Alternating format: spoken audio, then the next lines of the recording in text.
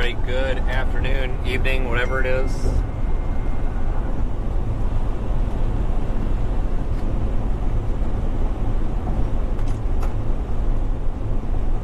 We are live both in our partner Radar Omega's app and YouTube, so give me just a minute. We are live storm chasing here in Iowa to get everything started here.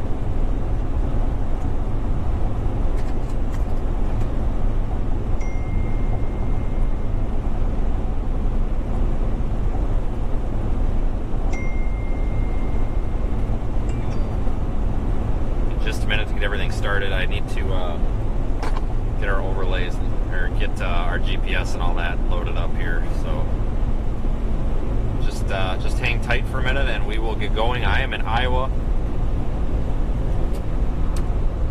and we've got the live location and both cameras. We've got both cameras on the Radar Omega app as well. Just the main cameras here on YouTube, but we do have the pan tilt zoom camera inside the Radar Omega app. We are heading toward a storm, but I'm in a very low coverage area right now, so bear with me just a couple of minutes here. And once I get the location transponder turned on, the radar map and everything will show up on screen. But just a couple of moments here, folks, and we'll be good to go.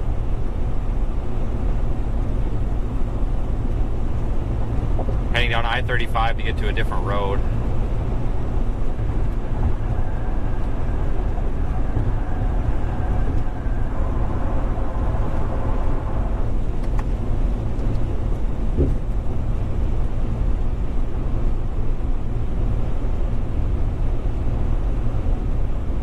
This is a poor area for service. I wanted to go live super quick because we are actually, some storms are firing, and we need to get on them ASAP.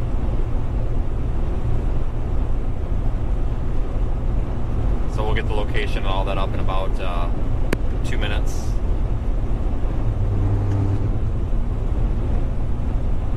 Once again, we are live inside the Radar Omega app as well. Front and rear facing cameras there.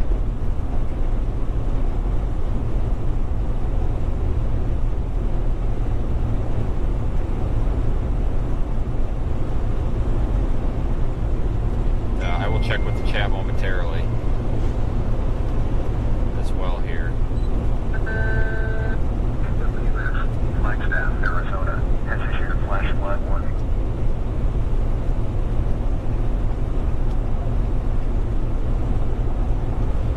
We probably have a little bit better audio today as well.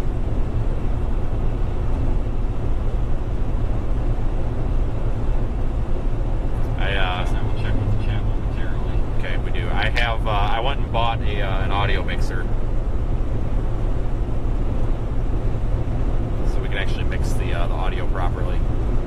And let's see here. Once the Twitch stream comes up, we can roll with location.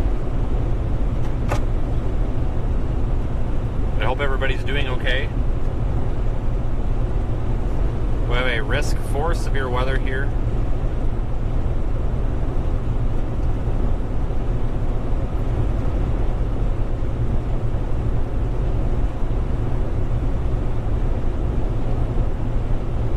Iowa, Minnesota, and here come those maps.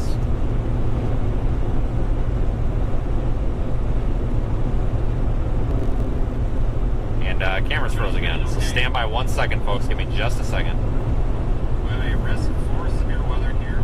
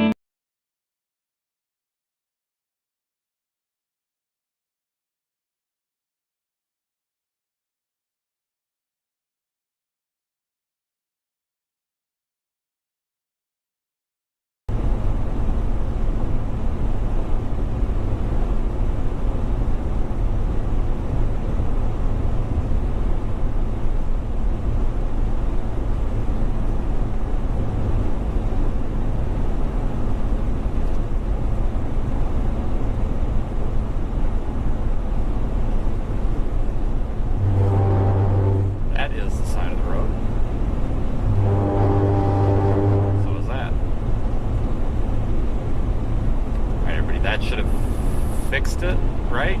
Excellent. I think everything's working. That's good. So the camera might freeze up again like that. This is a bad HDMI cord, and it needs replaced badly. I just haven't gotten around to it. So sometimes the right half of the camera will freeze. So if it happens again, just give me a minute and you can switch to, it'll be right back. If it starts happening too often, I will switch over to the old but reliable camcorder.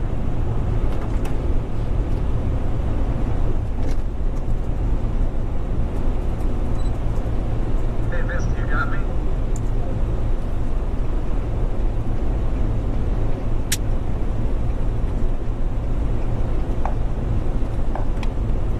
Yeah, I got you.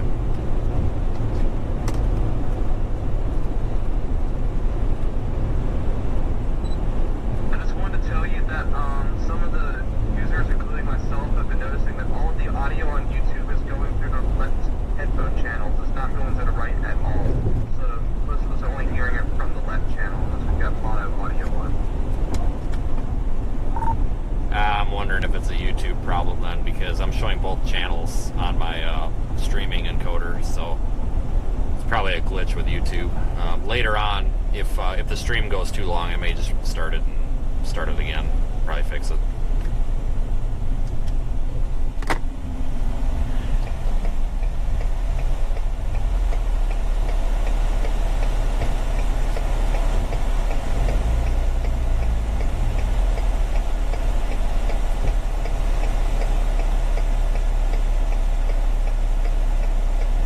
David was saying that the audio is only coming out of one side. It's not stereo. I'm not sure why that is. I'm showing both channels, and I've actually switched not only from, and I just switched to the camera mic and the external mic, and it's both the same. So I guess we're sending mono audio today because it's 2002 again. I don't know. I think it appears to be a YouTube problem, I'm guessing. Sorry about that, folks.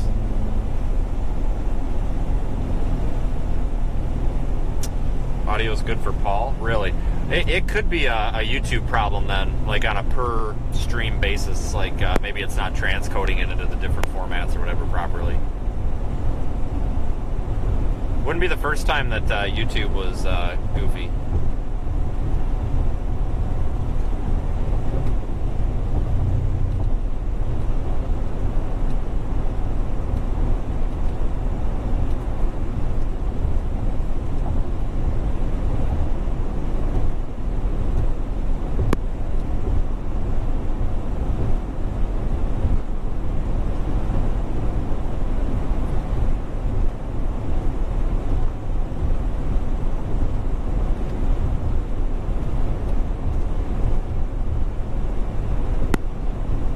Get a text from Zello.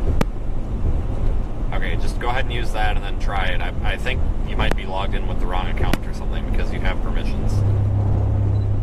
Yeah, based on what I'm seeing in the chat, it seems like people who are headphone users that have stereo capabilities are only hearing it out of their left. Anyone who's got like a mono speaker or like a speaker in general will generally probably hear it about the same, so it won't make much of a difference for them. So I think that's based on what I'm just seeing in the chat.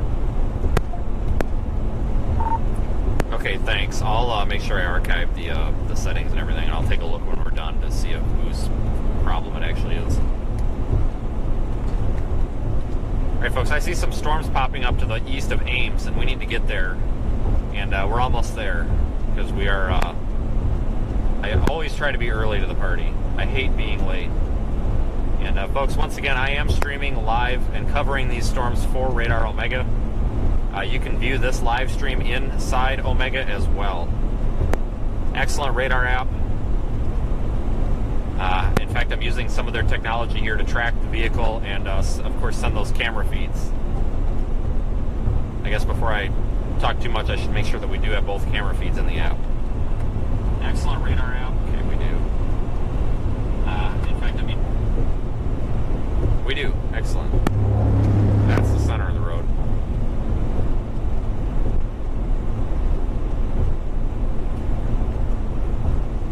Yeah, guys, I think what's happening is it's probably YouTube being goofy. Maybe delivering some folks the proper audio and some not. I thought maybe it was a problem on our end with the audio mixer, but it doesn't appear to be.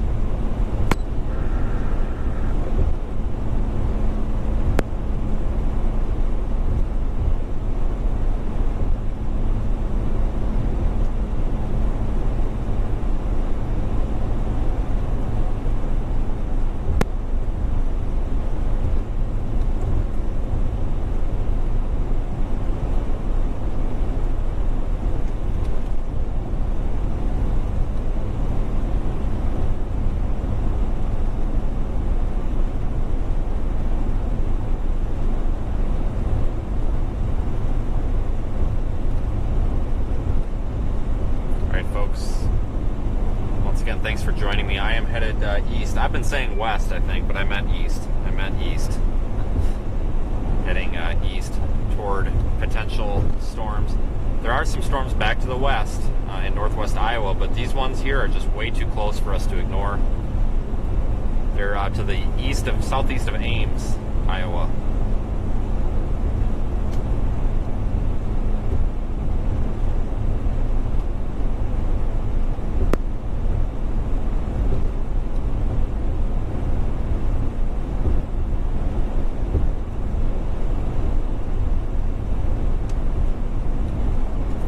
Appreciate everybody choosing to join our live streams today, both in the app and on YouTube.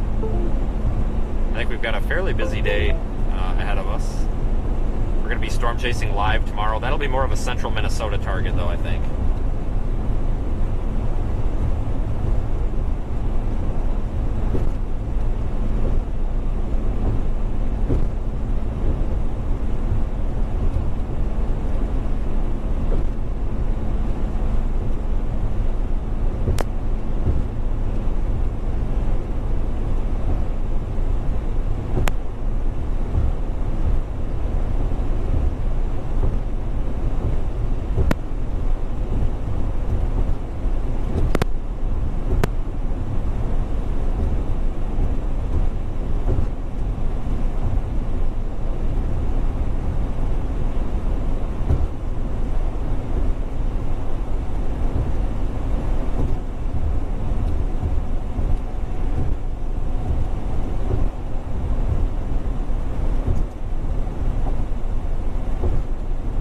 Busy here the last couple of days, trying to get some new features in the members section as well, just in general with the channel.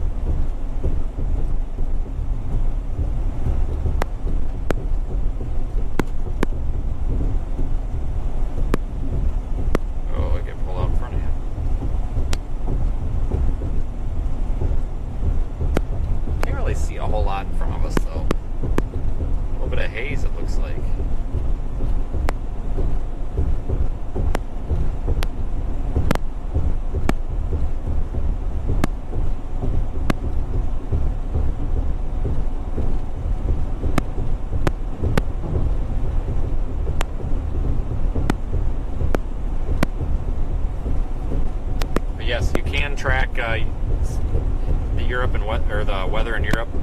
Well, there are you can actually, even in the app, you can look at model data for those areas.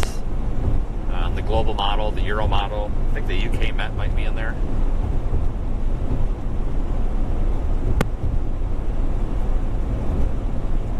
These storms are due south of us, but I don't really see much to our due south, so we're gonna have to get right in front of these. We're gonna go south out of Hubbard, Iowa, I think.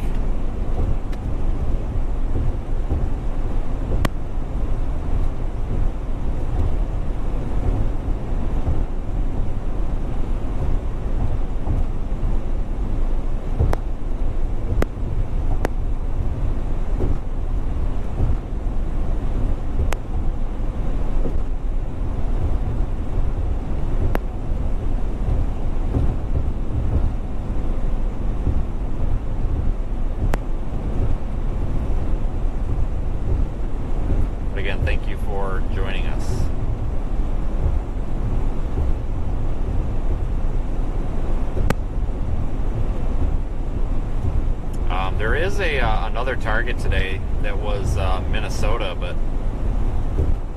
folks, southern Minnesota does have a little bit of tornado potential, but it's hard to ignore these storms down here because I don't want to deal with traffic, and we can see some really pretty things out here in the wide open. But I am closely monitoring south central Minnesota. If we start seeing storms develop up there, we're going to need to get our butts up there probably, which we'll be able to do pretty easily from here because of I-35. Daphne's a Tier 1 member now. Thank you for joining. Our Tier 1 members on YouTube get access to those daily update videos and some other stuff as well. We did redo the YouTube memberships. We added a middle tier that includes some other bonuses as well, so you folks are welcome to check that out. Got now a kind of a multi-cell cluster of storms down near Nevada, east of Ames. It's kind of a messy cluster looking thing with a lot of outflow coming out of it, but it's probably something we need to keep an eye on.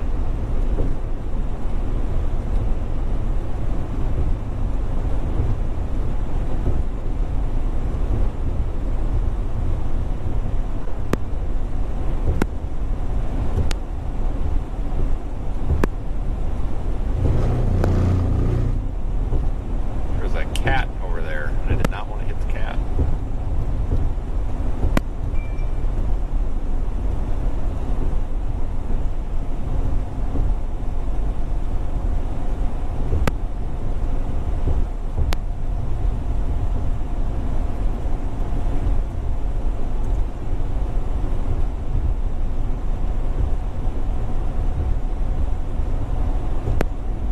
I think that we will see probably a pretty photogenic storm here once we actually get a second to view this.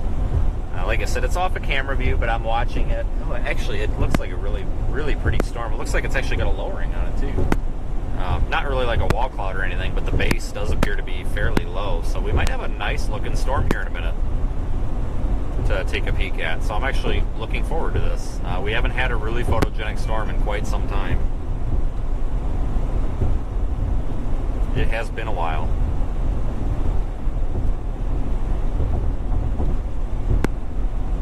Also, though, judging by the fact the radar appearance of this storm, I don't think it'll be super photogenic, but it's, you gotta take what we can get sometimes. Gotta take what we can get.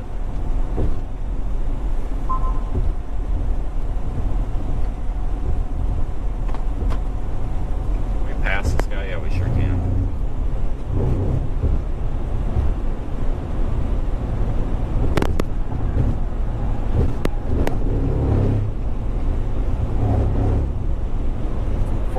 Six of you folks watching, thank you guys, appreciate that. I think we got a good handful in the Radar Omega app as well. I'm trying to really feature Radar Omega today because it's been a while since we've done anything with them because it's been so quiet overall.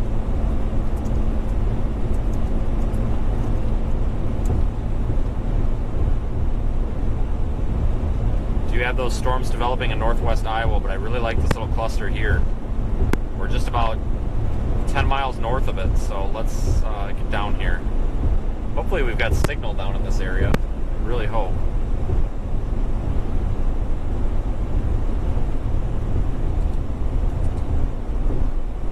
Going through the Hubbard, Iowa area.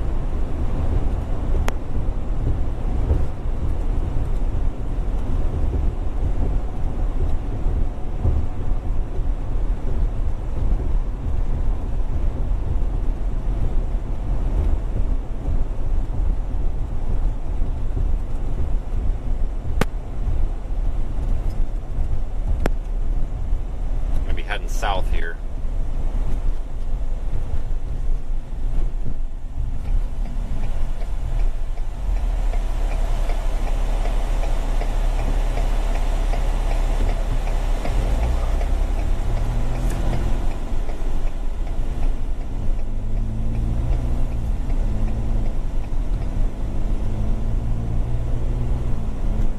See if we can go get a good look at this storm.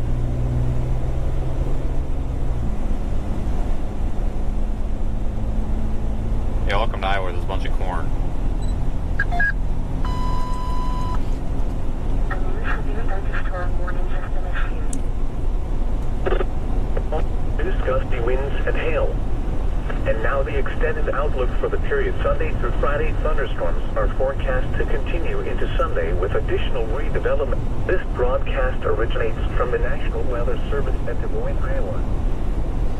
The current time is 4:32 p.m. Central Daylight Time. Now here is the hazardous weather outlook for portions of central Iowa. For today and tonight, thunderstorms are expected later this afternoon. Locally heavy rainfall will be the primary concern today. A few stronger storms may also produce gusty winds and hail. And now the extended outlook for the period Sunday through Friday. Thunderstorms are forecast to continue into Sunday with additional redevelopment Sunday night into Monday. A few stronger storms are possible again Sunday night, mainly across northern Iowa. Spotter information statement. Spotter activation will not be needed. This thunderstorm warning was issued, but I don't know where. I don't think it's for here. This is the NOAA All Hazards Weather Radio Station KXI-19 in Marshalltown, Iowa, transmitting on 100. North Carolina, of course. This broadcast originates from the National Weather Service at Des Moines, Iowa. The current time is 4:33 p.m. Central Daylight Time. Now here is the hazardous weather outlook for portions of central Iowa. For today and tonight, thunderstorms are expected later this afternoon. The comment from the user with Rockford in the username, yes, I understand, and I completely reason with that. That severe thunderstorm warning is for North Carolina. However, the moderators technically have to remove that because of our terms. But the guy with Rockford in the username, I totally understand that comment. I totally level with you. Just don't be offended that it got removed. We just have a pretty strict policy on mentioning other streams like that in a negative way, even though that wasn't really a negative thing. We get it, and the removal was not out of hatred. When it was removed, the person who did it is probably laughing, so that was cute. But we are heading south here on whatever highway this is. This is US 65. We're south of Hubbard, Iowa. 4:34 p.m. Central Daylight.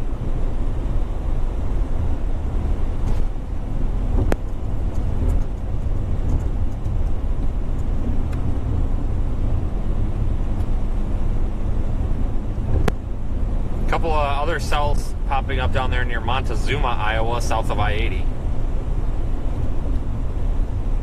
Your left ear loves the stream. I'm sure it does. You know, a lot of people have been mentioning that with headphones and such, it's been coming out of the left channel only for some reason. Probably a YouTube issue for whatever reason.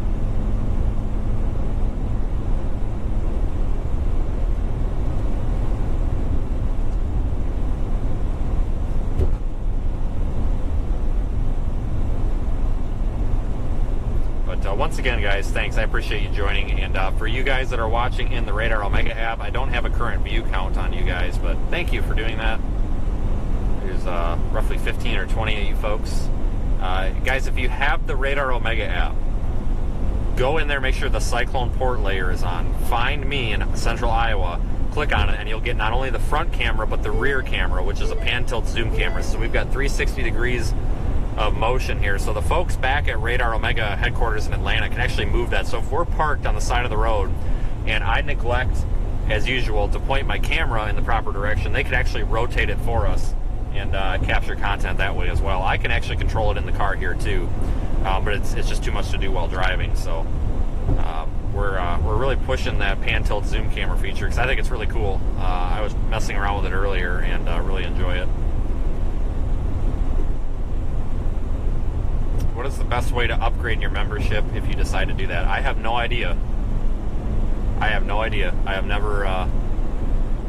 been a YouTube member of anything. I'm a terrible person to ask. I'm assuming if you click on the join button in a browser, it'll probably let you upgrade. I have no idea.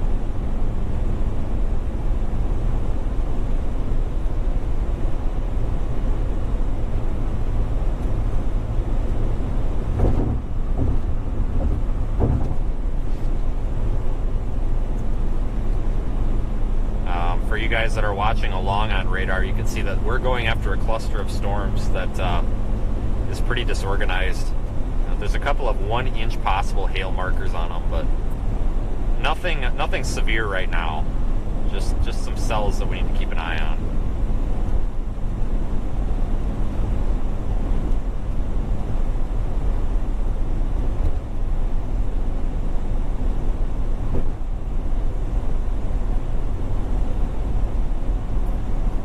will be storm chasing tomorrow as well.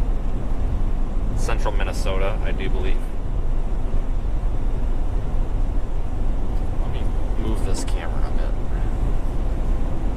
Yeah, we are definitely approaching a storm. I concur.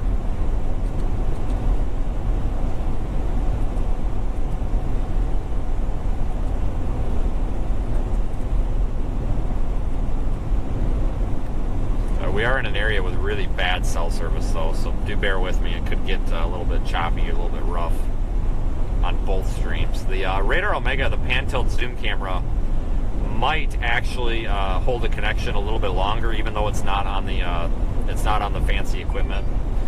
That camera is actually running solely on an AT&T modem with an external antenna, but it's running a pretty low bit rate. We run that at about 10 frames per second. 10 frames per second. Radar Omega set that up because it seems to be a really good compromise on quality and stability.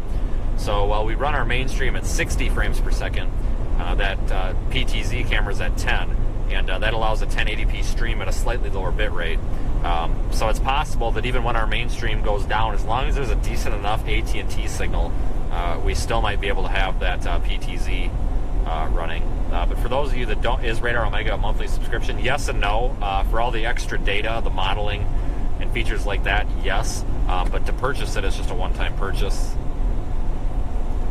Also, I got asked this, and was asked to bring this up on this stream because it came up in our live stream when I was at home the other day. Folks were asking for information about what we're streaming with, and I said I would talk about it today. We are using a 6-channel cellular encoder. It's a LiveView 600, so it's got 6 different cell phone channels. We have upgraded from the Solo to the 600. So we run 3 AT&T and 3 Verizon. I've actually not got a T-Mobile card in this one right now because the modems in this will not allow T-Mobile to roam. So we're running 3 AT&T and 3 Verizon. So like right now we've got a 6,000 kilobit a second uplink. And for example, if the tech people that know what that means, we're getting, let's see, channel 1. Okay, so basically on Verizon we're getting about 4,000 kilobits, and we're getting the extra 2,000 kilobits from the AT&T connections. And basically that takes the video, and because let's say, you know, if you're in an area with low phone service, your cell phone or your connection may be poor, and trying to push an entire video through that is impossible sometimes. So we take 6 cell phone connections to a tower with AT&T and Verizon, and we take the video, split it up into 6 smaller parts, and push it to all 6 channels at once, and then it goes to a server, and that gets mashed back together into the form of the end product video, and that basically gives us a more reliable stream than if we were just using a cell phone or even a satellite connection. For example, we have experimented with Starlink. Starlink doesn't have an actual mobile application. They do have an RV, or recreational vehicle application, where you can actually get a portable dish. The problem is the portable dish is way too big for the top of a car. I was talking to my friend Brett Adair about this, who's trying it and attempting it, and there's some issues with it that need to be worked out. But the problem with the satellite connection is with the Starlink network, we get these small, there's small cells similar to a cell phone grid, and when you hop between satellites, there is outage times, and the RV coverage zones are actually not complete right now. So I know a lot of folks suggest Starlink. We've actually used Starlink kind of in an application that it's not approved for via the RV mobile use, but there's just no good way to do it mobily. The cell roaming on Starlink is not quick enough for the video, and the upload does not always have enough bandwidth. So it's actually more beneficial for us to use the cell phone towers, even if we do lose a connection from time to time. Where Starlink is beneficial is when we actually get into like a hurricane when there's no cell service. So we will be using the RV application of that, which is just the portable version of Starlink in hurricanes to be able to get signal back and forth. A lot of people ask that, and I figured it was a good time to mention that. The dish is an aerodynamic. Yep, we found that out. Ask me how. Yep, we're going to get dumped on with rain here in a second. I want to get to the south end of these storms, though. I want to get to the south edge of these storms so we can get a better view of them.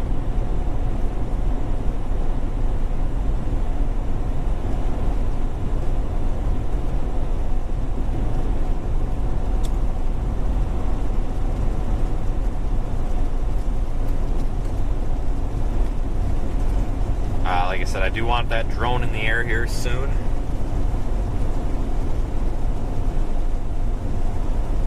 So we need to get to the south end of these storms and then look back north into them for the best view.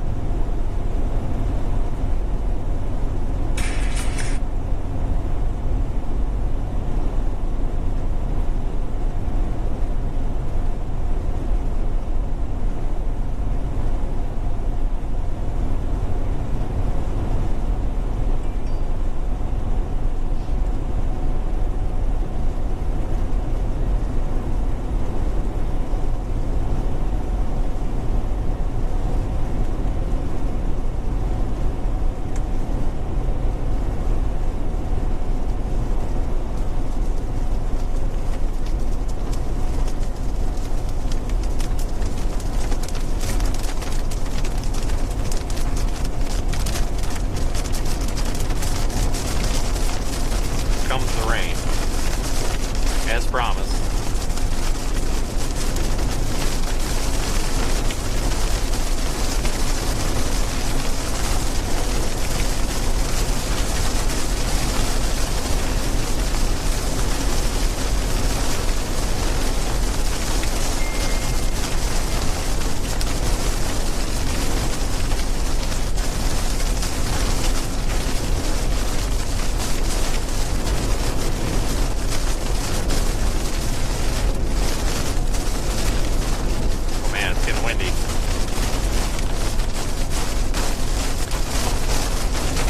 All over the road here.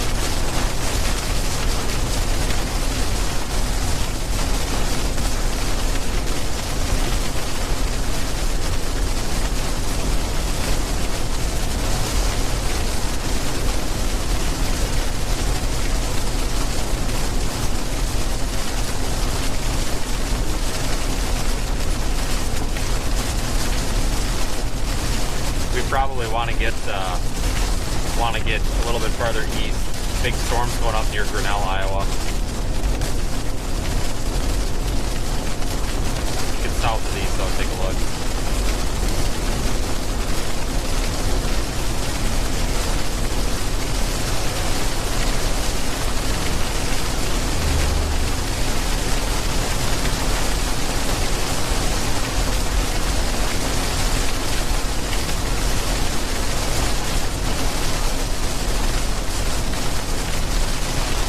An update here once we get out of this weather.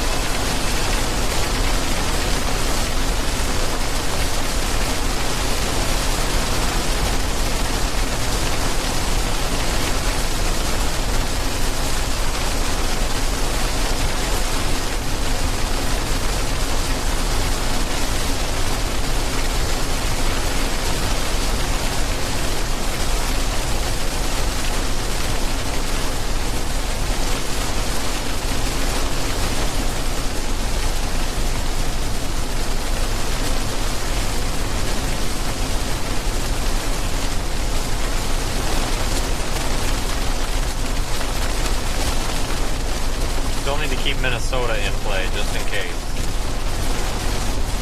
Should be out of this thing here in a minute though.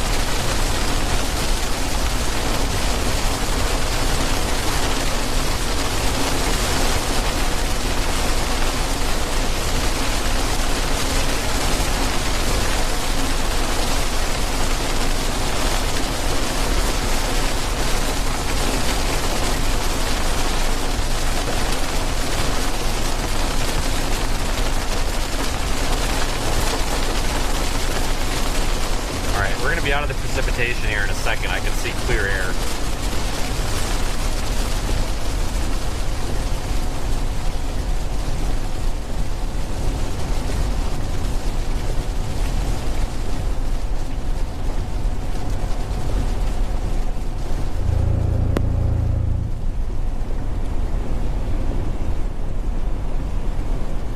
See if we can get a chance to launch the drone here.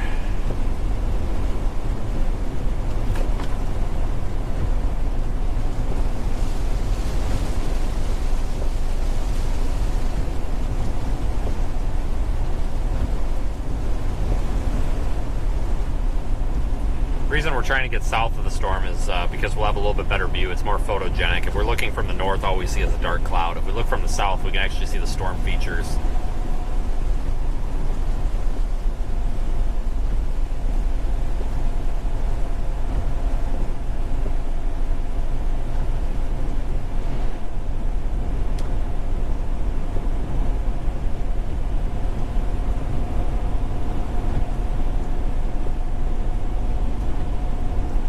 No special weather statement or anything on this storm.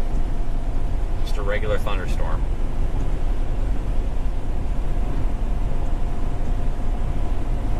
What could we be seeing today? Some photogenic storms or just a lot of rain. Maybe. Later on today, we may need to get up to south central Minnesota. There's actually a bit of a tornado risk up there.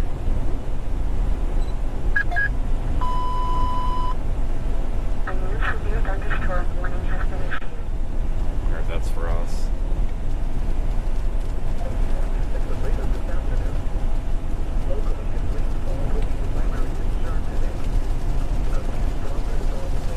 Nope, Florida got a severe thunderstorm warning. Yeah, thanks for the super chat. I already got snacks, but we'll probably have to go again. Appreciate that.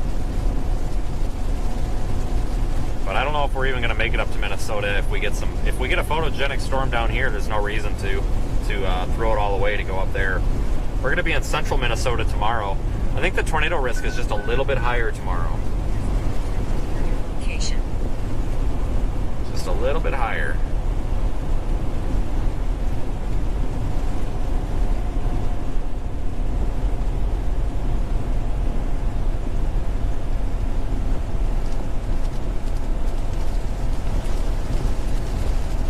We're going to start heading east a bit and try to intercept the storm coming out of Grinnell. I think that's a smart option. That'll also get us away from the precipitation so we can get the drone up.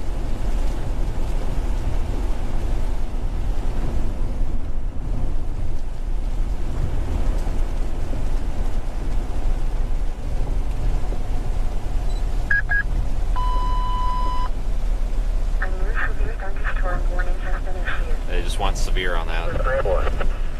Spot of information.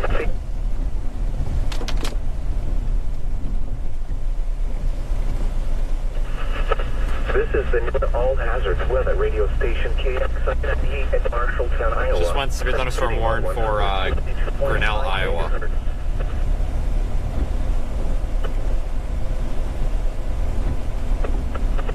The current time is 4:52 p.m. Central Daylight Time. Now here is the hazardous weather outlook report for Iowa.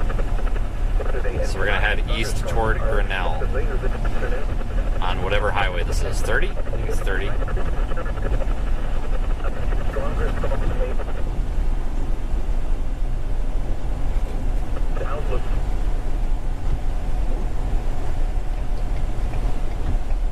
East.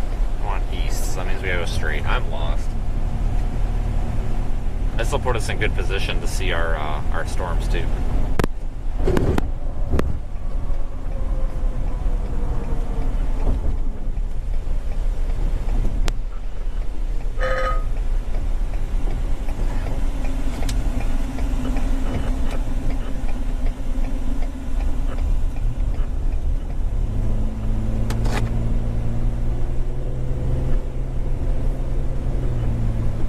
Severe thunderstorm warning is for Grinnell and just south of Toledo, Iowa. It's until 5:30 p.m. Central, and it's a severe thunderstorm that is moving north at 10 miles per hour near Grinnell. Quarter-size hail. Slow mover. Sunday. For the period Sunday through Friday. Sunday night.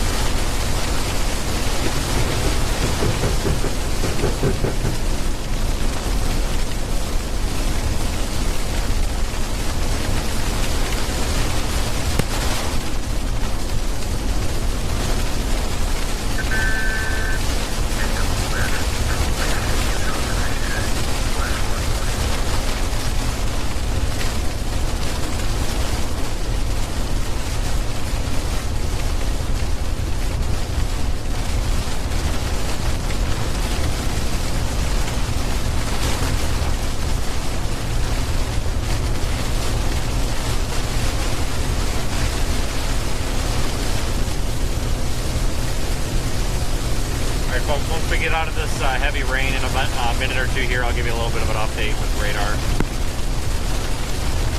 Probably hard to hear me over this.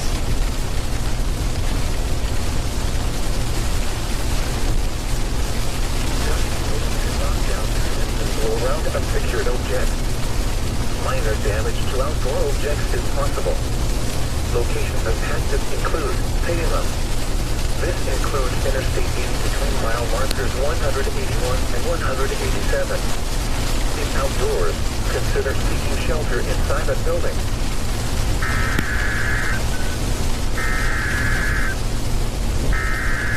Well, that warning is very late.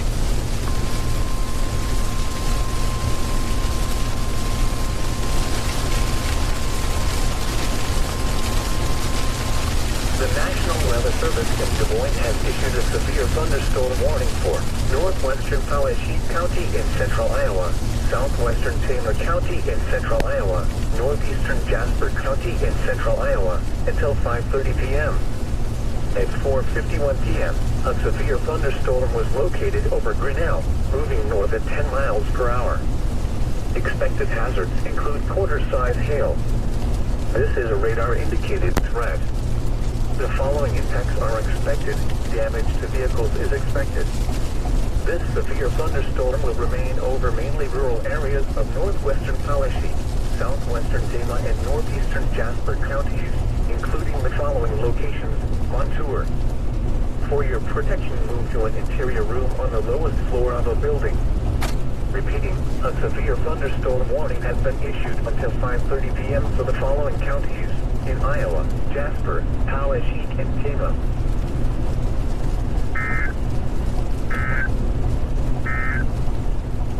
This is the NOAA All Hazards Weather radio station KXI 98 in Marshalltown, Iowa. For some reason, that warning must have got stuck at the cache or something. It was kind of late. See that storm up ahead of us to the left of the road there? Might be a candidate for us to stop and take a drone shot of once we get out of the rain. Keeping an eye on that. Thanks again, everybody, like I said, for joining me in both the Radar Omega app, which we're doing live coverage for today, and the YouTube stream.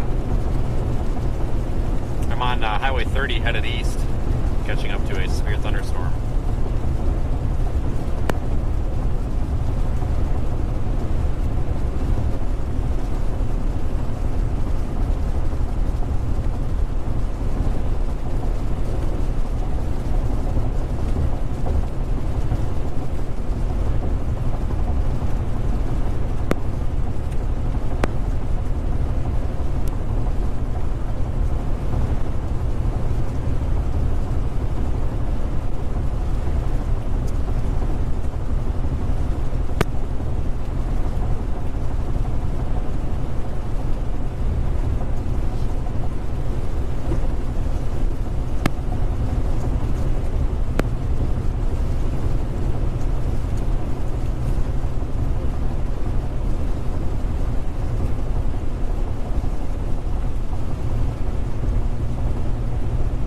anybody that's in central Iowa, south central Minnesota, maybe even western Wisconsin, like up by La Crosse.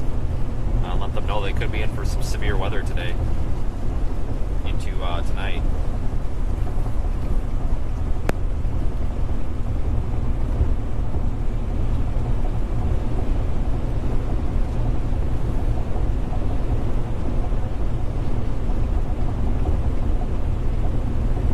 Heck, share the video and the app even on your Facebook, your Twitter, Snapchat, whatever. You may know somebody that knows someone in this area, and they can help spread the word that strong storms are possible. Yeah, what probably happened with that warning is this probably isn't the county might not be in the primary zone for that transmitter, and it just didn't. They got either stuck in the queue or stuck in the cache, whatever, or possibly just delayed for whatever reason. I'm sure if there's a closer transmitter, it probably went out over it quicker, though, I would assume.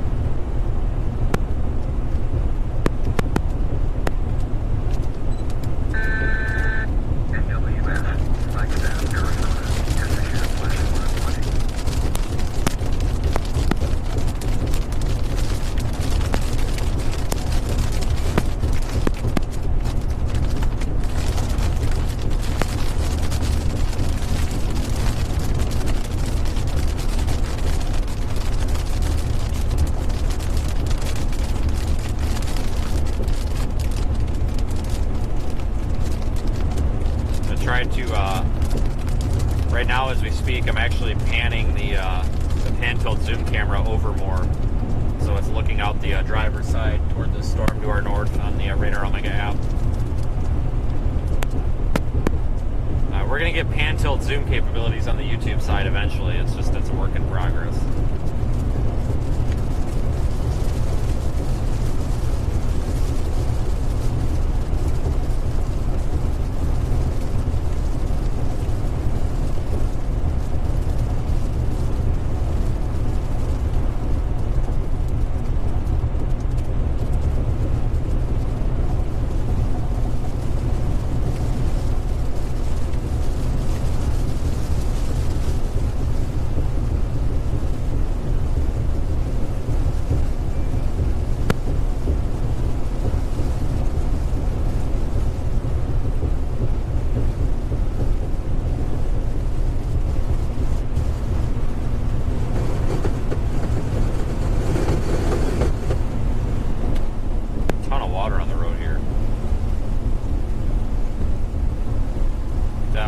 Got a super chat.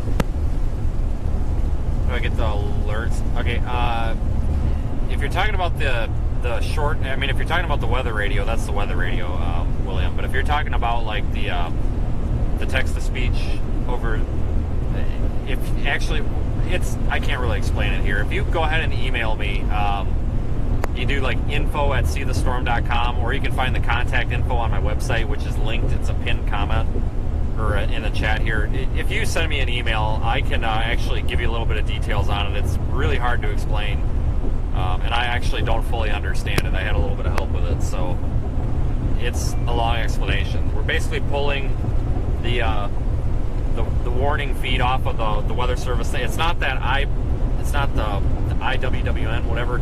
It's off of the WeatherWire feed, but it's something different. And then there's a script running that's parsing it, and it's playing a certain audio file based on what it is. So it'll say, flash flood warning, and then, Flagstaff. Now, the only ones that are actually fully functioning are the flash flood warnings. Severe thunderstorm warnings and tornado warnings are still being built.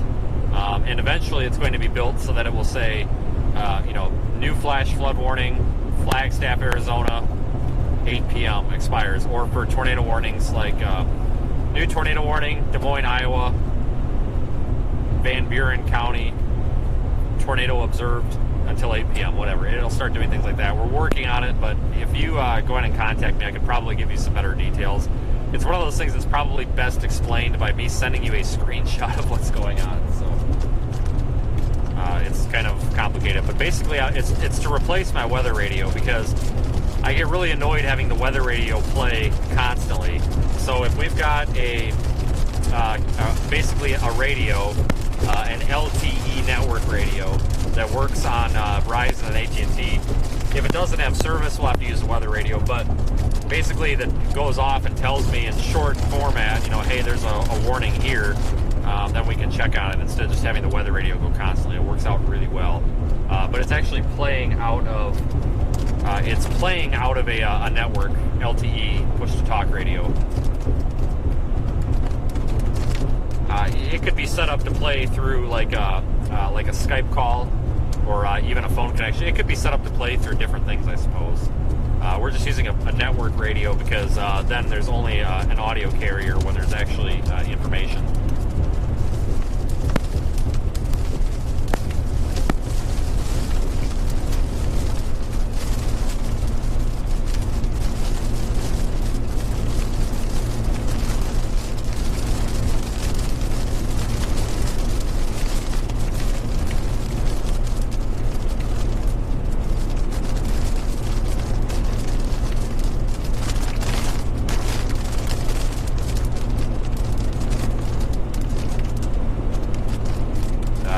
Thanks for the super chat, and yeah, absolutely. Thank you to the moderators as well. They are definitely working hard behind the scenes. Saw some cloud lightning in the upper right. I did see that as well. We've got a beautiful storm. We're gonna have to get out and drone this. I think it's probably showing up right about now on the second camera feed on the app. YouTube, you're a little bit behind the times here in getting upgraded, but I cannot get the dash cam to point that hard right. So I'm going to stop here and get us a look of it here in a moment. Got a beautiful structure out here to our left.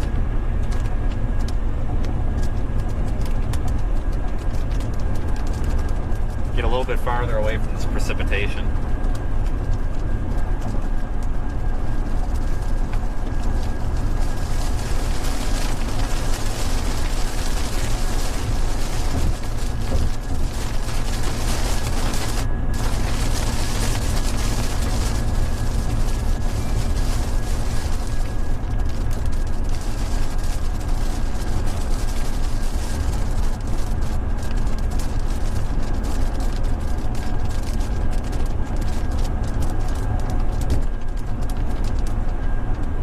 Storm's intensifying right over us, so we got to get a little bit farther east. You can actually fly this drone in the rain, but it's not recommended, and it's really expensive, and I don't want to do it. Now, if there was a tornado on the ground, okay, I would absolutely send it, absolutely. But just for a pretty cloud, it's gonna not happen.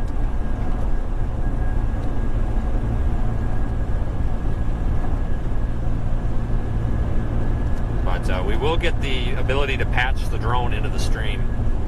I actually have the ability. The problem is the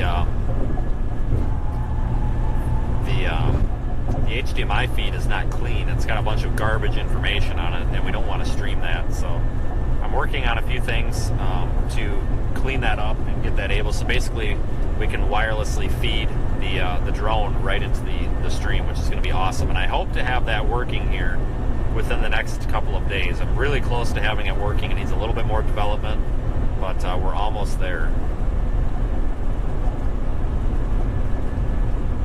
And that's going to be really nice, so we can put the drone 200-300 feet up in the air and get it fed back to the stream. I don't even know. We might not want to drone this. This doesn't look as good as I thought now that we're out ahead of it. We'll see. We'll see.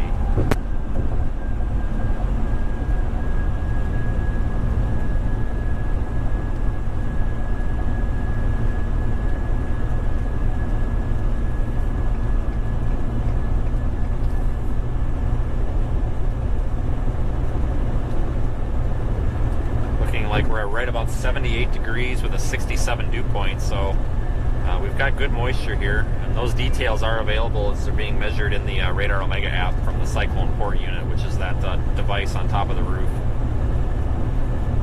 It's really showing the basically the environment that we're in. Okay, so we've got moist. I'm trying to explain this in normal terms. We have the atmosphere is very moist. We've got a 67 degree dew point, 6, 7, which is decent for severe weather, and we've got temperatures around 78 degrees or Fahrenheit approximately.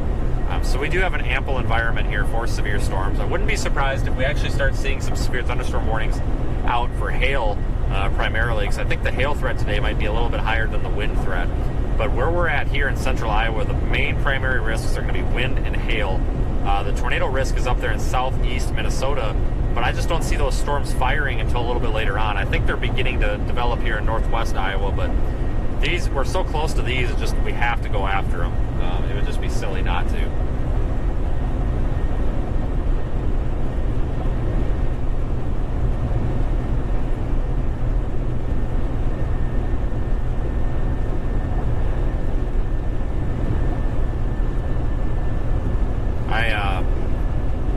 I would like to see if we could get a camera person in the vehicle with us here tomorrow, but it's not going to happen because we don't have a babysitter.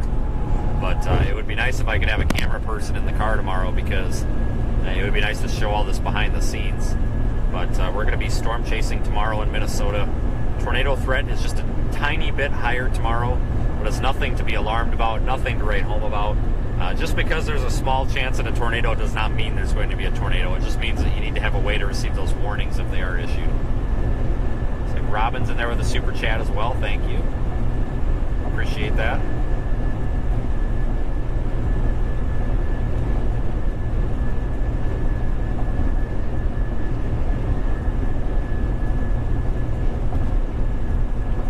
I think we're in to see some somewhat photogenic storms today. We're kind of seeing one right now, sort of.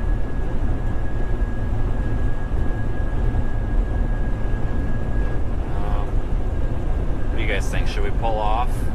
Yeah, let's do it. We gotta take it right now, I think. I want to park on the off ramp because I really don't want to get mashed by this.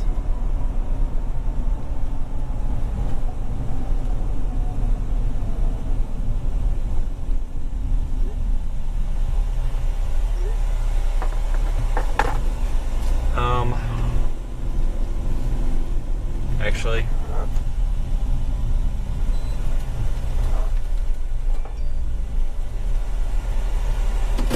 let's just park here. Wrong side of the road, but we're in a pull-off, so it's okay.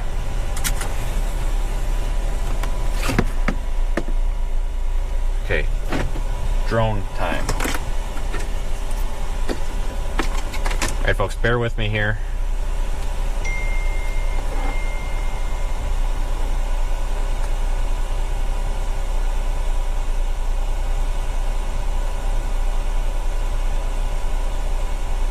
I have to find the drone first. That's problem number one.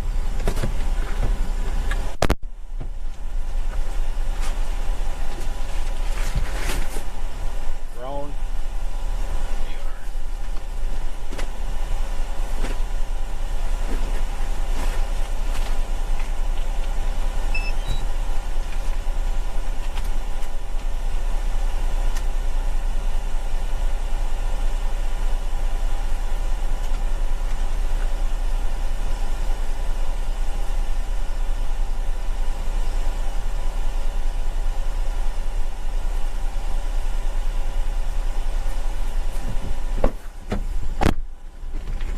Drone is powered on. I need to wait for it to acquire satellites and all that.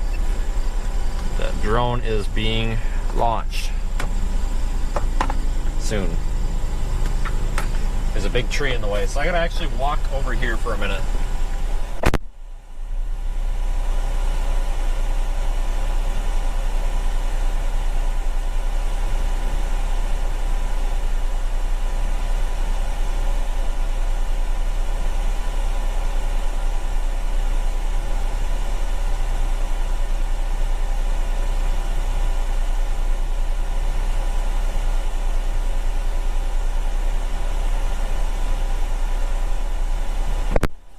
It is windy out. Poor drone.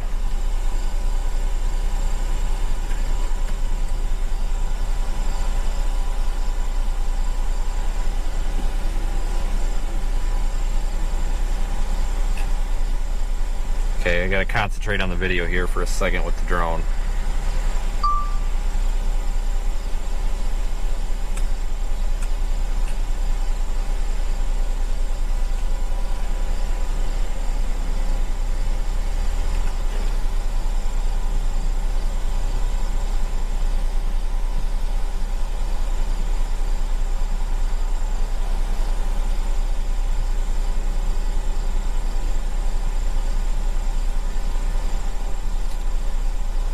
Very pretty storm.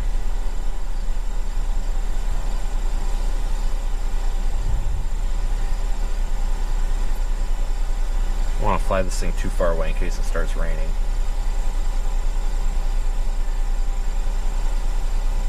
Drone is in the air.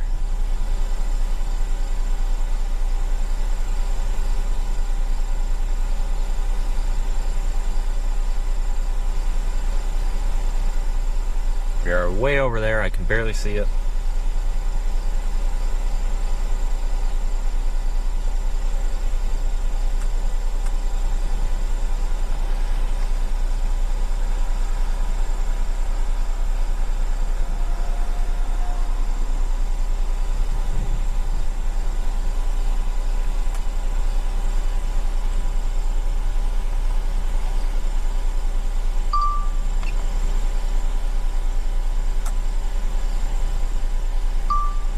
Alright, I gotta get out and pilot this thing. Give me a minute here.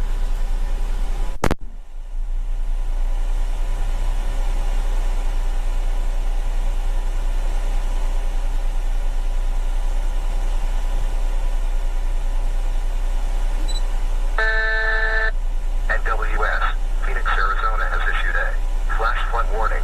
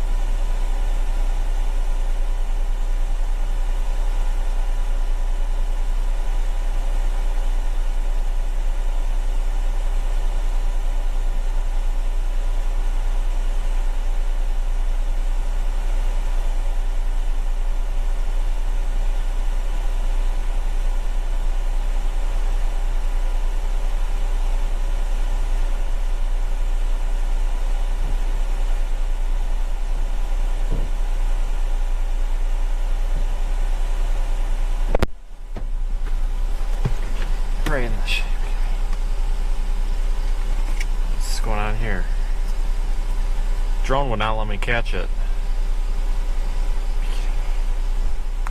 Howdy. Hi. Hi. Hi. How's it going? Good to see you guys actually around here. Right? Yeah, it's gonna get kind of wicked here in a minute. Really? I think so. Yes. Are they talking about tornadoes? No, no, ma'am. Just wind. Just really bad wind, or? Possibly. It's possible. Okay. Yep. Just be careful. All right. So how do you get started with this? You just gotta start doing it and get out there all the time. Really. Oh, you got a YouTube channel? I do. Are you on it right now? I am. I'm just trying to get some stuff off this drone before it gets blown away here. Oh, okay. Well, I'll let you go. All right, no problem. Have a good one.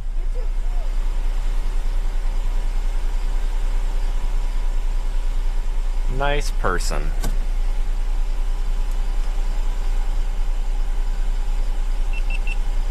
Just, see our storm coming in right now.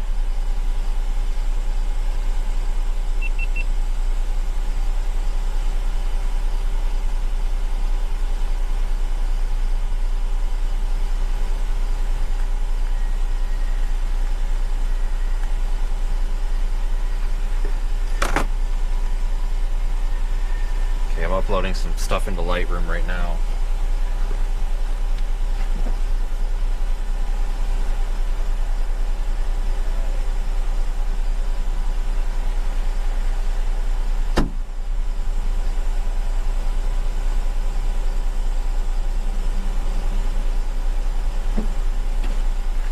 Alright, we're gonna have to go. We've got 1 million people stopping.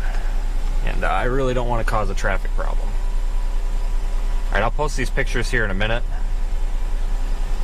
Oh, there's 1 million people turning around to stop. I just don't want to cause a traffic pile up here.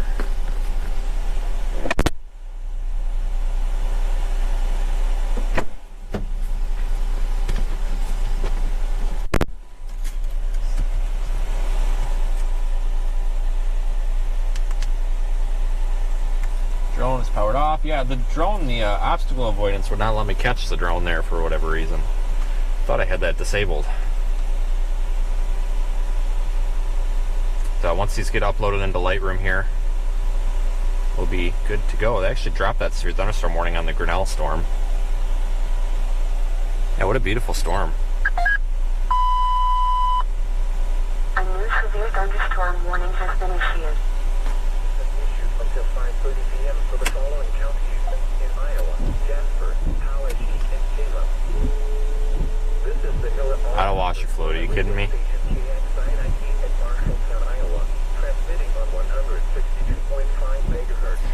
Alright, we'll watch the storm for another moment or two and then we'll get moving. Weather Service at Des Moines, Iowa. The National Weather Service in Des Moines has issued a severe thunderstorm warning for northwestern Tallahassee County in central Iowa, southwestern Taylor County in central Iowa. Maybe they did leave that warning in effect. In central Iowa until 5:30 p.m. Could be wrong. At 4:51 p.m., a severe thunderstorm was located over Grinnell, moving north at 10 miles per hour.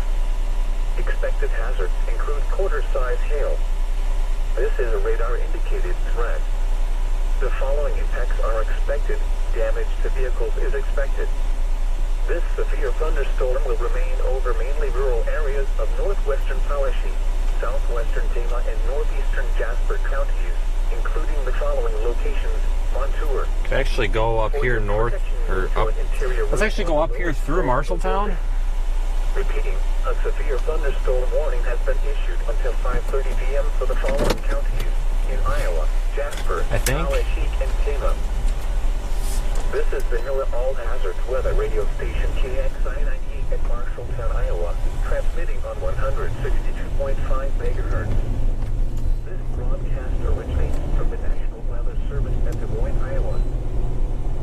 The National Weather Service in Des Moines has issued a severe thunderstorm warning for northwestern Tallahassee County in central Iowa, southwestern. These photos will upload shortly. I'm not able to monitor the chat right now. I apologize for that, guys.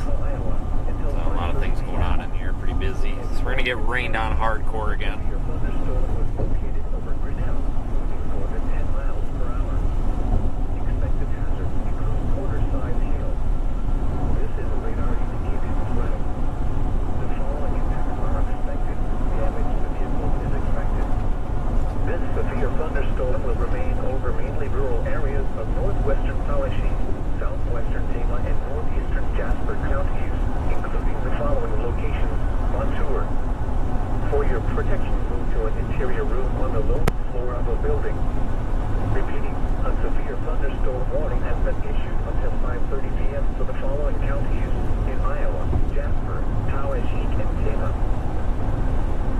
the NOAA All Hazards Weather Radio Station KXI-98 at Marshalltown, Iowa. Head up north of Marshalltown. 162.5 megahertz.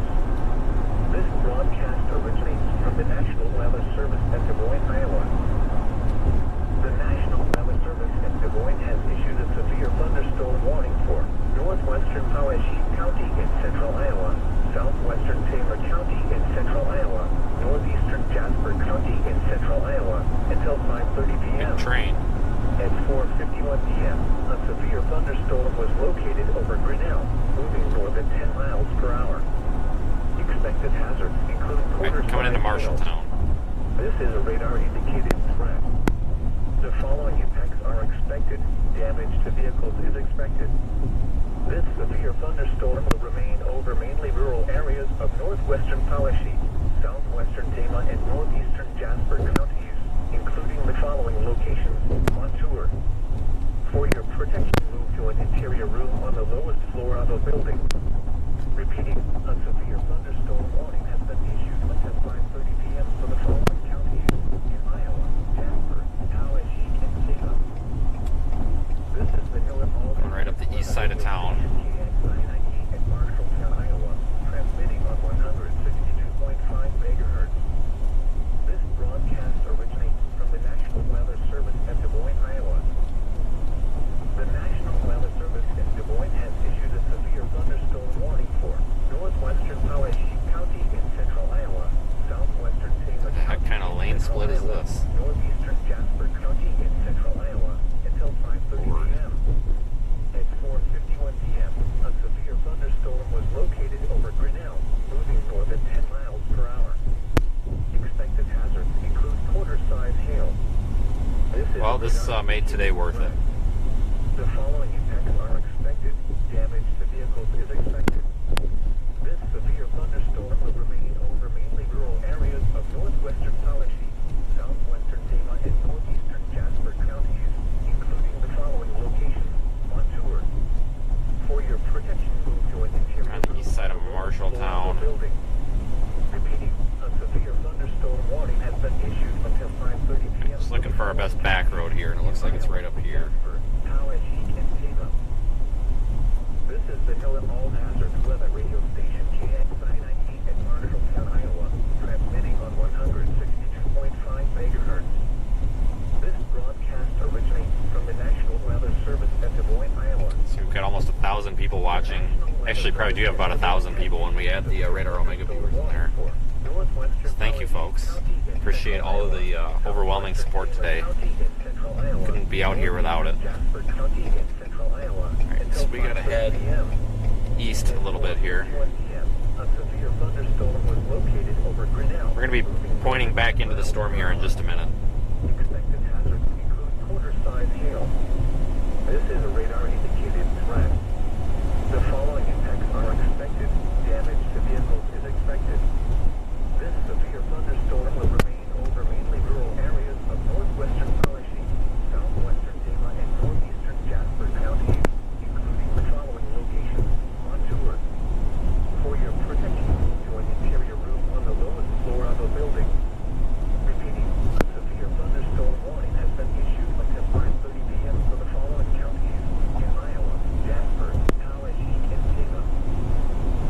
This is the NOAA All Hazards Weather Radio Station KXI-98 at Marshalltown, Iowa, transmitting on 162.5 megahertz. This broadcast originates from the National Weather Service at Des Moines, Iowa. The National Weather Service in Des Moines has issued a severe thunderstorm warning for northwestern Poweshiek County in central Iowa, southwestern Taylor County in central Iowa, northeastern Jasper County in central Iowa until 5:30 p.m. Everybody, just get my bearings again. 4:51 p.m. A severe thunderstorm was located over Grinnell, moving north at 10 miles per hour. Expected hazards include quarter-size hail. This is a radar-indicated threat. The following impacts are expected. Damage to vehicles is expected. Alright, so we've got all these kind of spotty storms here northeast of Des Moines, Iowa right now. We could go up there. I see a wall cloud was reported up there in Minnesota. We could have been up there probably on that storm, but I'm not really losing any sleep over it. I'm happy to get this. Repeating,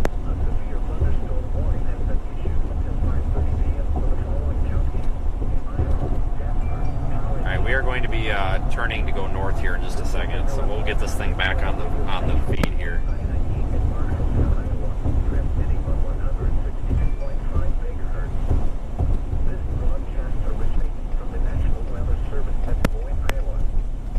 This road looks a little questionable.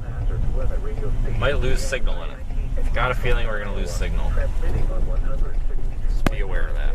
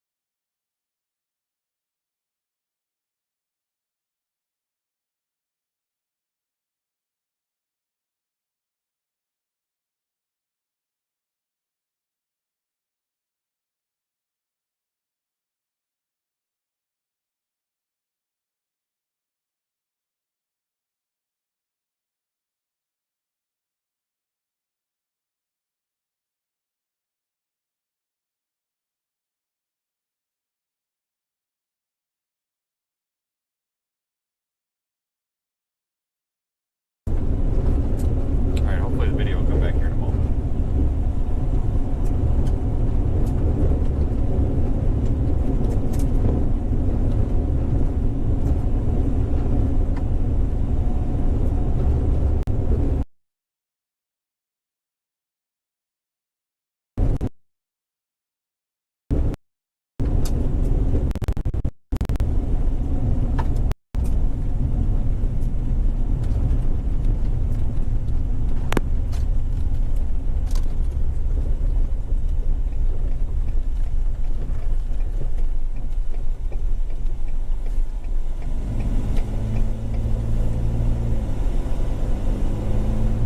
Video should be coming back.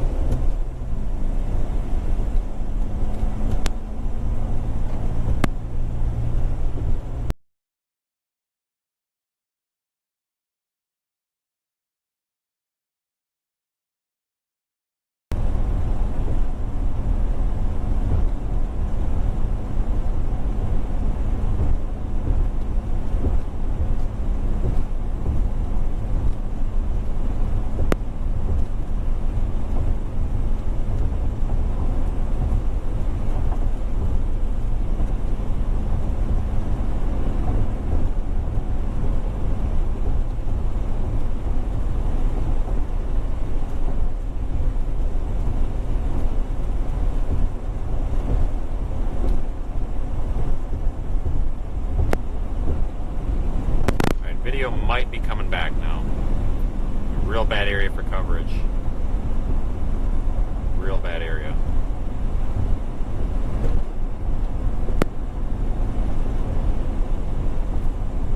Horrible area. Welcome to Iowa.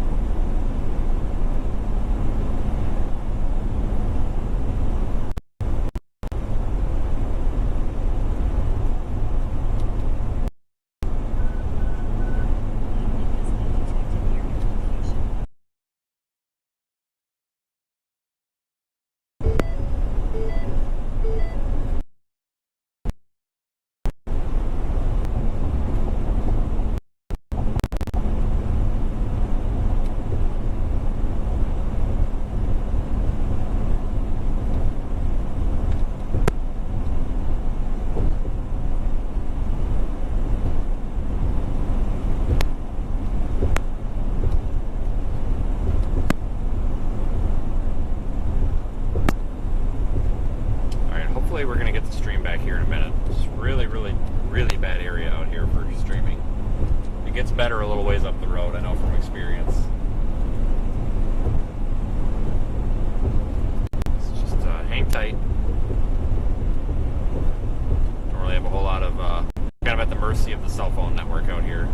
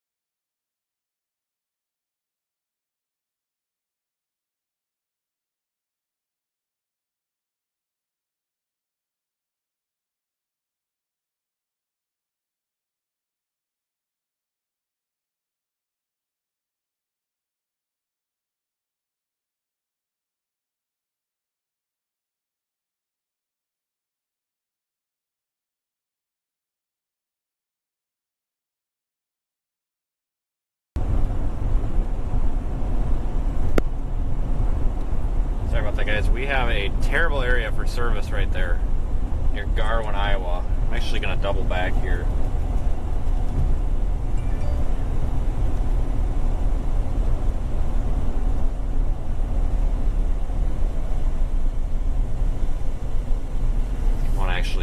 I saw a good spot where we can stop. And I want to take a good look at this thing here.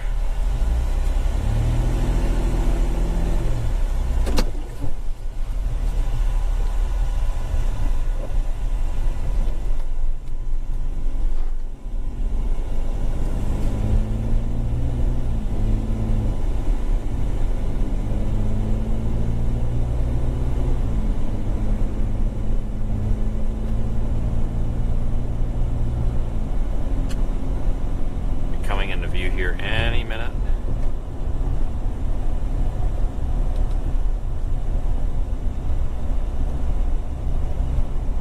Beautiful storm, holy cow. Really pretty. Question is, are we gonna get dumped on if we get out?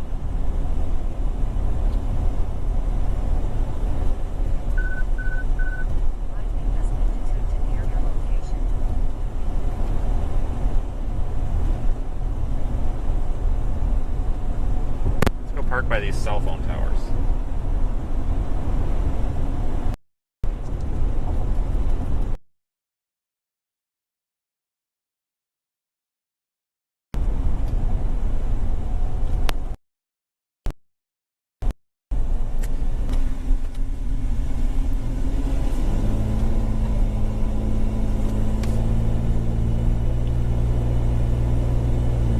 What a beautiful storm.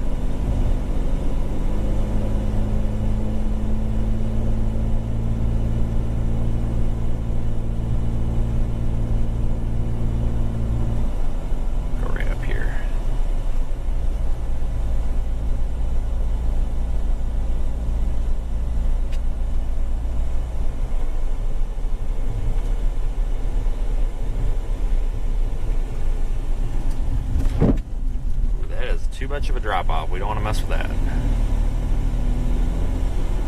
There's got to be somewhere we can go.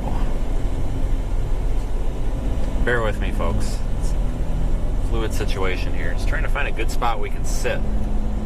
We can't pull off the road because there's like an 8-inch shoulder drop off.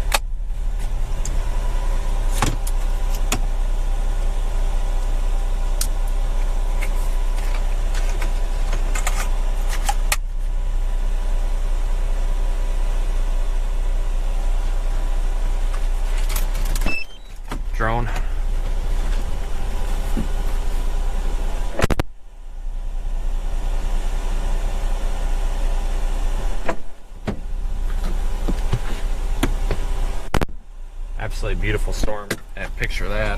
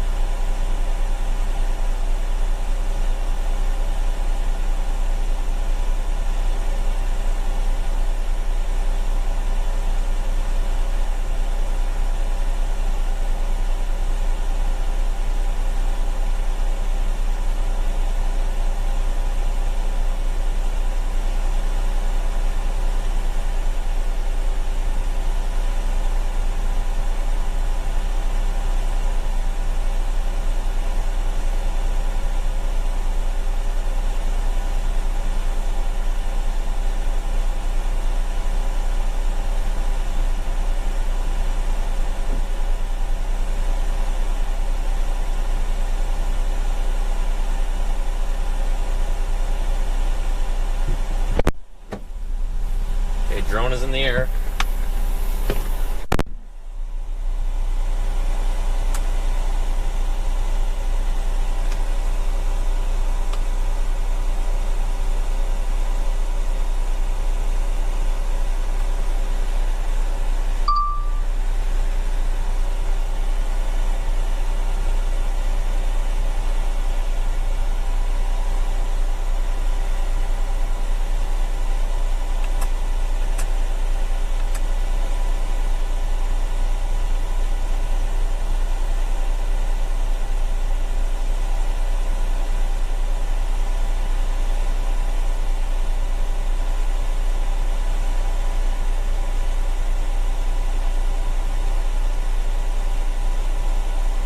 Does not look very good. Kind of lame looking.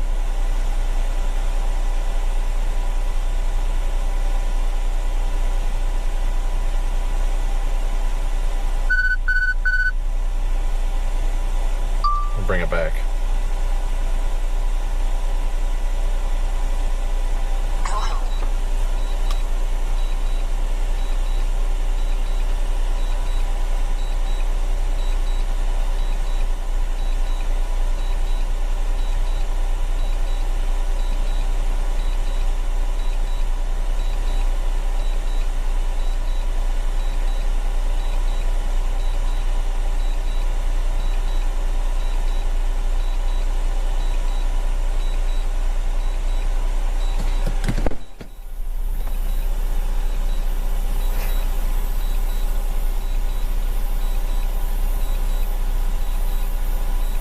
Alright everybody, I am bringing this thing down. Storm does not look very interesting.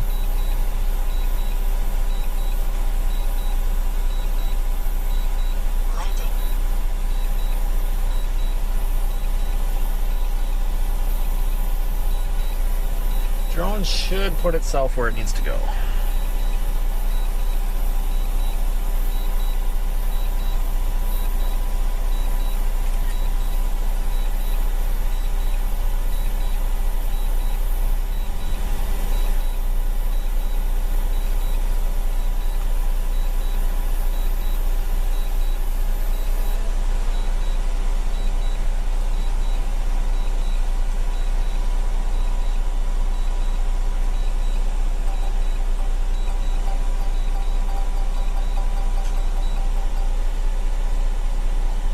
Okay, what's our nearest city here? Marshalltown? No. Garwin.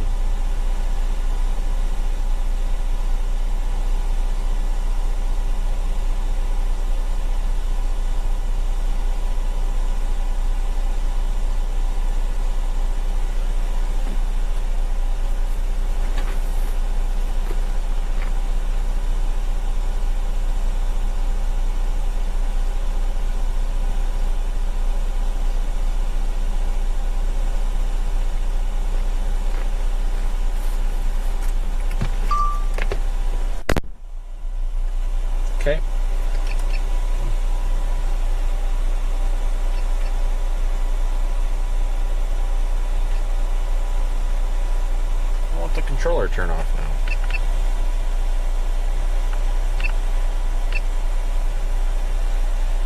Weird. Alright, folks. Alright, so we got a little bit of a look at that. It's definitely falling apart. I appreciate you all for joining me here. I did tweet out a picture on Twitter of what that storm looks like through the drone controller. It's nothing too exciting.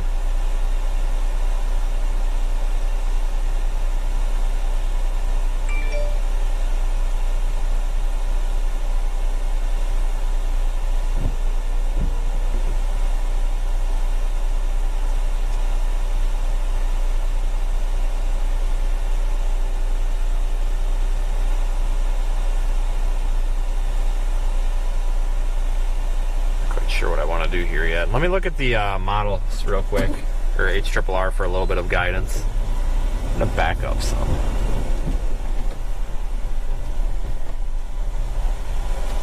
Get that in view just a little bit more.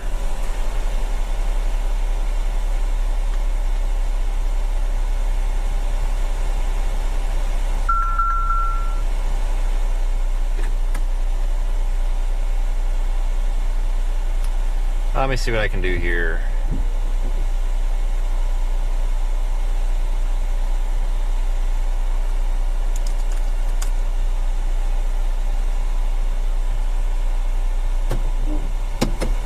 Alright, we're going to go back down to the hill and I think back to that main road toward Garwin.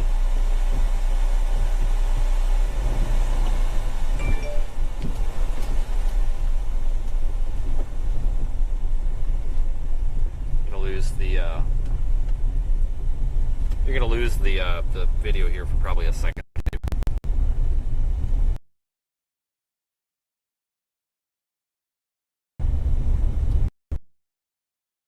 Guys, for all this.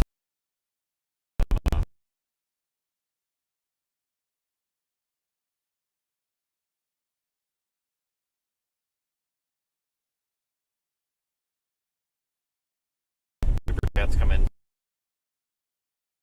today.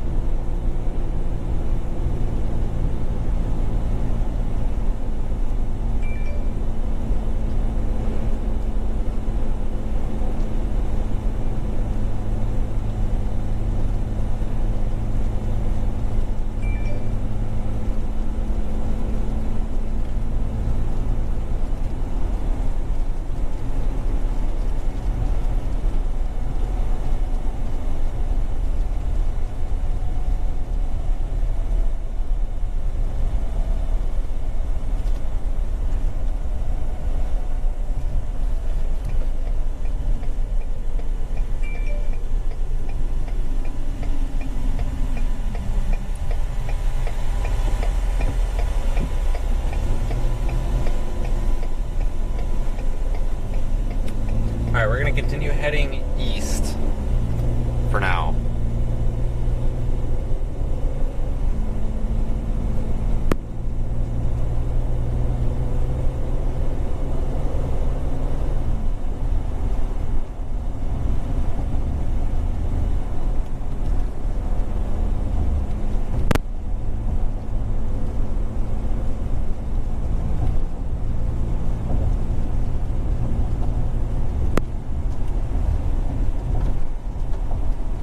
Cell phone service is going to be a little bit rough through here, as we just determined earlier.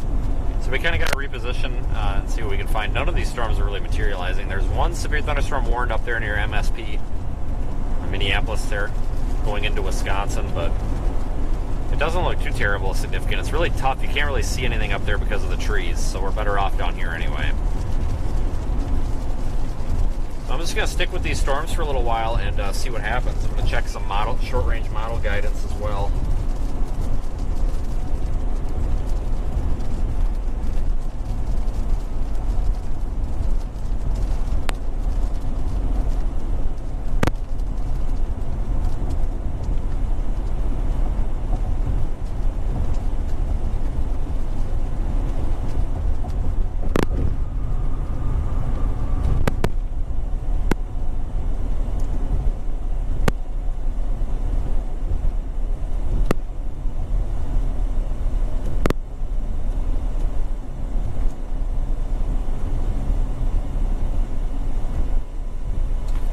Continue on E29.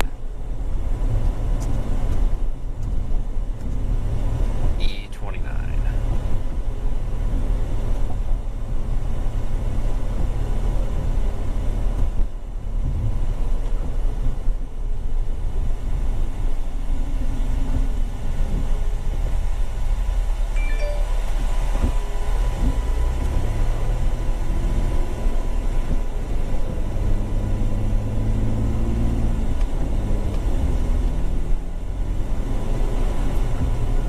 We're almost up to 700 likes on the video. Thanks, guys. I'm not going to be a broken record like what happens on a lot of YouTube channels. Every time you open a YouTube video, it's hit the like button. It's like, well, no, you're here to watch the video, but I appreciate all the likes, the shares, the views. It does help us stay out here doing this, because obviously it wouldn't be possible. And thank you to the folks watching in the Radar Omega app as well, as that does support us. Supporting our partners in turn supports us, and we thank you for that as well.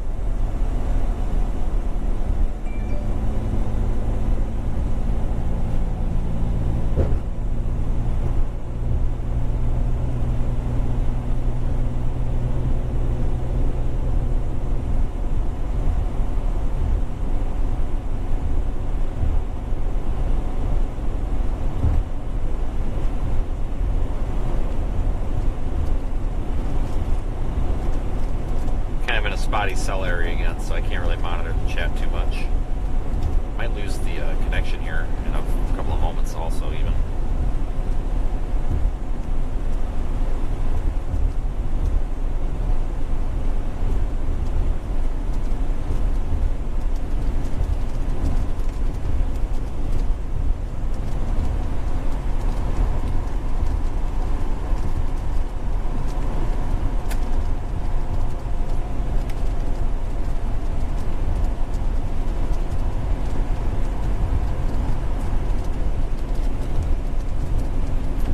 Had a really photogenic storm there for a bit. I think the drone video is going to look really good once we're all done.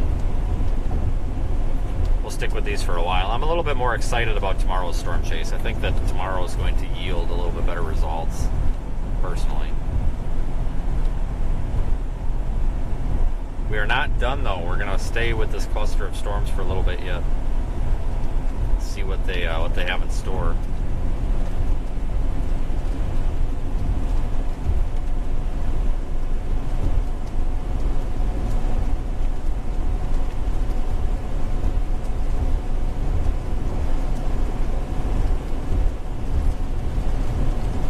Otherwise, no severe warnings in Iowa right now.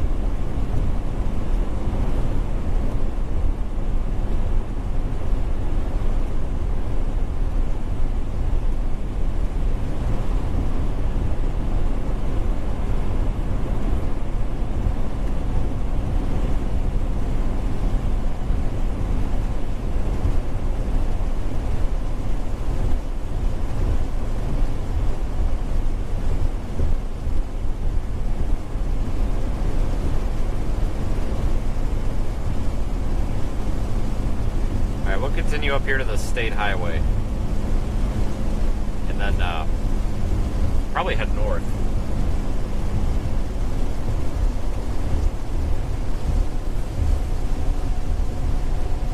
Highway 63.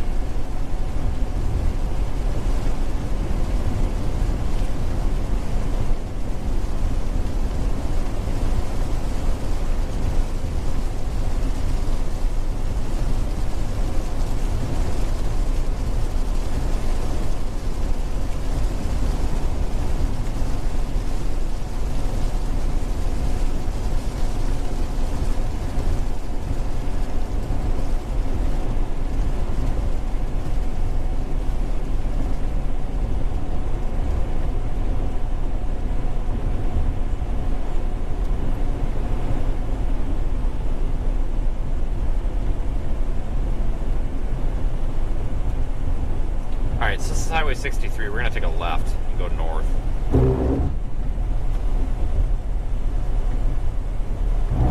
Hopefully everybody's enjoying so far. Kind of a slow day, but a lot of times these low risk days, these slight risks, not a whole lot happens. A slight risk is just that, a slight risk for severe thunderstorms.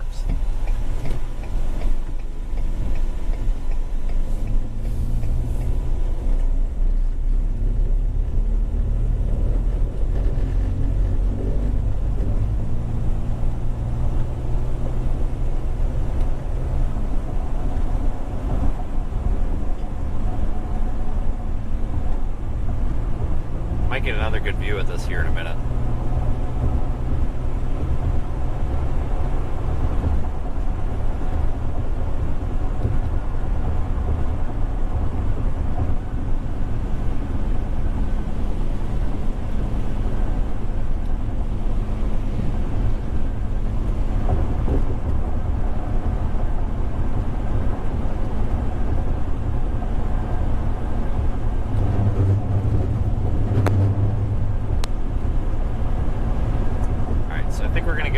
This again. I don't know how good the storm's going to look, but we're going to have a good view of it here shortly, so we're heading north into it once again.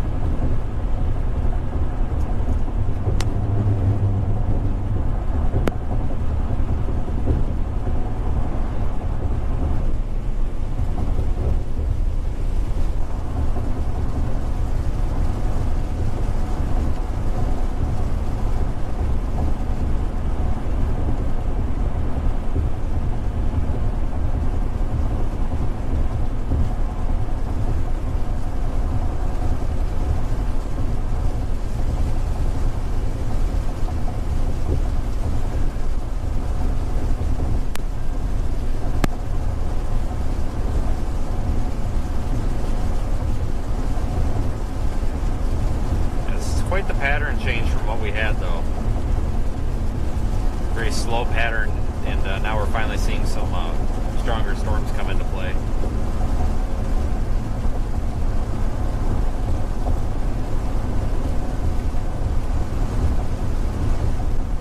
Monitoring some areas in the tropics, possibly tropical weather that we're going to have to contend with over the next couple of weeks. I am doing daily live streams from now on. Even if we're not chasing, we're talking about severe weather potential as well. So be sure to subscribe to the channel for that. Turn on notifications if you would like to. And then for the YouTube members, we have redone our membership tiers. Tier 1 is the same, Tier 2 and Tier 3. We have added some stuff too. You're welcome to check that out as well. You can find a link to join the membership on my website. My website is pinned in the comments there.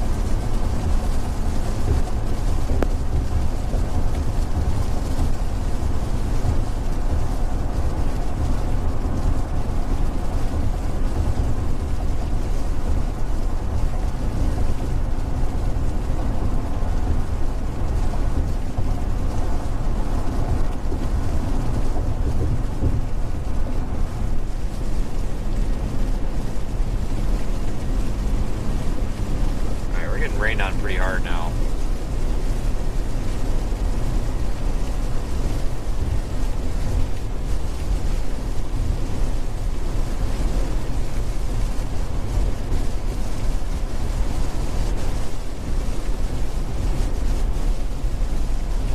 We're gonna go east and then north on 63 here toward Traer and then up toward Waterloo.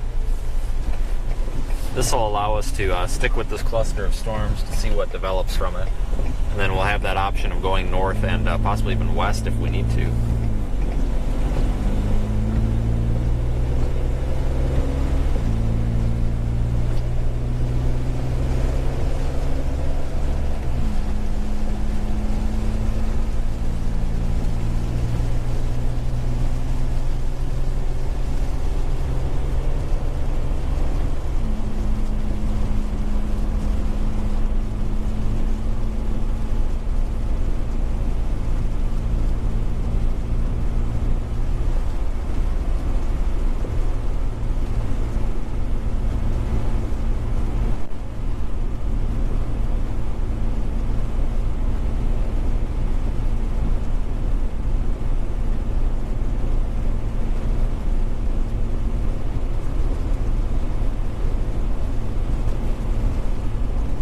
We are still heading east.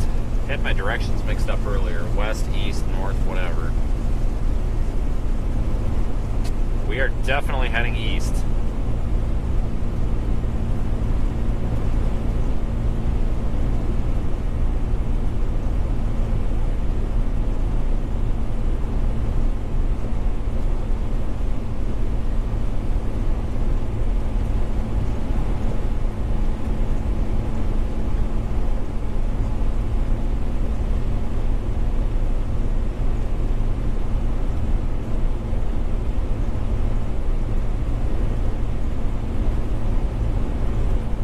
Did put a picture of a relatively photogenic shelf cloud that we saw earlier up on Facebook and Twitter. You can find links to those on my website as well.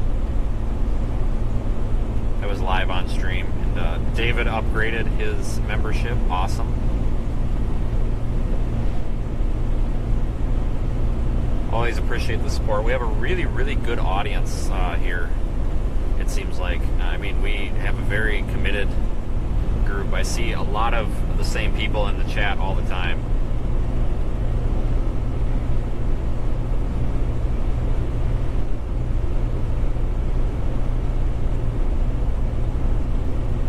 But that slight risk for severe weather tomorrow looks a little bit interesting. Probably be starting off the day somewhere near Minneapolis.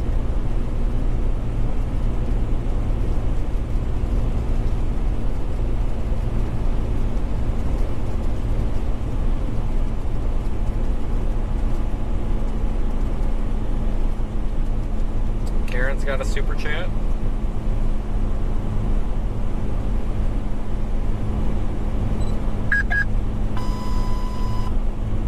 A new severe thunderstorm warning has been issued. Thanks, Karen. I appreciate that. I think awesome people like you keep everything moving out here.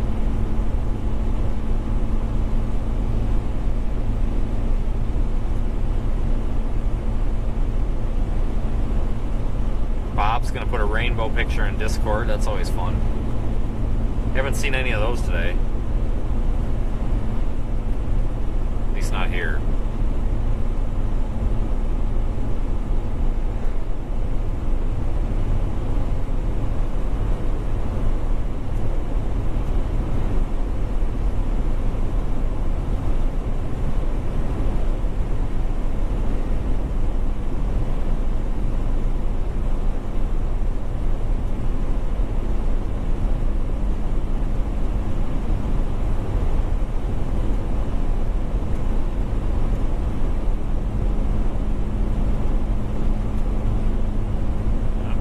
Not going fast enough for this truck, even though we are doing 63 and a 55 here. That's nice.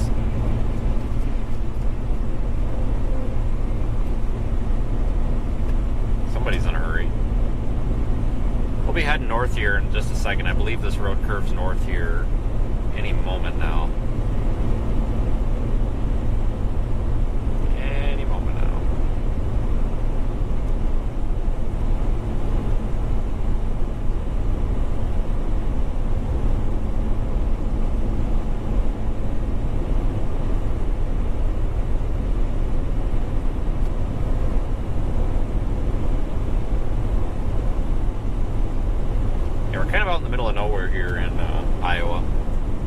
terribly far south of Waterloo, though.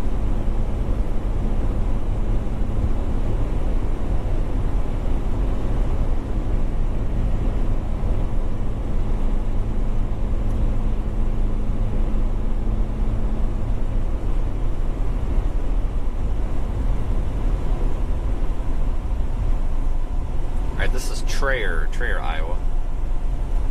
And now we're pointing north again. So we'll be getting closer to the storm again. And that'll allow us to get a little bit better view of it.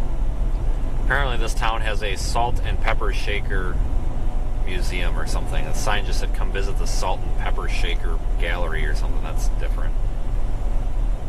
I can't say I've ever wanted to go see a bunch of salt and pepper shakers in my life, but that's interesting, I guess.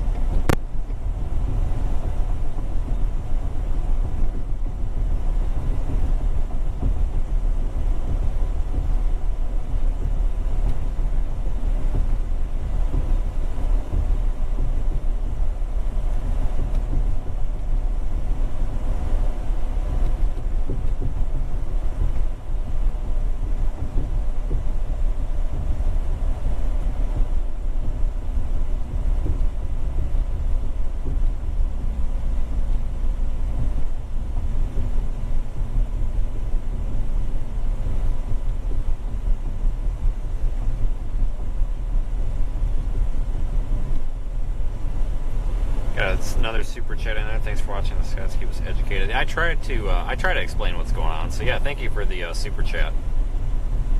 It's really hard to explain what's going on while moving in the vehicle. If I was a passenger or sitting behind a desk or something, it would be much easier to explain what's going on. But I kind of try to.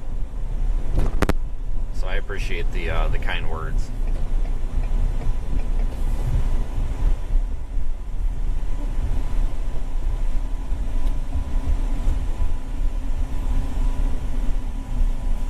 We're coming through Traer right now. Looks like this might be the main road here.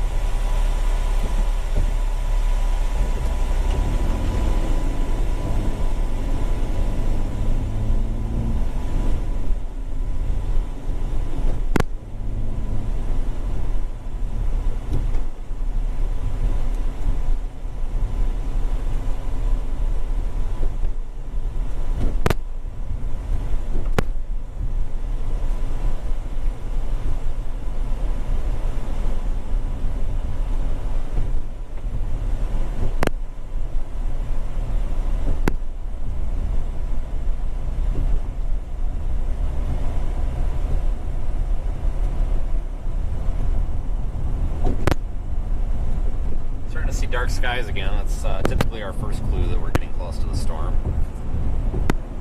Don't need an expert to tell you that, though. This road's milled. Deal with the road noise here for a little bit, I guess.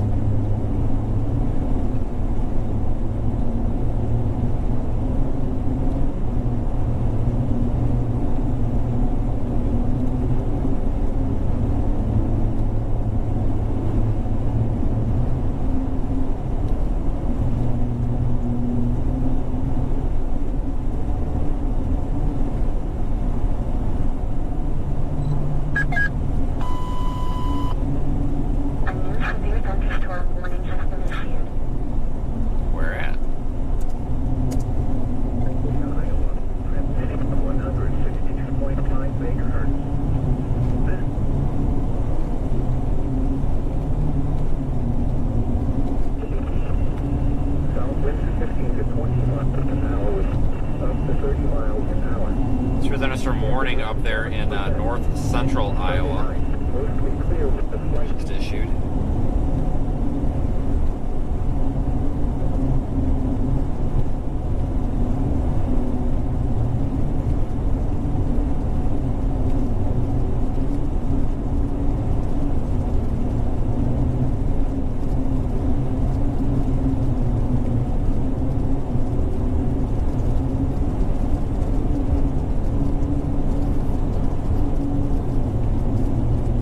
Aren't that impressive that are warned up there, though. We'll probably want to head that way before too long.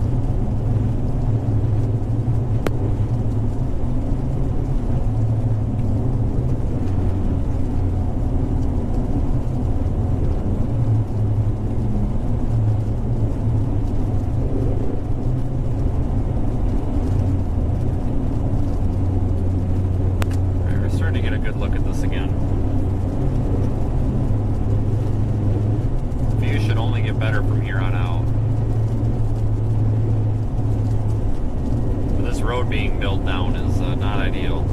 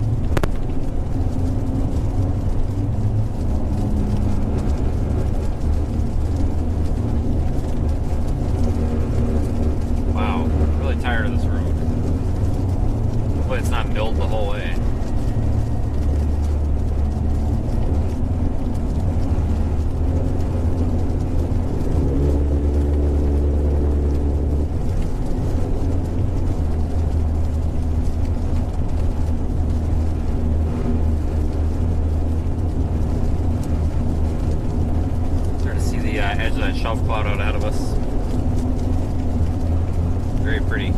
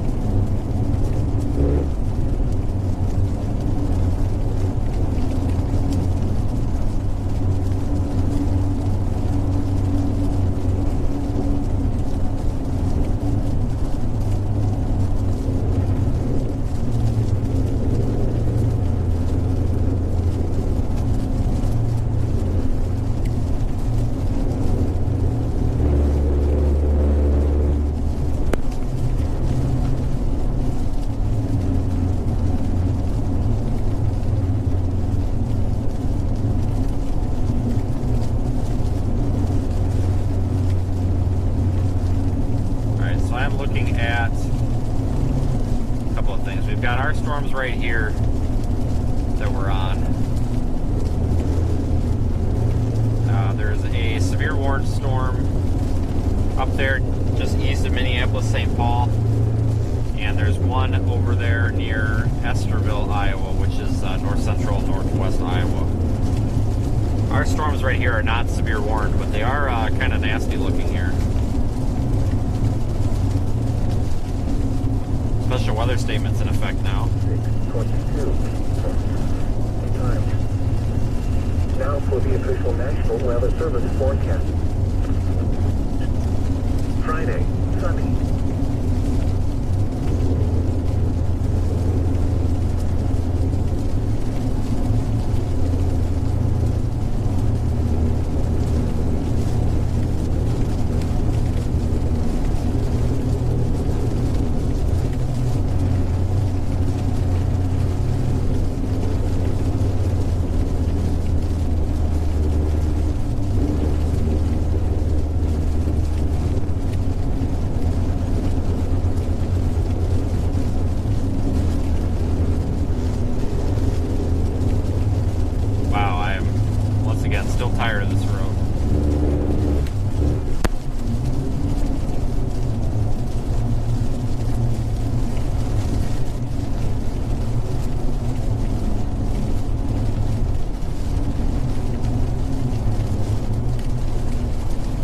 Special weather statement is now in effect for these storms for 50 to 55 mile per hour wind gusts.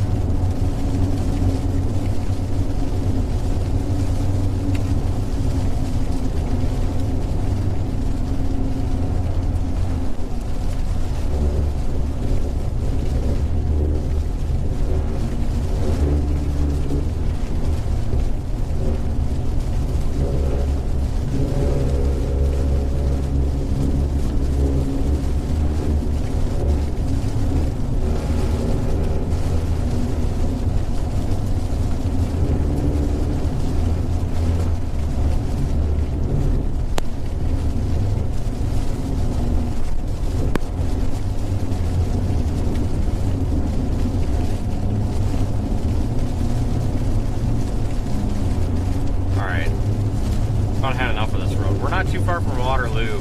Once we get up here to Hudson, I think we should be able to get off and get into the core of this thing and sample the hail core. See if this thing's got any hail in it.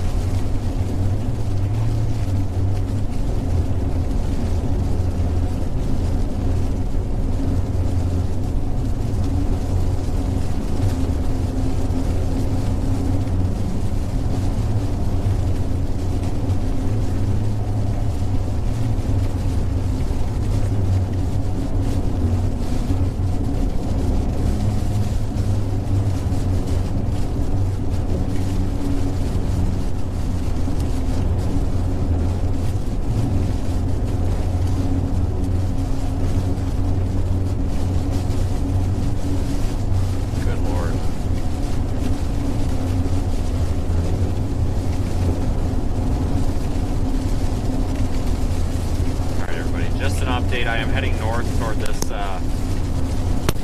thunderstorm here. We are kind of underneath the shelf cloud of it, and it looks like it could have some small hail involved and maybe some 50 to 55 mile per hour winds. So once we get a couple of miles up the road here toward Hudson, Iowa, we're going to see if we can get in there and sample the core. Take whatever road that is. State Route 58. State Route 58.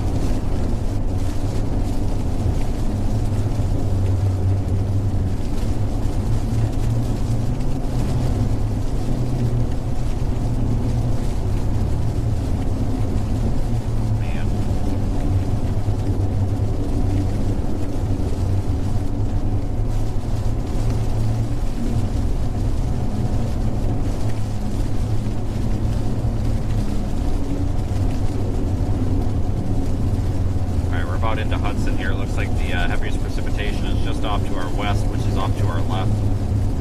And we're going to go and jump right into it. And for the sake of science, documentation, and observations, we're going to drive into the hail and see if there is any.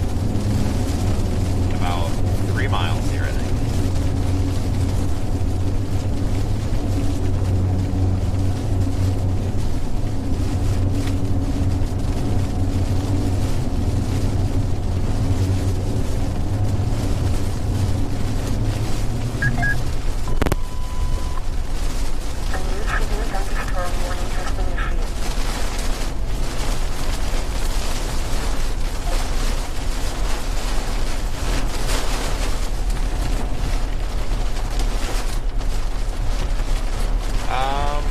Here's the 58 junction, so it should be right here. Yeah, right here.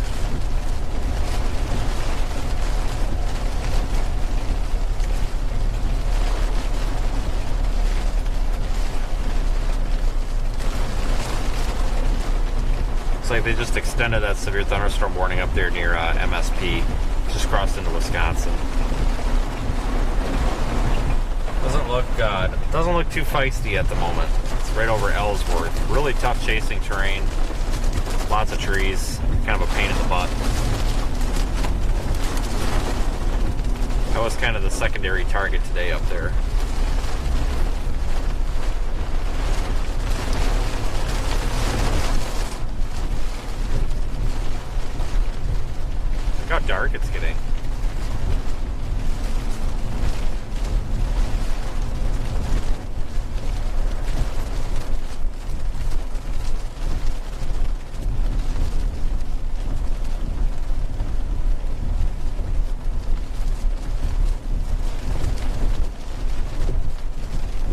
It is extremely dark out here for 6:30 p.m. thanks to the storm.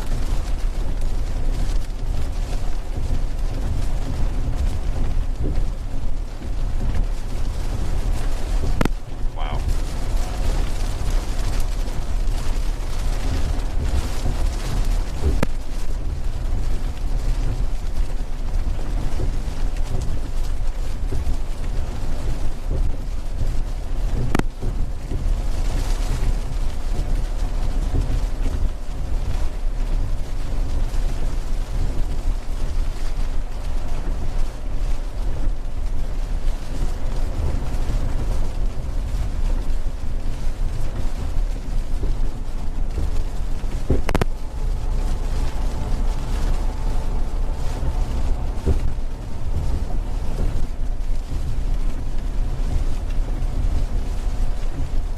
Really pretty though, the lighting.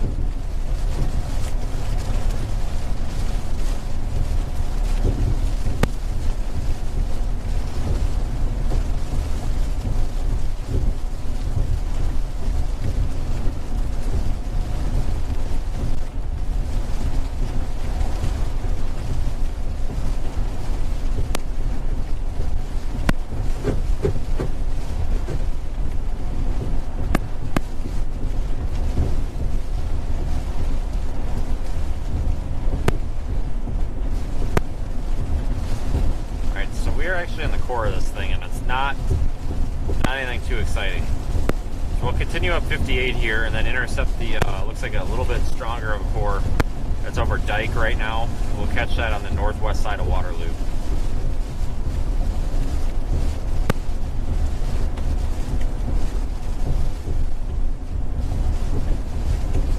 Well, thanks, Karen. Appreciate the nice words there.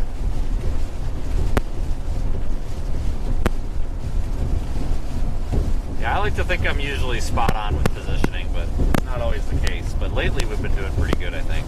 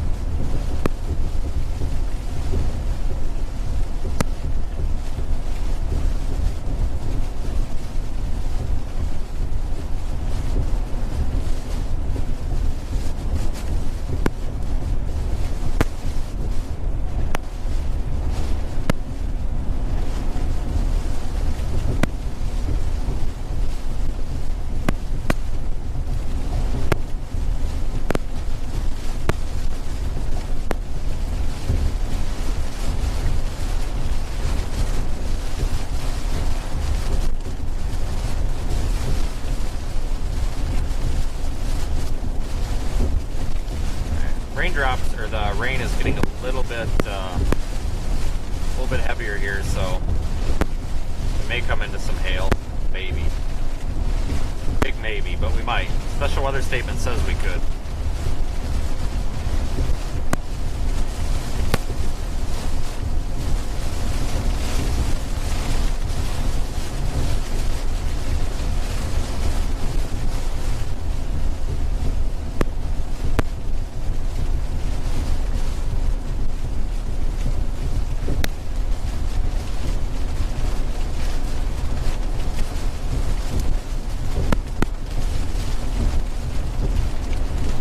Highway 58 here, the southwest of Cedar Falls, which is the Waterloo area. Now it's raining. It's really raining.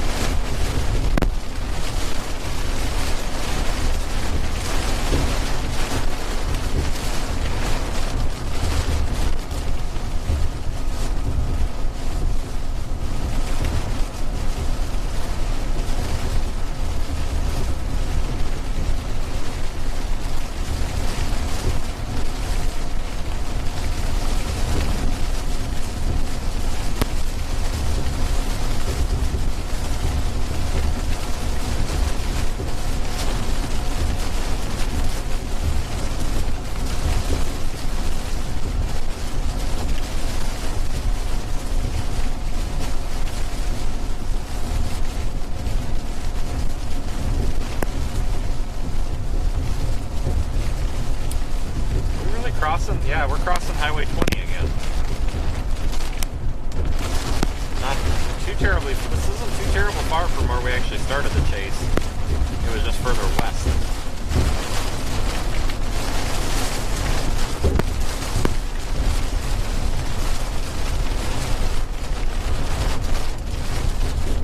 Haven't seen much lightning. No, I have not seen much lightning either. We saw some earlier, but not much.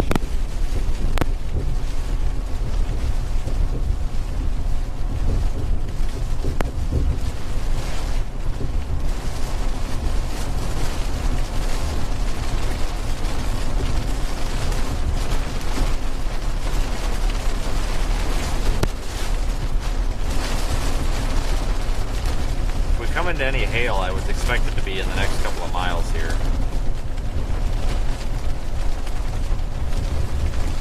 Report of some branches down and some trees down near Conrad, Iowa, which is about 20 miles southwest of here. Looks like the storm was bringing down some branches and some small trees.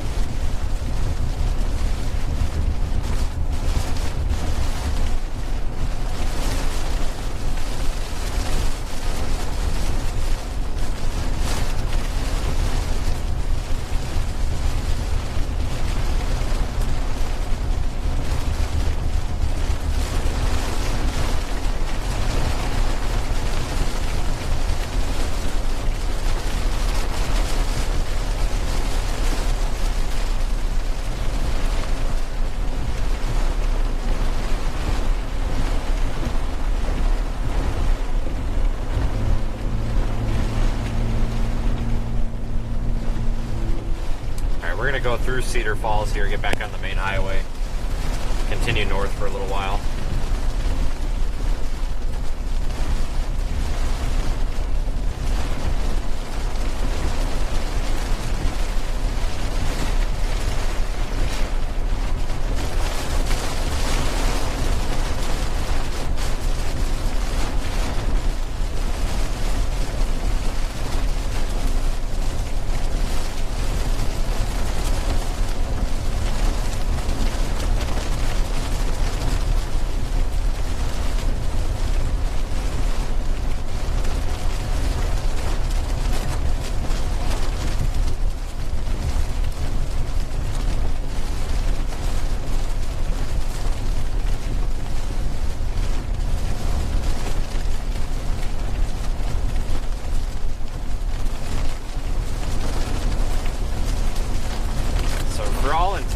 Purposes, we are here near Waterloo. We're roughly in Waterloo.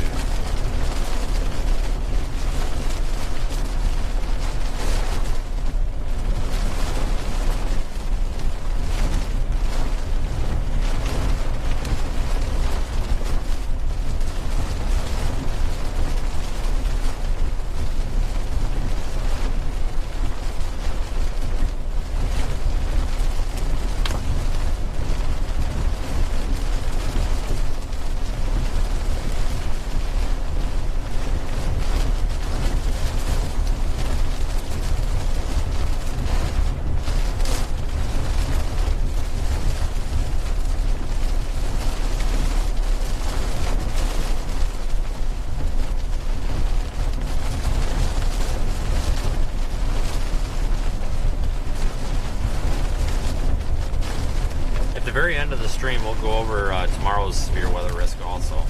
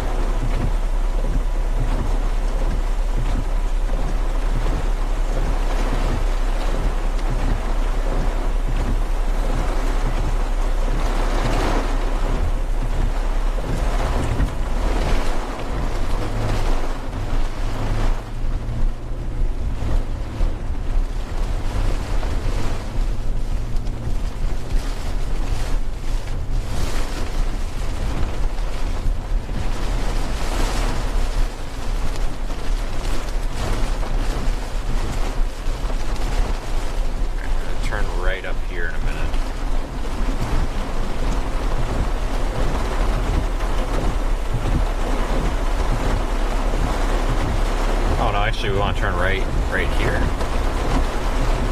Is that true? Creep up here a bit. Is this a road? Yes. We want to turn right there. I thought this was like a parking lot.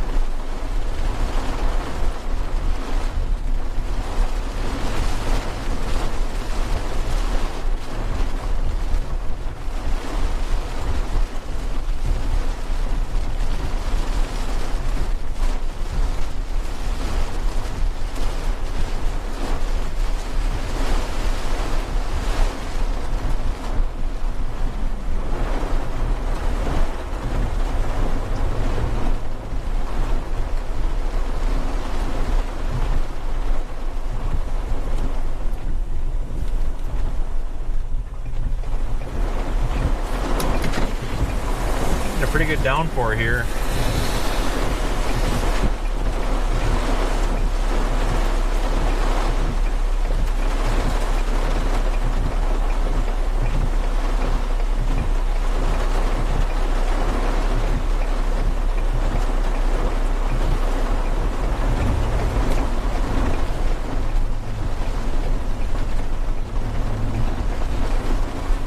Normally I don't go through towns on storm chases, but we're not really late to anything, so.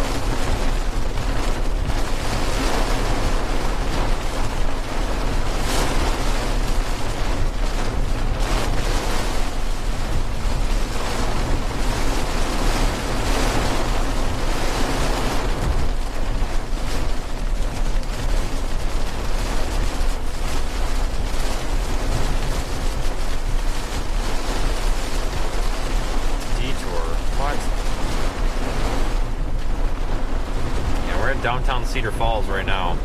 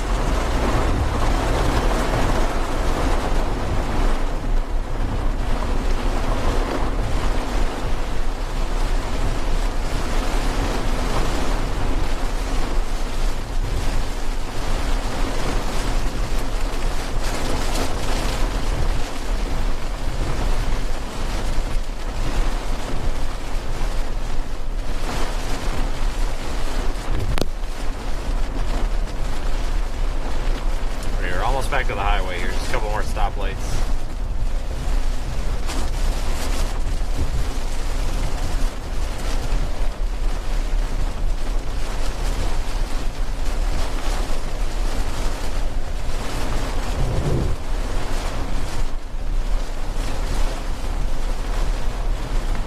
Quite a bit of ponding of water on the road though we're finding here.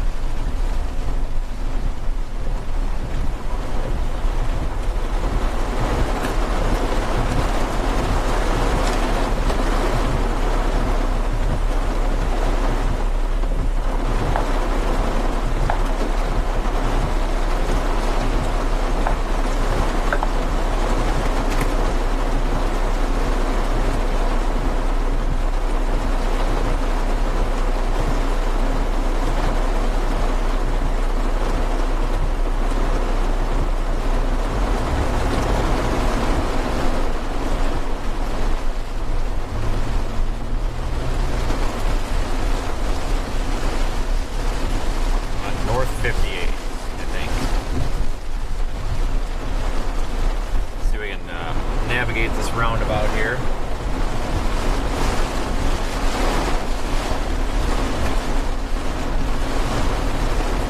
Oh, we got two of them in a row. Holy cow.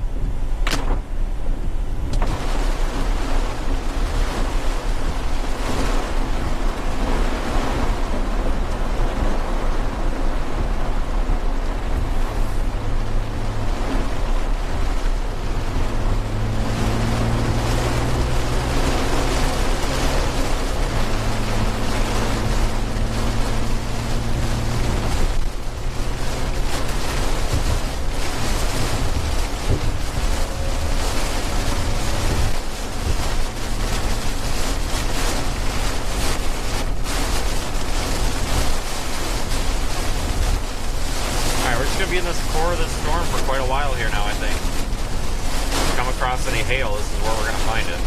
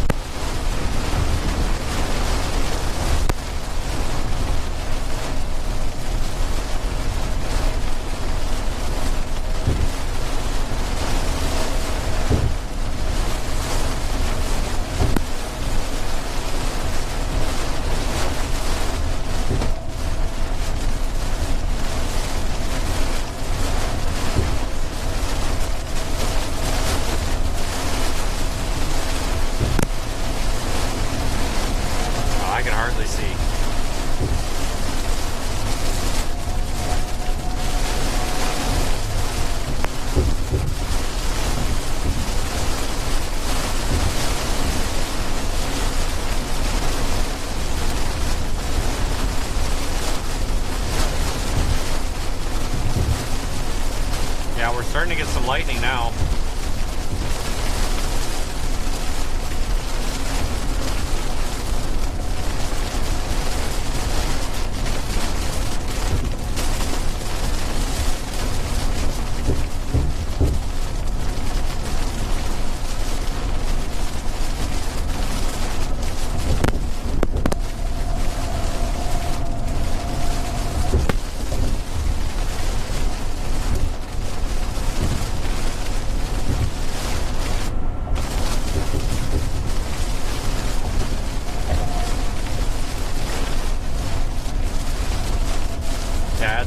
Really dark out. This storm is really dense with precipitation. It's dumping quite a bit of water. Vertically integrated liquid product is actually, oh, never mind, it's not very stacked out at all. 1 hour rainfall totals just southwest of here are approaching an inch. So this storm's dumping probably about a ½ inch per hour.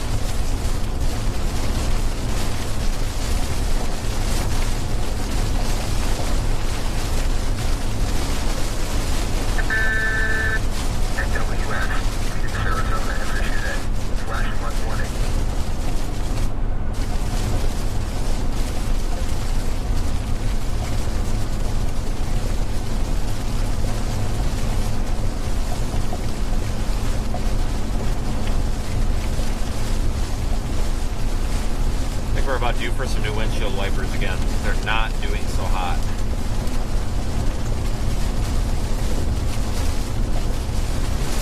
Not at all.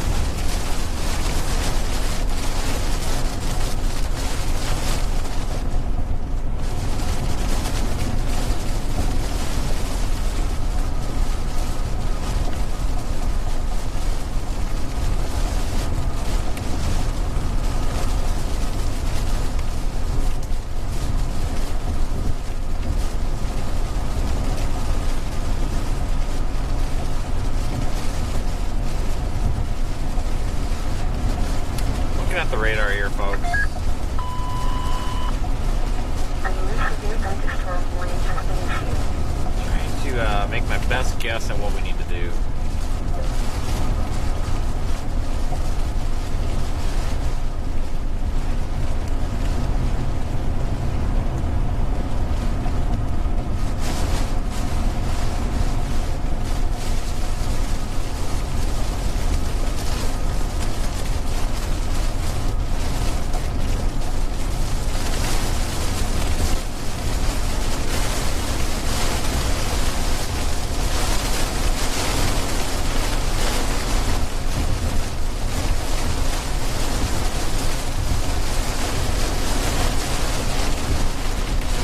Stopping on the brakes.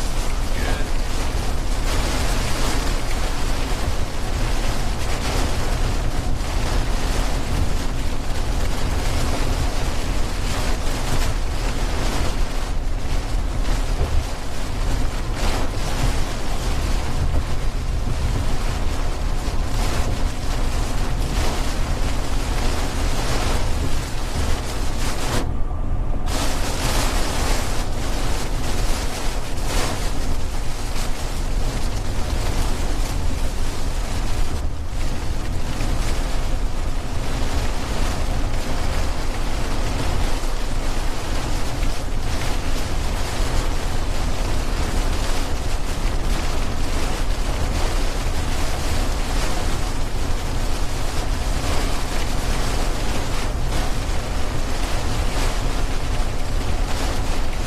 Sorry about that. I am back. I had to temporarily remove my attention and kind of focus.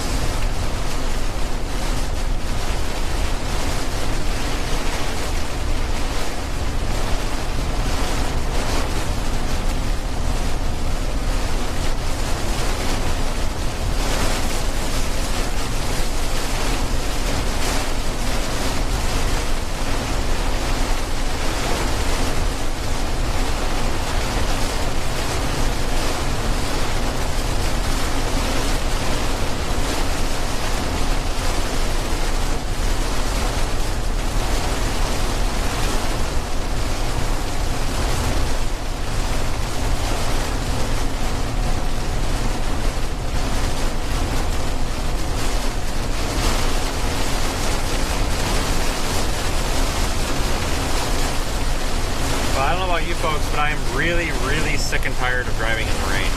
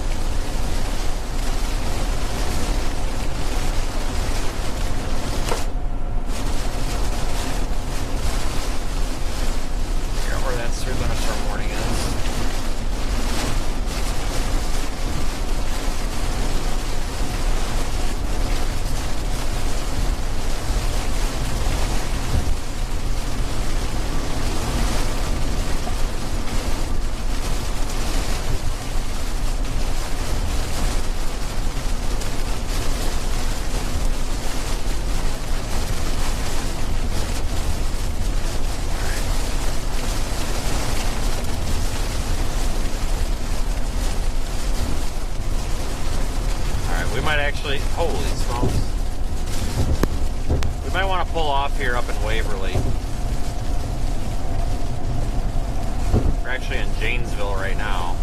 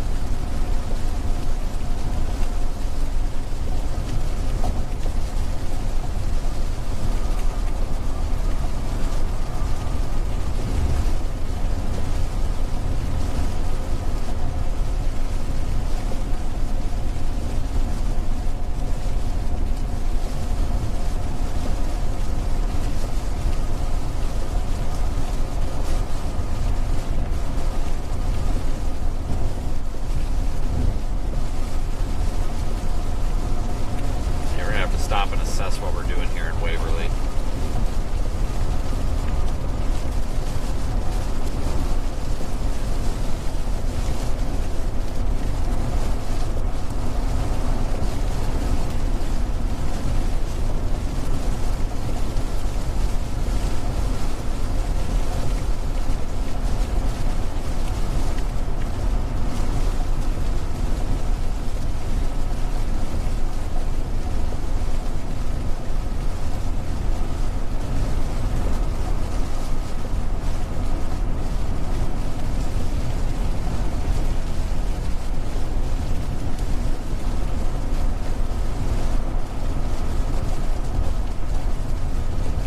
Full line exit coming up.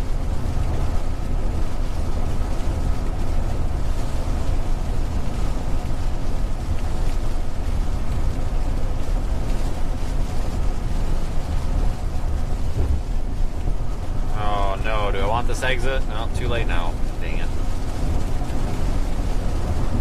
No, we did not want that exit. Excellent.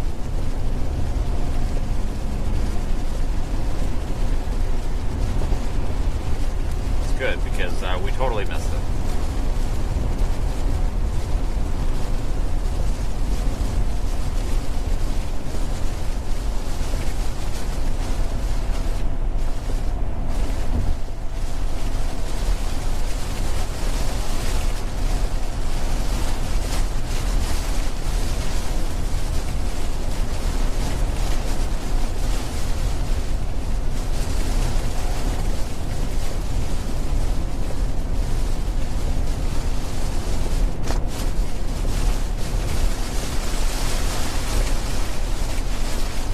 Car should be clean now.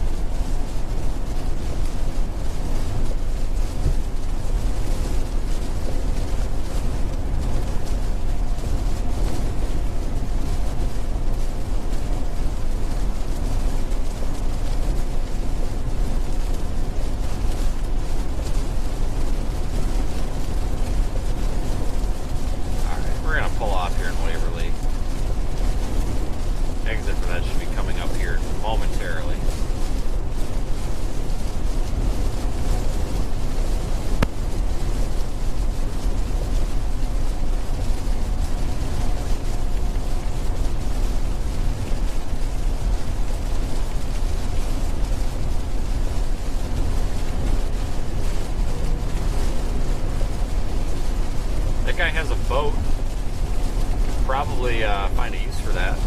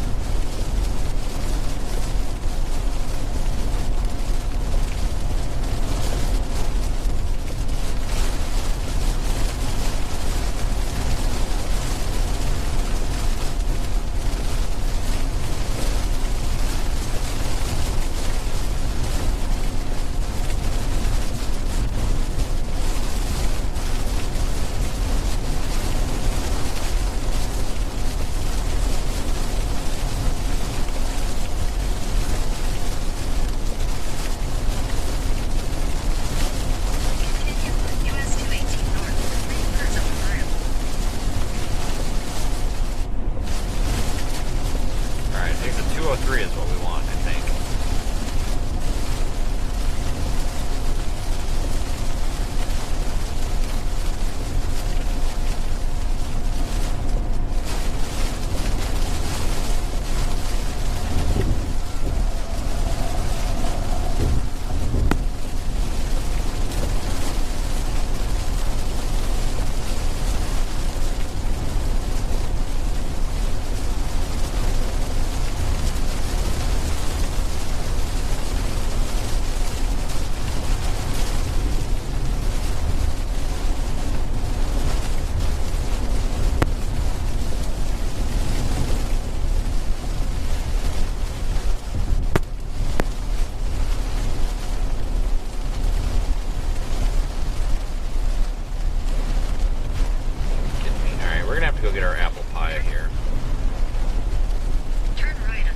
So I actually have to change of plans here, folks. So here's what's going to happen. Today's done in the terms of severe weather chances, except for a few isolated incidents. The National Weather Service Storm Prediction Center has issued a mesoscale discussion stating that they really don't plan to issue a thunderstorm watch even up there in Minnesota. They do acknowledge the fact that a couple of severe storms could still pop up, but I think we're done from a chasing perspective. So here's what we're going to do. The original plan was to take I-35 north and stay in Minneapolis, because tomorrow afternoon, mid-afternoon, we could have severe storms in central Minnesota. However, I'm actually going to go home, which is about 2.5 hours east of here, and pick up Nikki and have a second person with me tomorrow. So we will be leaving at like super early to be able to get up there. We should be up there. The farthest northwest point that I think we might have to go is only about 7 hours away tomorrow. So if we get rolling by 7 a.m., we'll be there by 2 p.m. So we will be in position with probably 2 or 3 hours to spare tomorrow.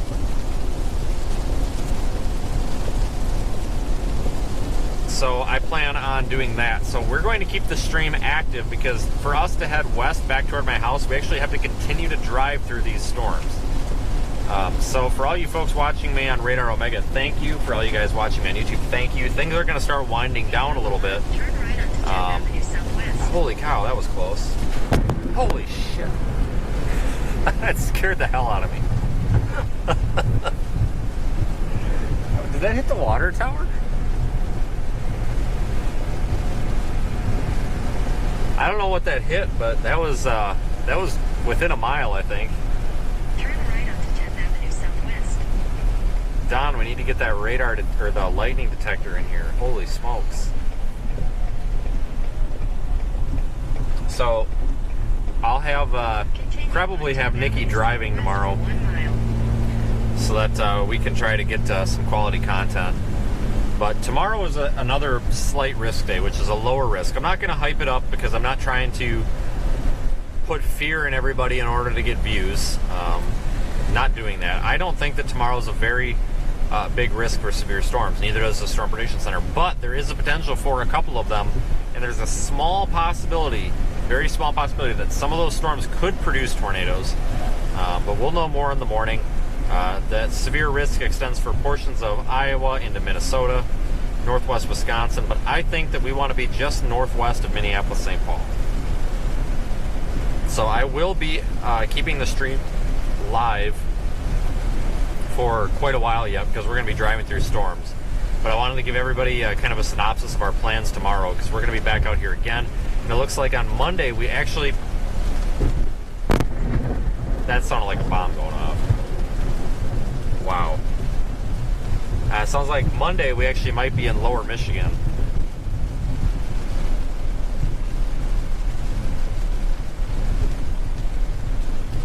Wow. That was some intense lightning there. Holy crap.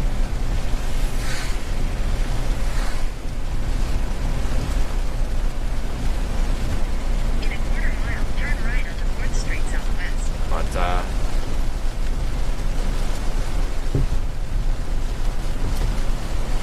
it's been a fun day regardless. So we're gonna stop and get a Powerade and an apple pie. But I do want to thank specifically an extra special thank you to you guys that have used the Radar Omega app on my behalf, because today was kind of a mile marker day, if you will, for me, with us being able to have that pan tilt zoom camera running superbly in the app. I'm just really excited to see that that's working. They equipped the car with that, and it's really cool. I had some issues; it was not working at all, but it turned out I think it was a problem on my end. I don't think my router was allowing enough bandwidth to be allocated to that Cyclone port device, which actually encodes the pan tilt zoom stream. So I think that was the problem. So I fixed that. Now it seems to be working well. So that's exciting. And hang on here. I'm going to order this on the mobile app because these guys never understand what I'm saying through the drive-through speaker. So it's just a lot easier to put it through the app, and then we'll get back on the road.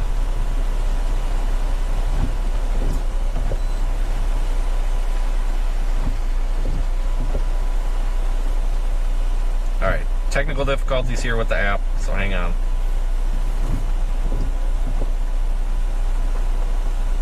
To make sure I get my points here.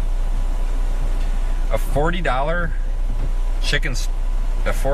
chicken nugget meal. You've got to be kidding me. Who the heck wants 40 chicken nuggets? I don't even know what you would do with all that.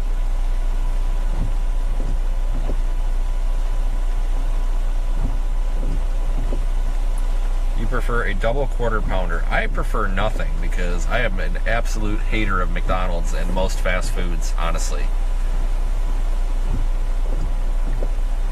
But certain things are okay, like the Powerade, it's fine. The apple pie, that's fine. I found that not even chicken nuggets are safe always.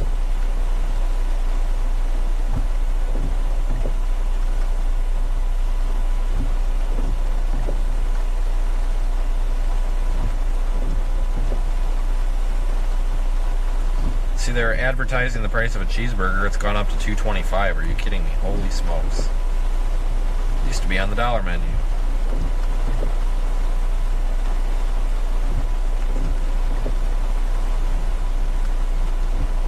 Sorry for the technical difficulties here. We will be back on the road in just a minute.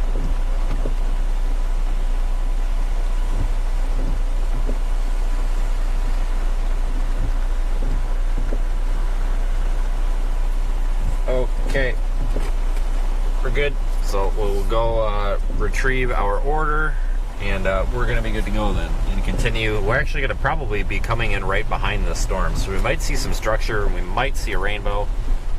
It's entirely possible. If we see the rainbow, we will jump out and take a picture. If the best, really, I think the McDonald's fries are terrible. Personally, they're never ever good. At least not when I get them. The common question everybody asks: is the stuff on the roof too tall for a drive-through? No, but almost. Almost.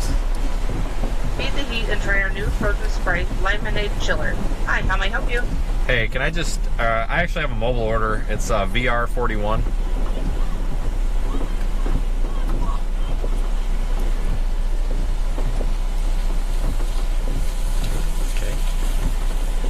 For events? Yep. Did you want to add anything else on it? Nope, that's nothing else. Okay, go ahead and pull the Alright. to the first window. Okay.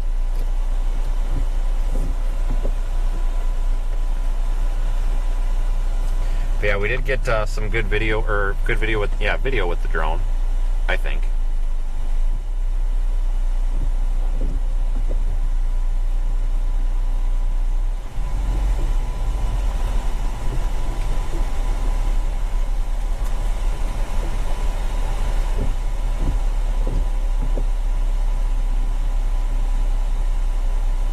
So a brief intermission, and then we're going to be back on the road.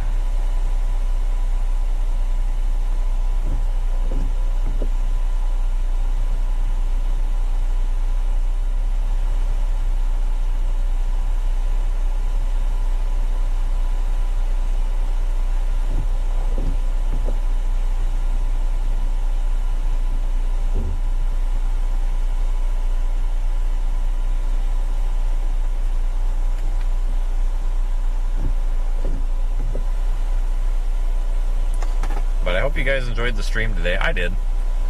It's been a while since we've had like an actual like severe storm chasing stream. We've had some flash flood streams, but nothing, you know, we've had some pop-up storms here and there, but it's been actually, this is I think the only one we've had this month where we've actually gone after, like, we got up in the morning, we set up and set out for a severe thunderstorm chase, and it happened. You know, we came across some severe storms in Arkansas that other day, but we weren't planning on it. But we were down there for those flash flood emergencies in Mississippi.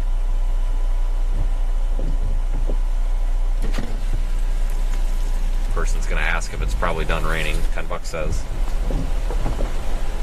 Howdy. I'm sorry? Mobile order? Yeah. Okay. Apple Pay. Interesting.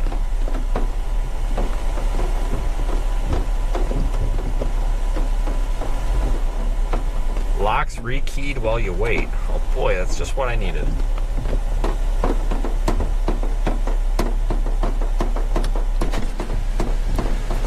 Alright, hi. Thanks.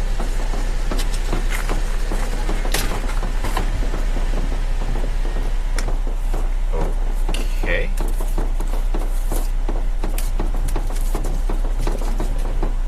A lot of rain falling on the roof.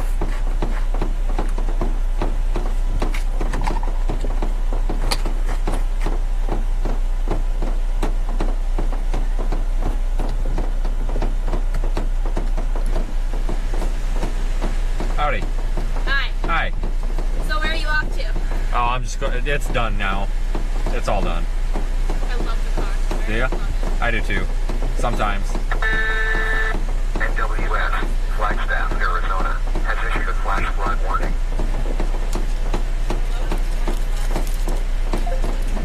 Hey, thanks. Thank you. Have a great night. Hey, you too. That girl was really excited to see the car. Like, she came running up to the window. Holy cow. Your destination is on the left. Guys, this car isn't anything special. It's actually a piece of junk. Head north. I mean, it's a 7-year-old car with 227,000 miles on it. I mean, nothing special. But god dang it, we're going to get another 225,000 out of this thing because Bob put that transmission in it for us. Well, actually Ed did, but Bob took my Turn payment. left onto 4th Street Southwest.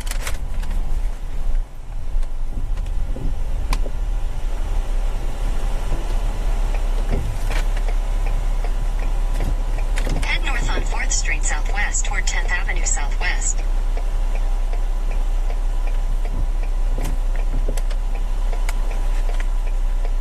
Why is this thing telling me to turn around? Good lord.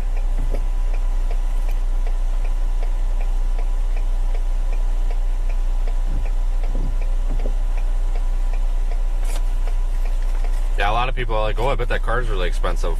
Like, it's a fleet Ford Explorer. MSRP is like, what, 24,000 brand new? Like, definitely not an expensive car.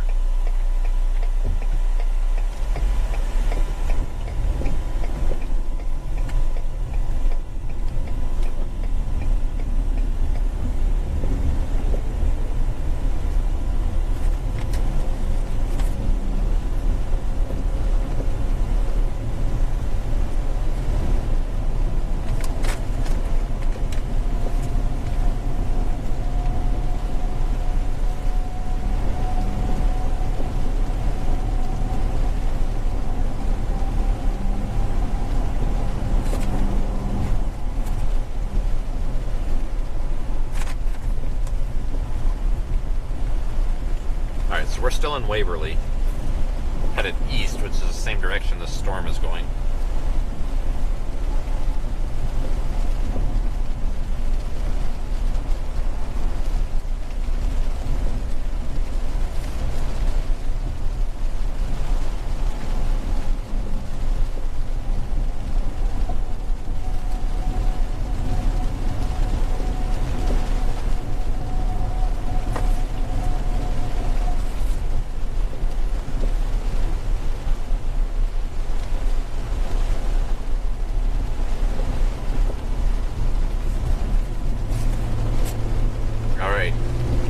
never been to this town before.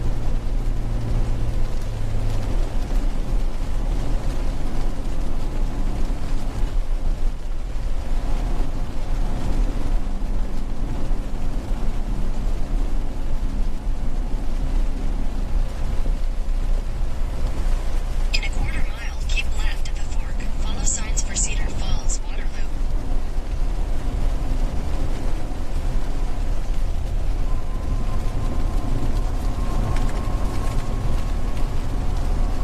Keep left at the fork.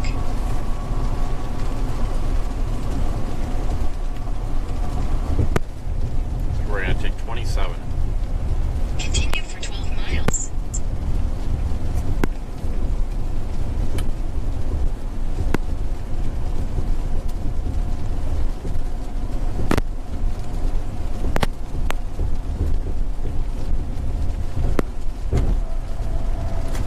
Yeah, I've never been to this place.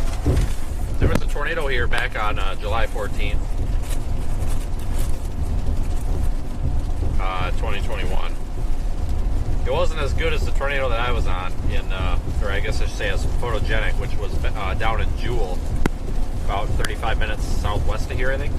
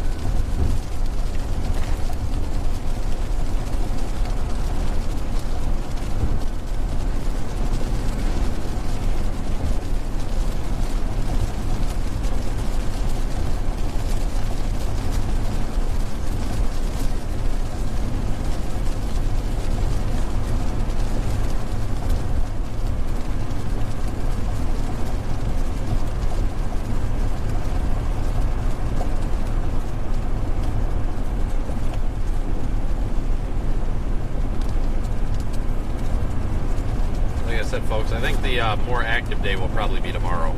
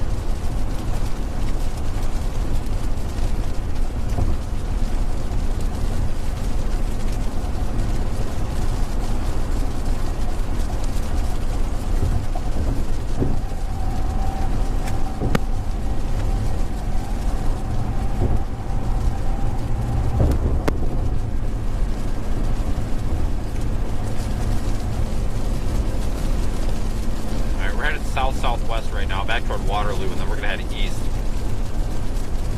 Be right on the tail of the southern edge of these storms.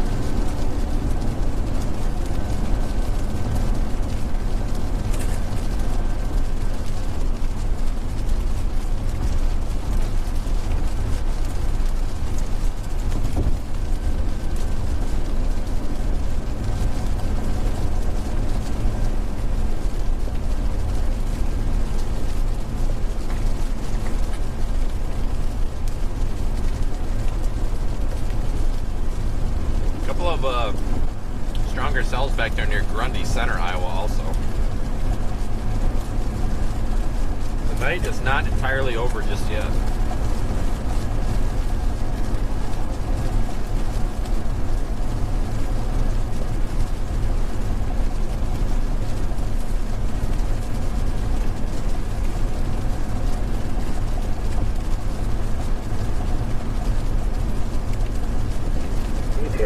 While recent conditions have generally been dry over the watch area, there is concern that storms may repeat over the same area tonight into Sunday morning, leading to rainfall amounts of 3 to 5 inches and possibly higher amounts in localized areas. While the soil can likely absorb this rainfall, especially in rural areas with agricultural fields, if the higher rainfall amounts fell over an urbanized area, it could lead to an increasing risk of flash flooding. http://www.weather.gov/safety/ flood should monitor later forecasts and be prepared to take action should flash flood warnings be issued. This is a flood watch. Flood watch in effect from 10 p.m. this evening through Sunday morning. Flash flooding caused by excessive rainfall is possible. The areas affected include portions of Iowa and southeast Minnesota, including the following counties: in Iowa, Chickasaw, Floyd, Howard, and Mitchell. In southeast Minnesota, Dodge, Gilmore, Lower, Olmsted, Wabasha, and Winnetka. When? From 10 p.m. this evening through Sunday morning. The following impacts are expected. Excessive runoff may result in flooding of rivers, creeks, streams, and other low-lying and flood-prone locations. Additional details: waves of thunderstorms will bring heavy rainfall to the area tonight. While the soils are drier and the rivers are running low, the potential exists for 3 to 4 inches of rain. This would cause urban flooding and possibly mudslides in areas of terrain. Should storms repeat over the same area, more higher amounts could fall, causing flooding elsewhere.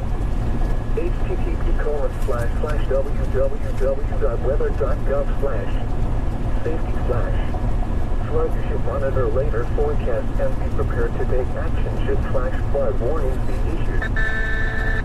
The Waterloo, Iowa climate summary for this evening as of 5:20 p.m., August 27th, 2022. Today's high temperature was 87 degrees.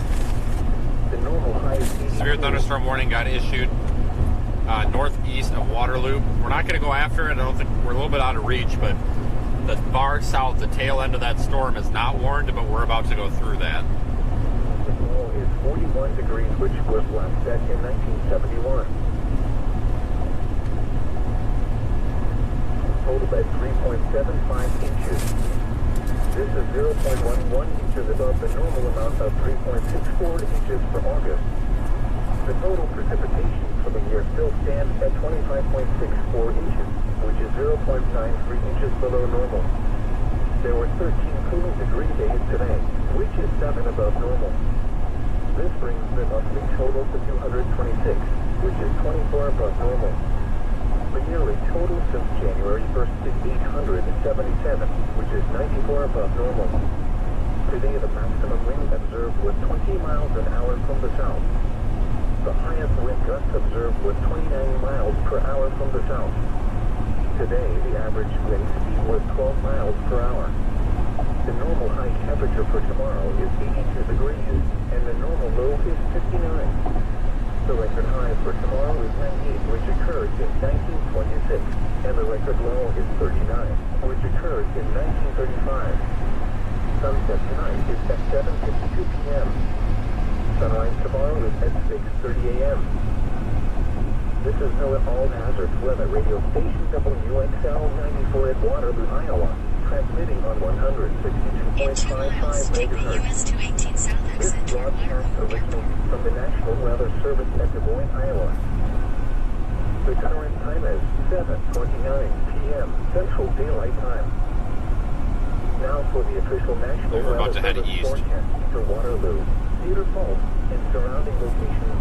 Late this afternoon, mostly cloudy with a chance of showers and thunderstorms. South winds 10 to 15 miles an hour. Chance of rain 40%. Tonight, cloudy. A a chance of showers and thunderstorms until midnight, then showers and thunderstorms after midnight. Some thunderstorms may produce heavy rainfall. Locally heavy rainfall possible after midnight. Lows in the mid-60s. Southeast winds. We actually might be heading east. I don't know. I need a compass in here. 90%. Sunday. Really badly. Cloudy with showers and thunderstorms likely in the morning, then mostly sunny in the afternoon.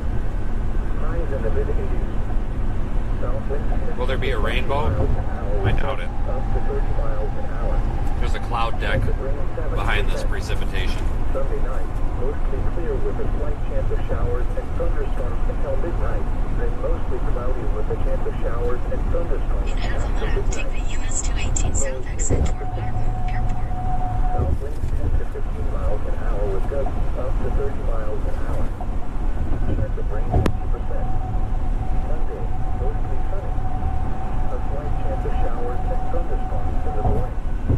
Highs in the mid-80s. Take the US 218 south exit. 10 to 15 miles an hour. Chance of rain 20%.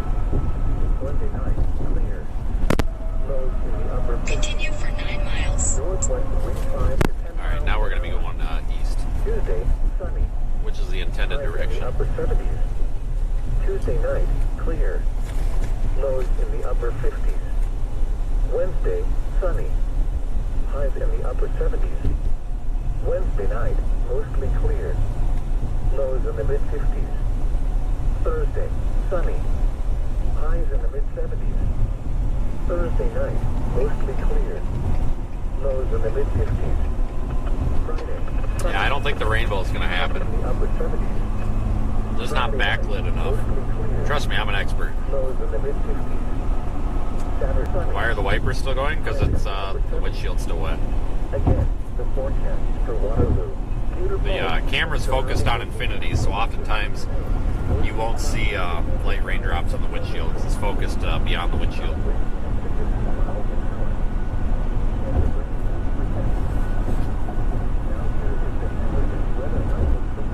It isn't even raining anymore? Well, I would disagree with that. I'm literally looking at drops of water falling on my windshield. It's misting. Okay, so that the camera's about 6 inches from the windshield. It's focused to infinity, so it's focused beyond the glass.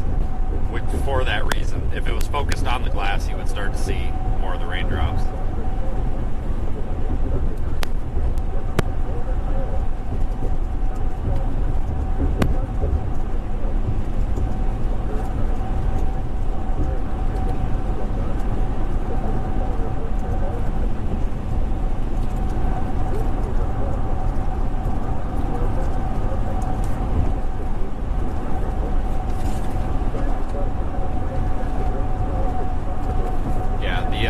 That's kind of one of the things with live streaming. You've got to have something that'll focus on infinity. Otherwise, when it rains, the camera will just focus on the raindrop, like with autofocus, and then all you'll see is the raindrop, and it's super annoying.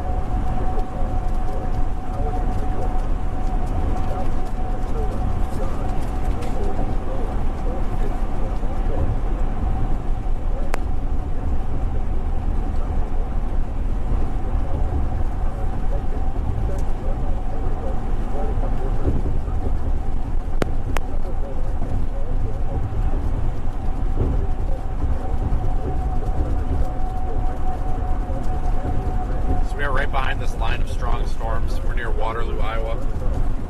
The northern half of this complex of storms is actually severe thunderstorm warned.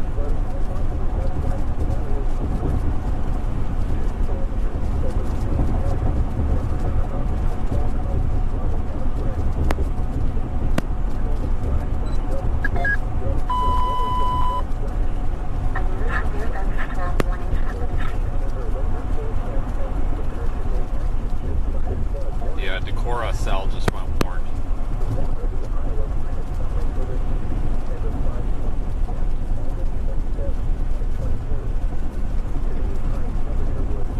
Continue on US 218 south for 3. Unfortunately, we can't make that one. That's a really strong looking storm though. Approaching the Mississippi River, but we cannot make that one. That one's too far away.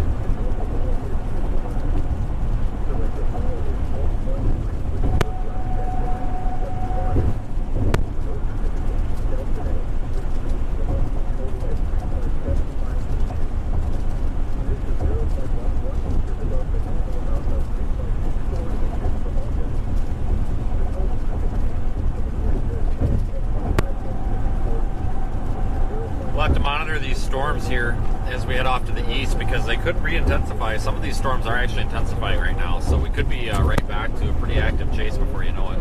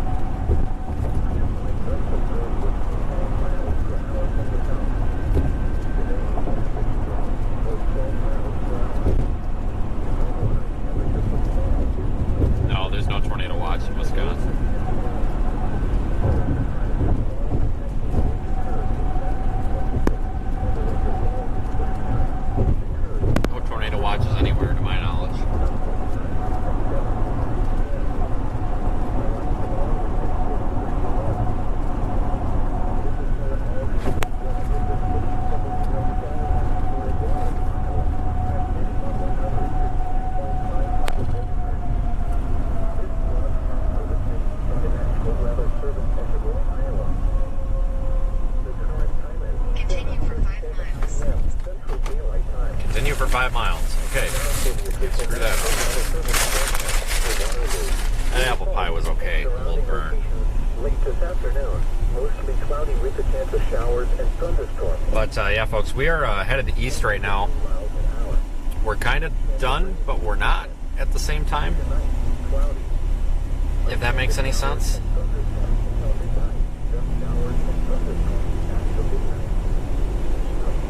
There is some storms out there are some storms out in front of us here that may intensify as we drive through them. So I want to keep the live stream active. But we are going to be positioning for tomorrow, bright and early tomorrow morning, out there in central Minnesota.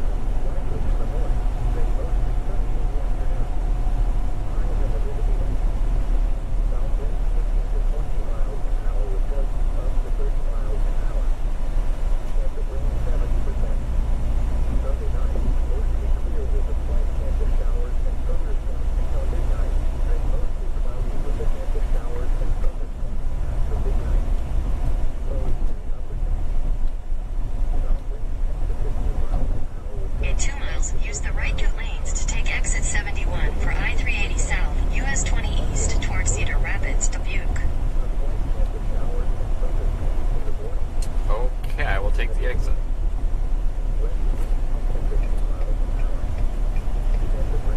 How many years have I been a storm chaser? Almost 10 years. But about a year ago, we kind of reinvented the live stream. We brought the IRL style live stream into storm chasing. Now there was folks like Reed Timmer. He's been big into live streaming for many years. But one of the things that I felt that the storm chasing venue lacked was a really reliable live stream focused on broadcast quality. So we purchased all the equipment, the bonding equipment, etc.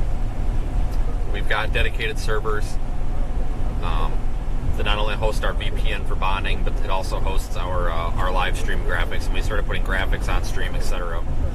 And then everybody else kind of started doing it. But about a year ago is when we started really going hardcore into it. So I would say about a year ago is when we started taking this extremely seriously.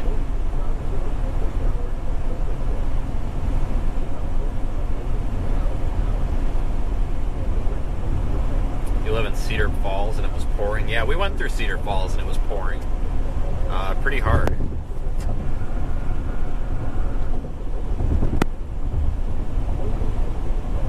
In half a mile, use the right 2 lanes to take exit 71 for I-380 South, US 20 East towards Cedar Rapids, Dubuque.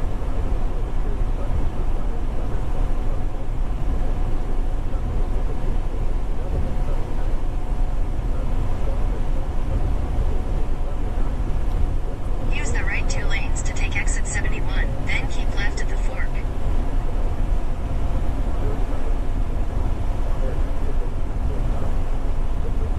Keep left at the fork.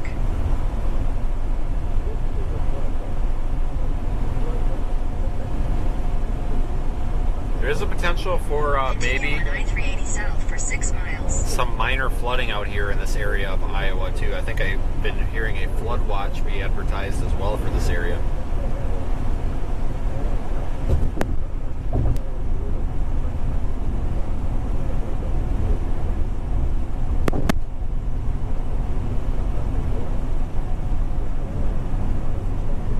But yes, I see a lot of people thank me in the chat, but don't forget to thank the actual YouTube members as well.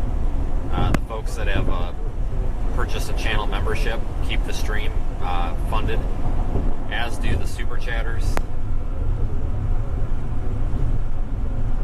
So it's a group effort between us and the viewers keeping everything going.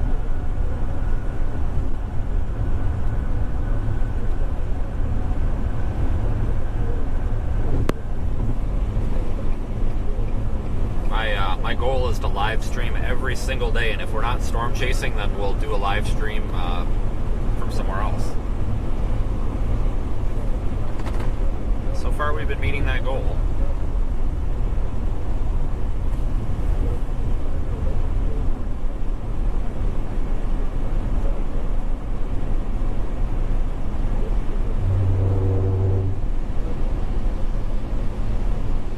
I have a 360 view for this.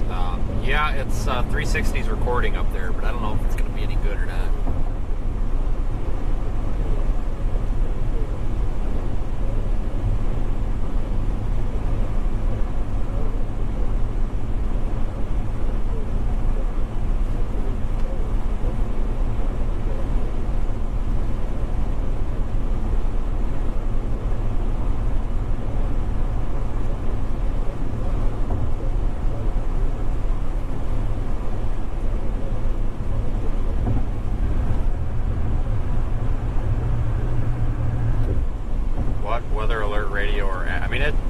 This is just I don't really use a weather alert app. I mean, like Radar Omega is a tool that we use that has weather alerts on it.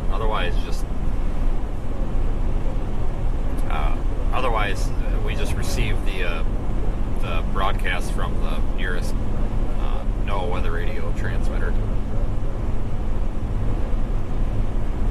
There's some apps like on the App Store that retransmit weather radio, but that's just from some average Joe plugging a weather radio into the line-in connection on their computer and streaming it. So I would never rely on one of those. If you guys are looking for something to actually wake you up at night when there's a tornado warning, you need an actual physical weather radio. You should have a second way of receiving warnings, like an app or whatever too. That's fine, but for primary method, you really need like a physical weather radio. Like the industry standard is pretty much a Midland WR120. It's $30, and that's pretty much what everybody has.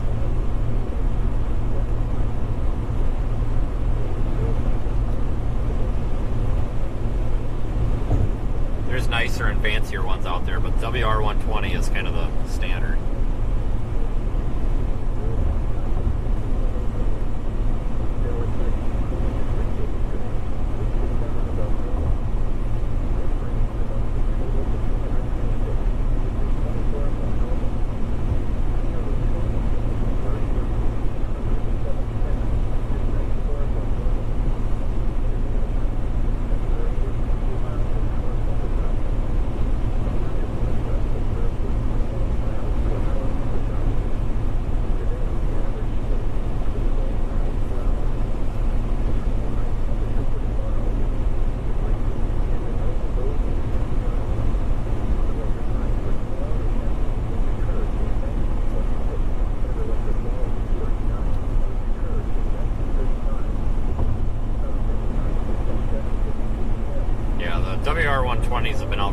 time, and they never change. Midland doesn't change when it's not broken, which is nice because they do work well. It's just a real simple piece of equipment.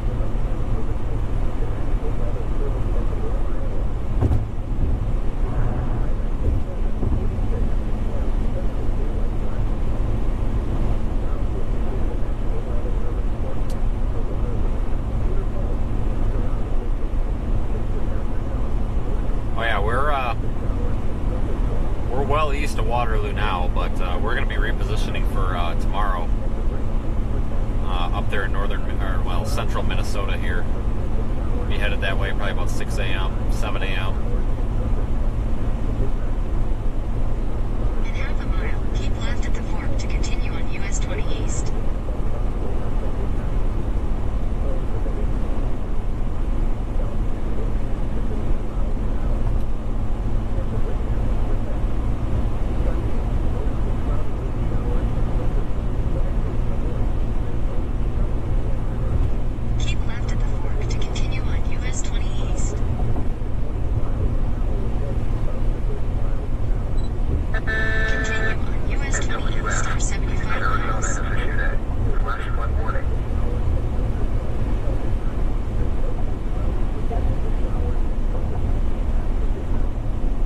Lots of flash flood warnings out there in Arizona. Holy smokes. Monsoon thunderstorms.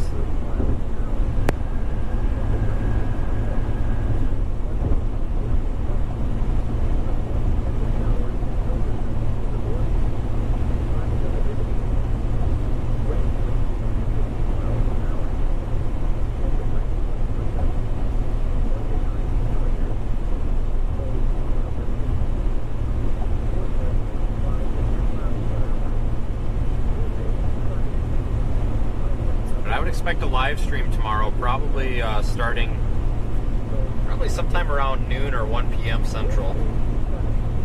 We'll start it a little bit ahead of the storm so that we can talk about forecasting and everything.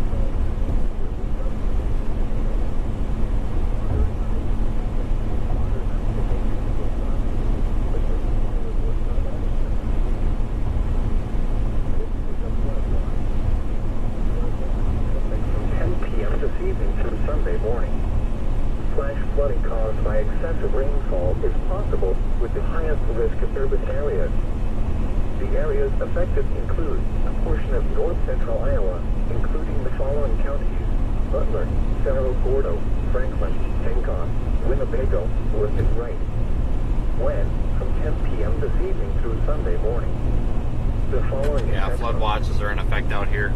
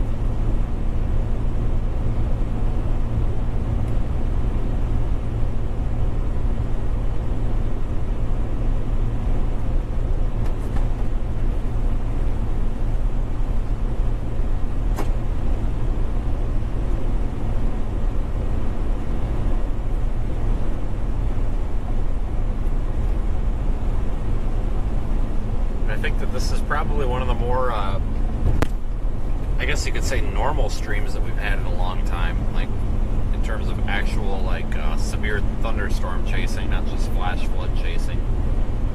But, folks, before you know it, it's going to be winter storm chasing time.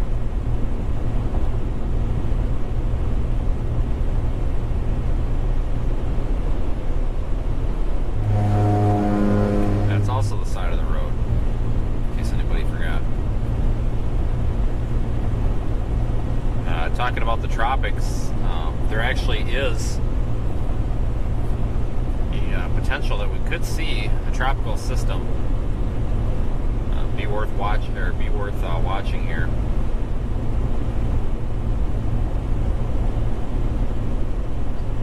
If I remember right, there's a 50% chance of a cyclone formation in the next 5 days. Out there in the middle of the Atlantic, there's another wave coming off West Africa. There's a wave down there in the Caribbean. So we really have to watch the tropics because we could be deploying for hurricane activities here before you know it. It is that time of year.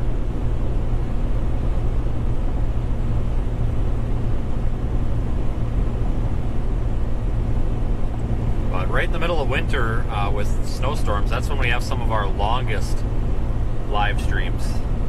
We will live stream for hours and hours.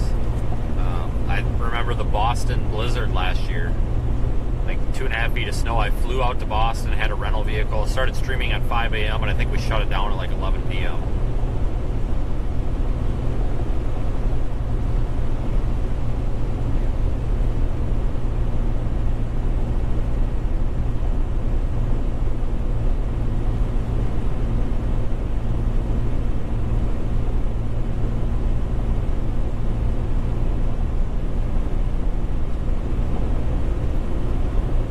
Probably about that time where I need to switch the camera over.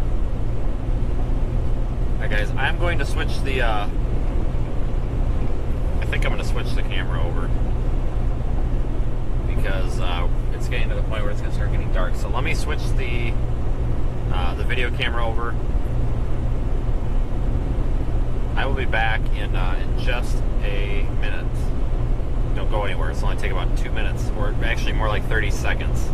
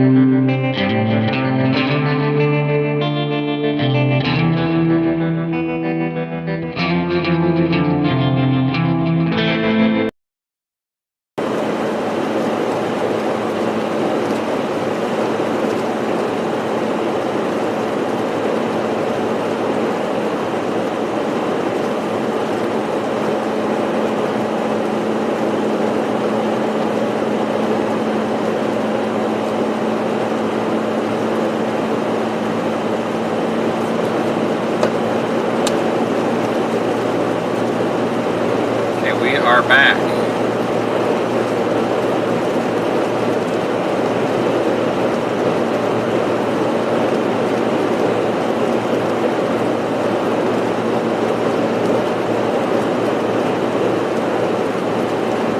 Sarah's in there with a super chat. Thank you, Sarah. And a $50 super chat also. Happy Saturday night. Well, thank you. You as well.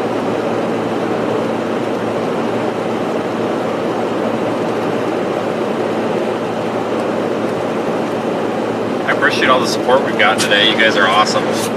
Feel very valued here. Seeing all you guys enjoying the stream. Guys and gals, of course. We're headed east to go pick up our driver and reposition for tomorrow.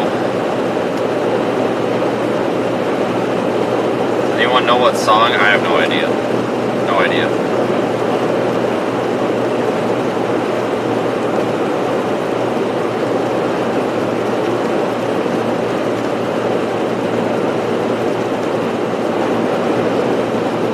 Another $5 super chat. Looks like you're a member as well. Thank you. We appreciate it.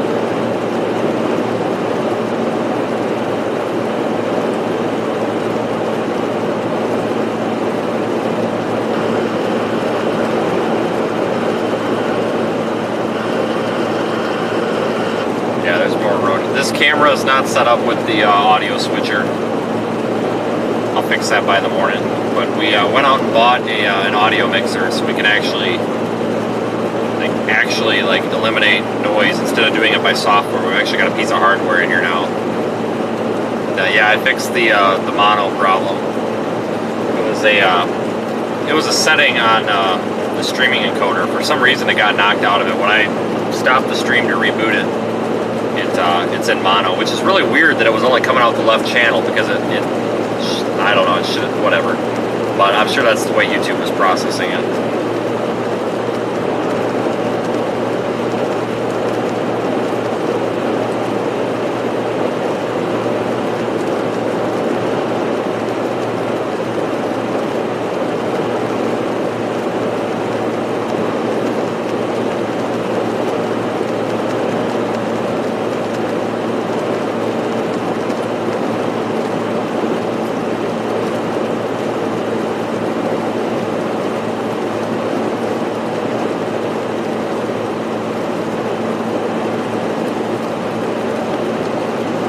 We're actually on Highway 20. Yeah, I was gonna say, now that you did your thing, it's actually working 100%. I can hear you on both, like, on stereo now. So I don't know what you did, but it got it fixed. Yeah, there was a mono setting in the streaming encoder that I had accidentally checked. And when I rebooted it there with the camera, it went back to normal, which was weird that it was only going over the left channel because I've had it on mono before, and then it just ends up splitting the mono into two stereo channels when it streams it. So that was weird, but yeah, I noticed that. I'm not quite sure why that was doing that or how that even happened.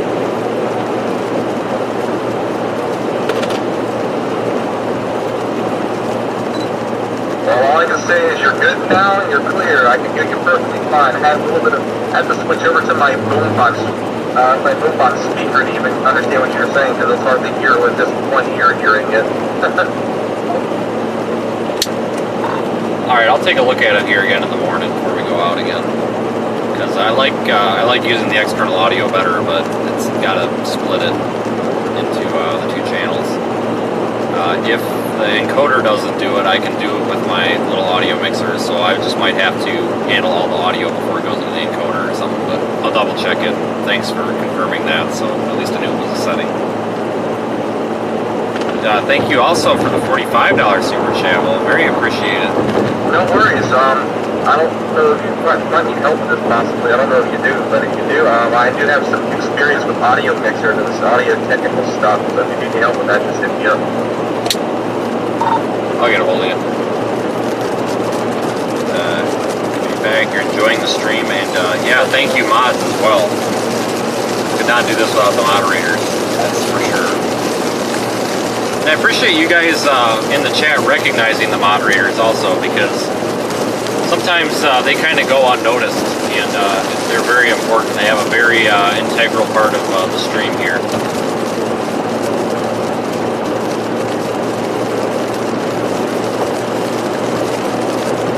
we've had a good time here today, I think. I'm going to leave the stream up for just a little bit yet, of course, you know, in case we come across any more weather on the way. But we're headed east on 20. I'm going to go pick up my driver for tomorrow.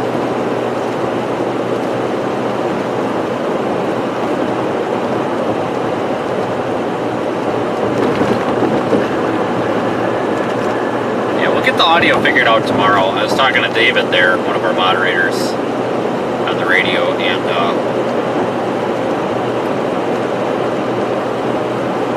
he's correct. It seems to be a mono issue, but it used to be that this encoder, if you gave it a mono feed, it would split it to 2 stereo, you know, it just duplicated on the left and right channel. So I don't know why I was only going on the left channel, so I'll try to figure that out.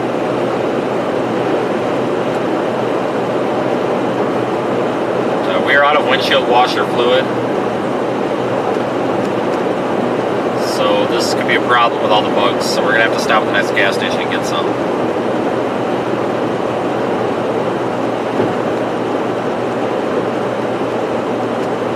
If you are looking at Radar Omega, you can see those 2 severe thunderstorms that are north of us. They seem to be weakening though, they are diminishing some.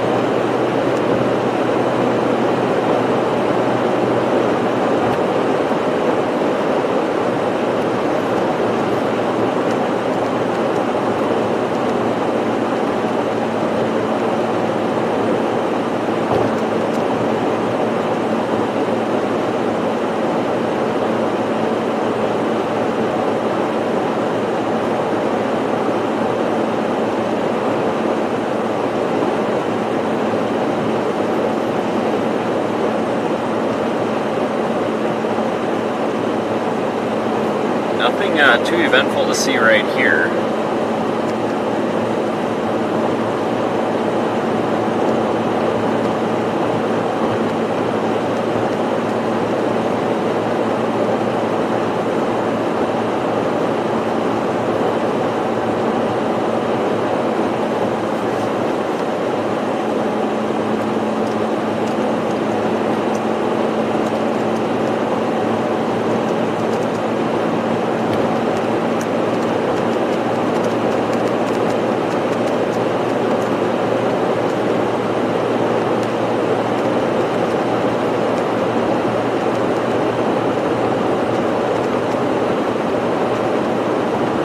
Yeah, I see the Discord got mentioned. Yeah, we do have a Discord server as well.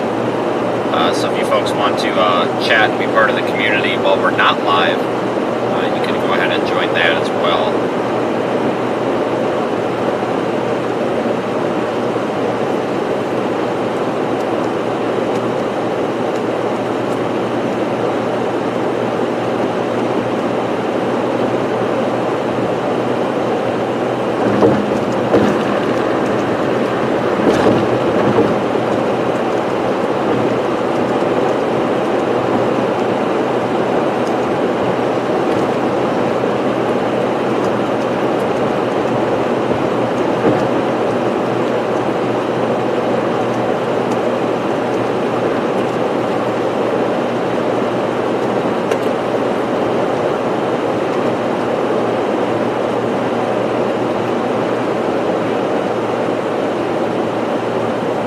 I hope that we don't hit a deer tonight also. We've done that with this car. The wrap on this car is going to get redone. And we're actually not even going to wrap the front bumper because I've got a weld shop that's willing to fabricate me a steel bumper that actually replaces the plastic bumper cover to help circumvent any future deer issues.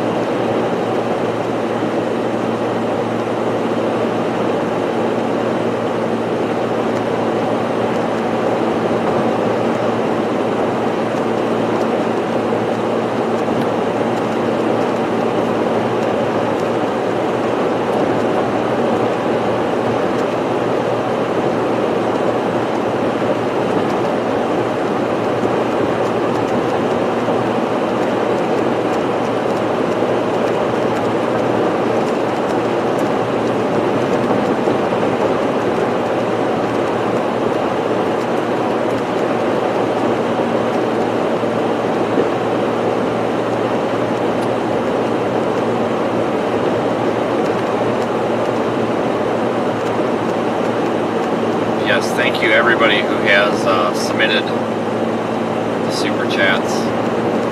We don't typically, I try not to advertise the super chats much. I try to, of course I try to thank for everyone that comes in, but I try not to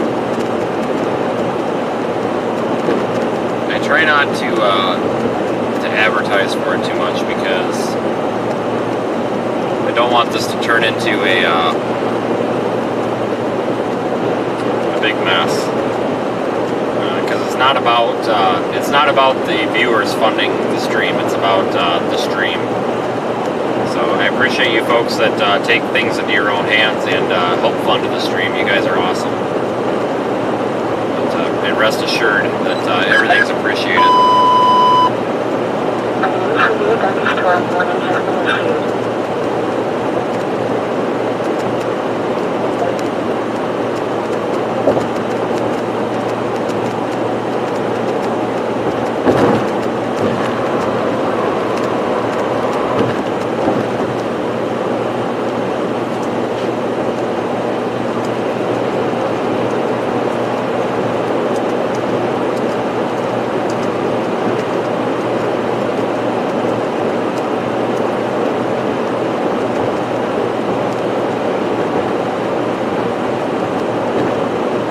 Discord's a great way to post pictures and stuff too.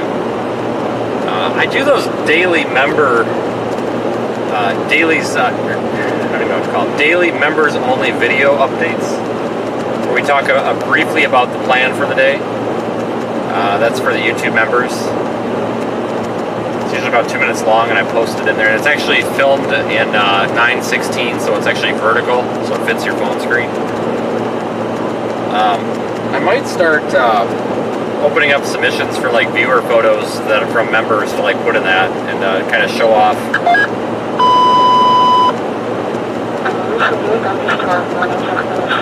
And kind of show off what our members and followers have been seeing. Looks like a severe thunderstorm warning up there near Minneapolis, St. Paul, at least in that general vicinity. Probably for wind.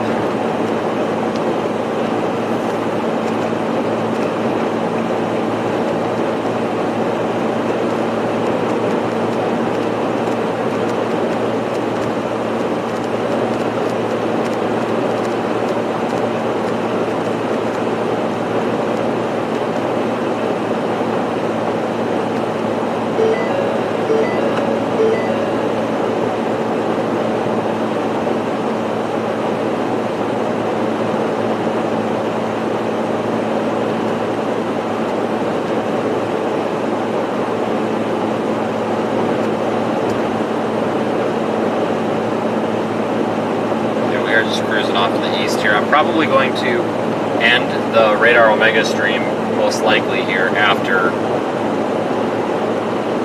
15-20 minutes or so, so we're going to be getting out of the stormy area, so to speak, but then we'll continue live on YouTube for a little bit.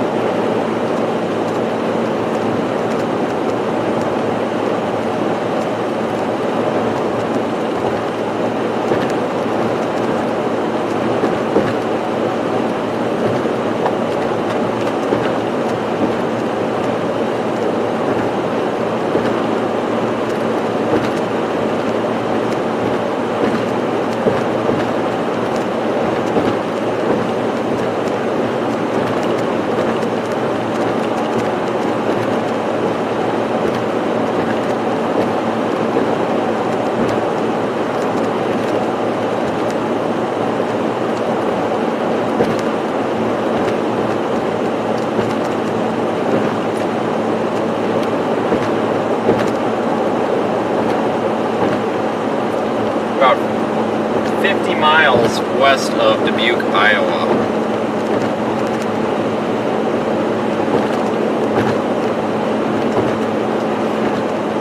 Roughly.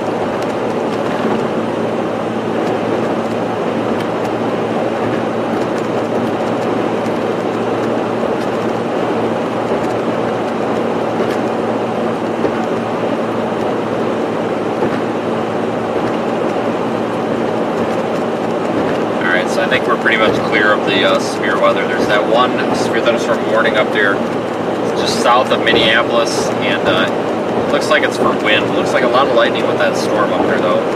The 2 severe thunderstorm warnings that were north of us have expired.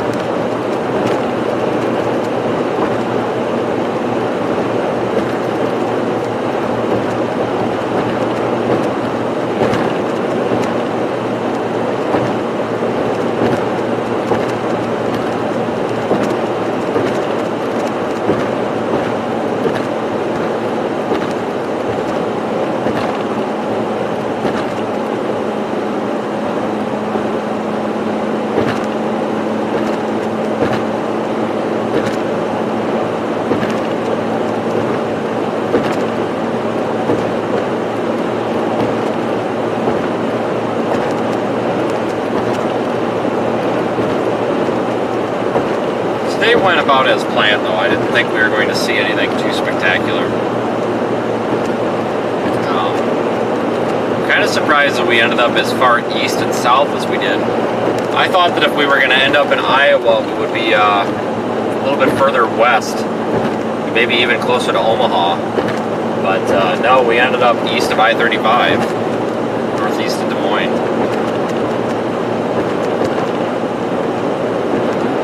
I actually thought the original plan was to go to south central Minnesota, and I'm glad we didn't, because I think we had a fairly photogenic storm down here.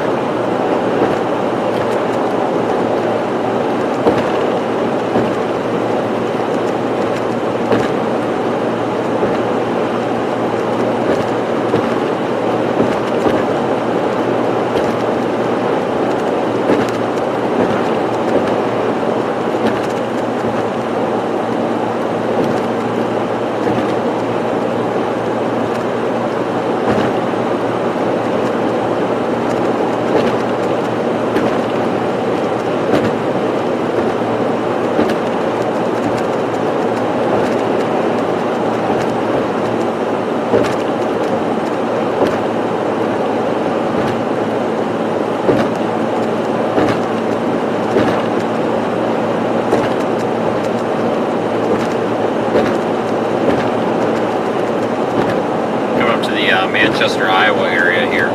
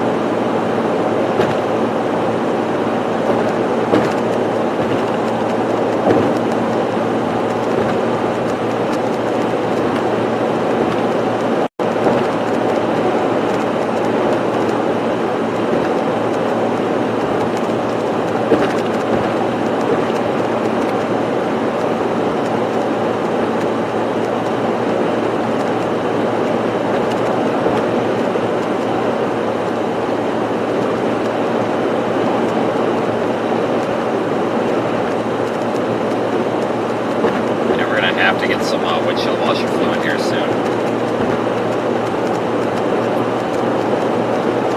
Yeah, I got a little bit left in there, not much.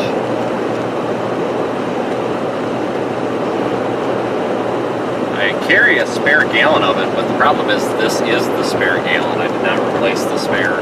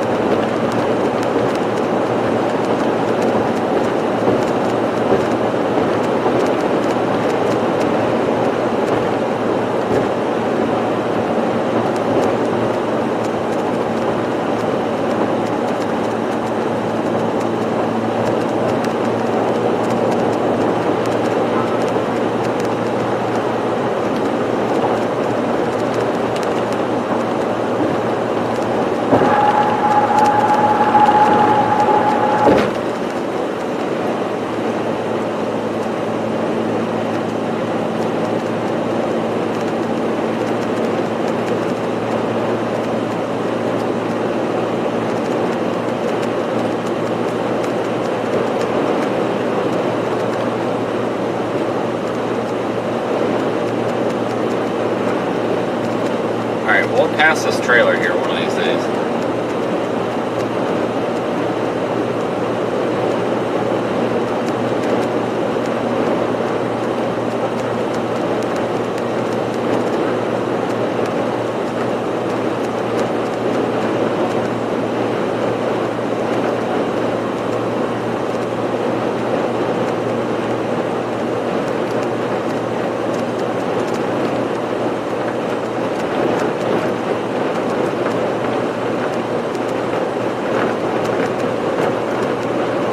Actually, a semi towing another semi, not a trailer.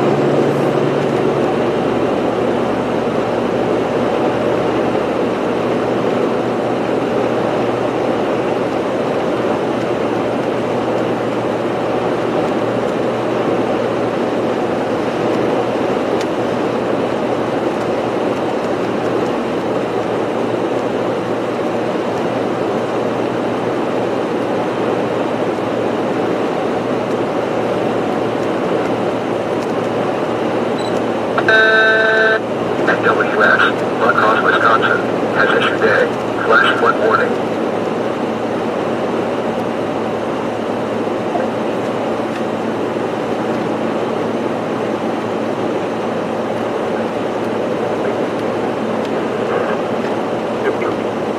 Jones and Lynn, you're listening to NOAA weather radio station KJY64 in Delaware. Flash flood warning on that up there near Decorah. Daylight time. At 8 p.m. at Dubuque Sky. Flash flood warning was issued for the Decorah.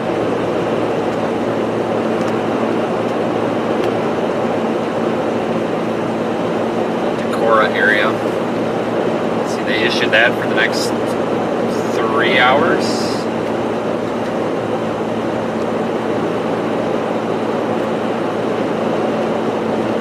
I don't think it's been observed yet, but it looks like that those storms that were up there near Decorah and Walken, whatever it is, they've kind of moved over the same area, and it looks like they're going to continue to move over that same area, which prompts the flash flood warning.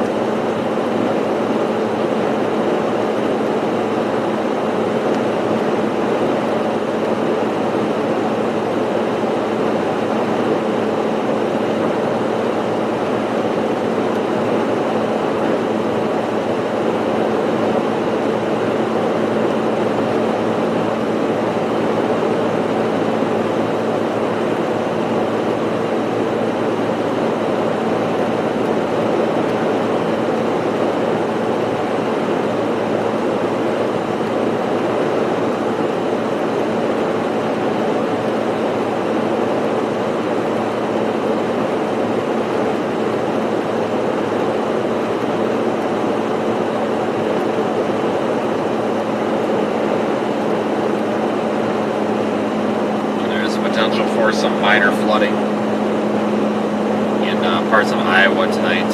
Flash flood watches are out. Or I'm sorry, just regular flood watches are out.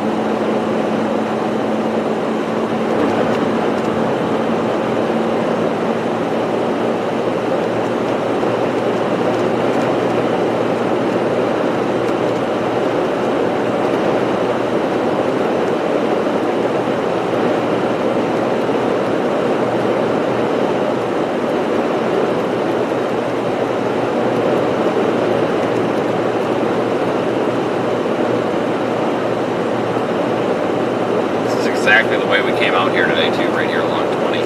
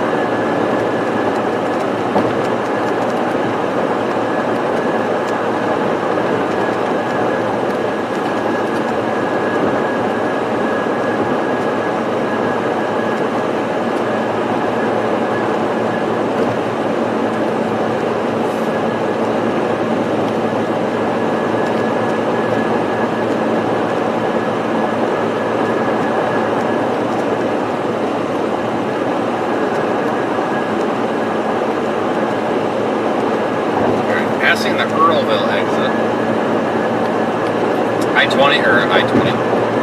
Highway 20 here is kind of a boring drive.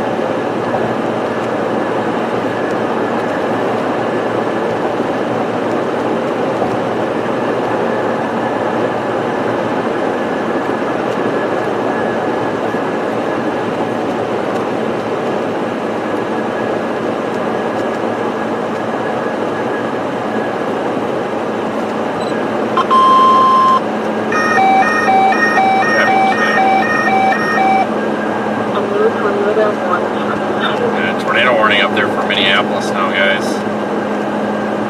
What in the hell? Okay, so the National Weather Service in the Twin Cities has issued a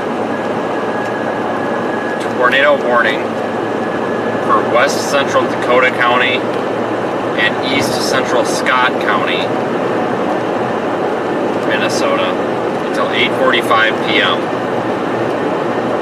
A severe thunderstorm that's capable of producing both tornadoes and extensive straight-line wind damage is located near Elko, New Market, or 16 miles northwest of Northfield, moving northeast at 50 miles per hour. Storms will be near Lakeville around 8:35 p.m., Burnsville, Apple Valley at 8:40 p.m., Rosemount at 8:45 p.m. Tornado warning for the Twin Cities area, Minnesota, for Dakota and Scott counties. Small tornado warning box.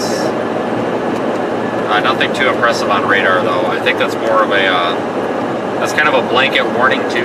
They mentioned that it's also capable of producing extensive straight line wind damage, and it's right at that apex of the low. Or right at, I shouldn't say that, it's right up there at the comma head. Kind of. Of that line. So that's the strongest portion of the line. So if there was going to be a brief tornado, that's where we would definitely see it.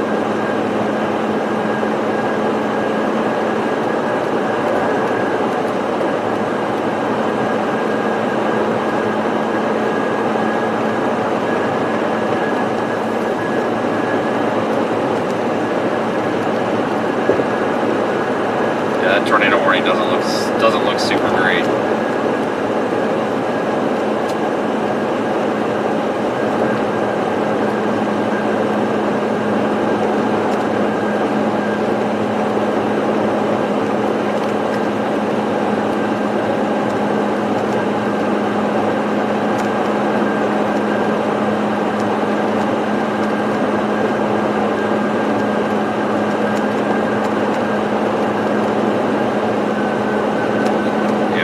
Up in that little, I guess you could kind of consider that a bookend vortex, kind of north part of that line that went tornado warned.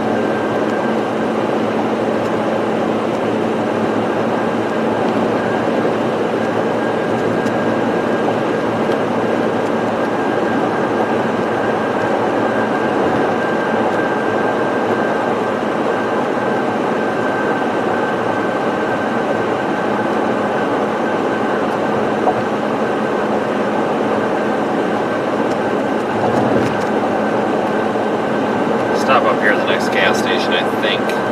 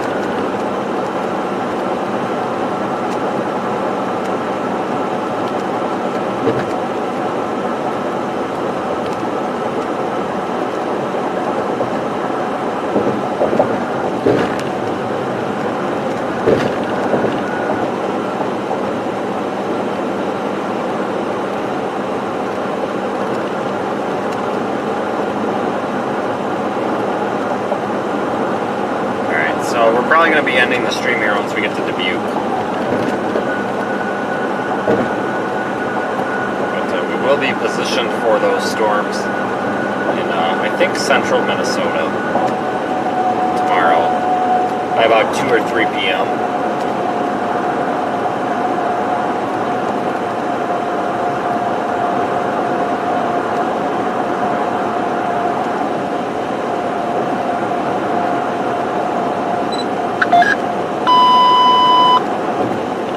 Severe thunderstorm warning has been issued.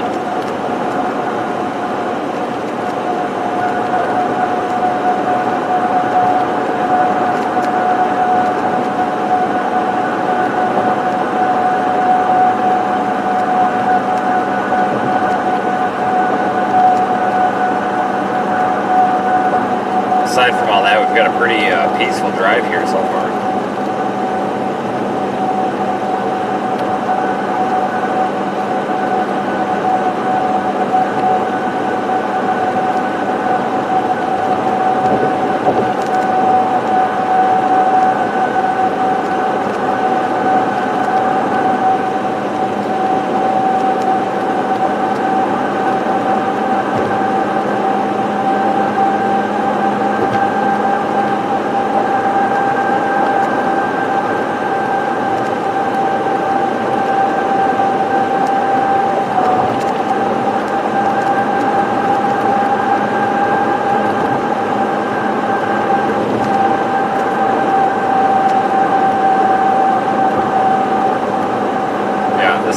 The exact way we came out here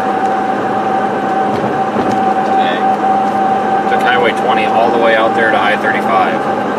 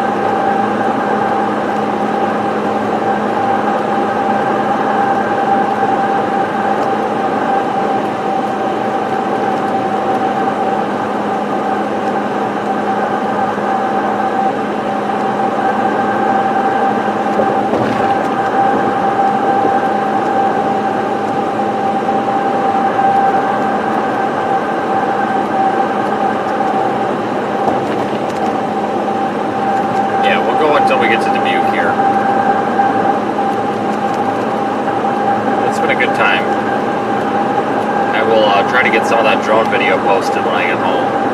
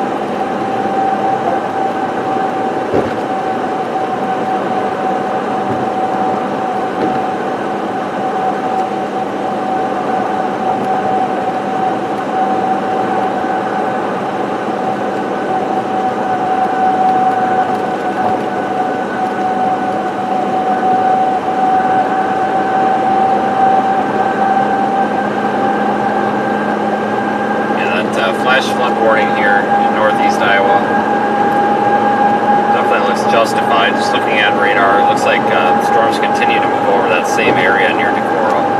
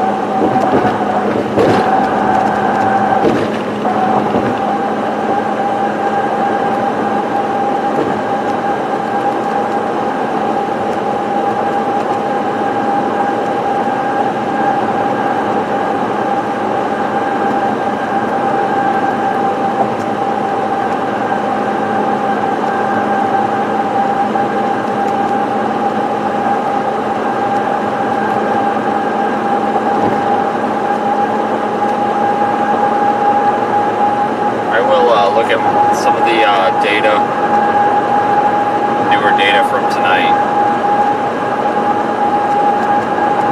and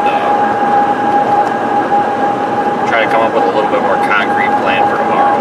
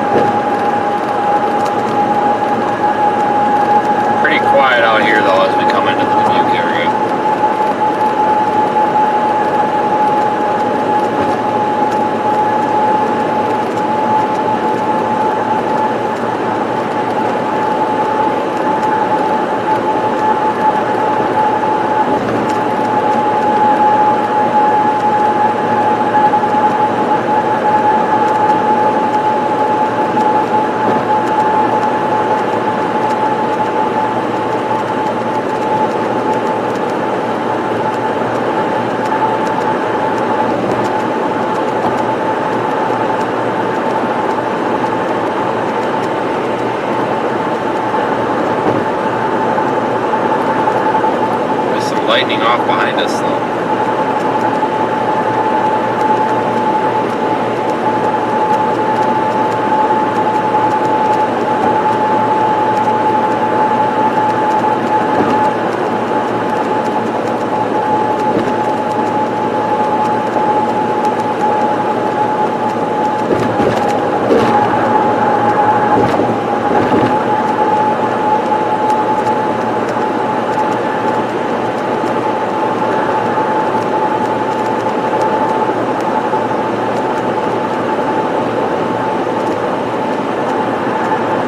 Expect that tornado warning up there in Minneapolis to last too much longer by the looks of things.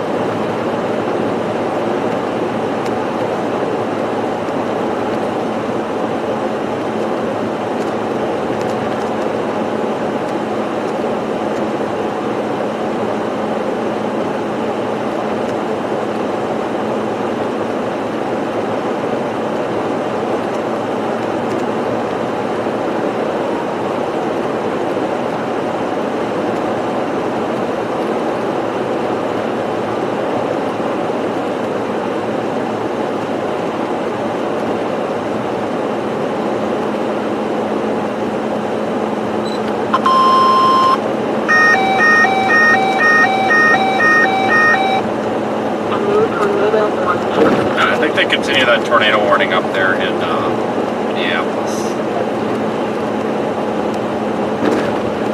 Yeah, they did. They basically just continued that tornado warning for the St. Paul, Minneapolis area until 9 p.m. It's for northwestern Dakota County, Minnesota. Radar indicated potential for a tornado. More impressively though, some really strong winds possible.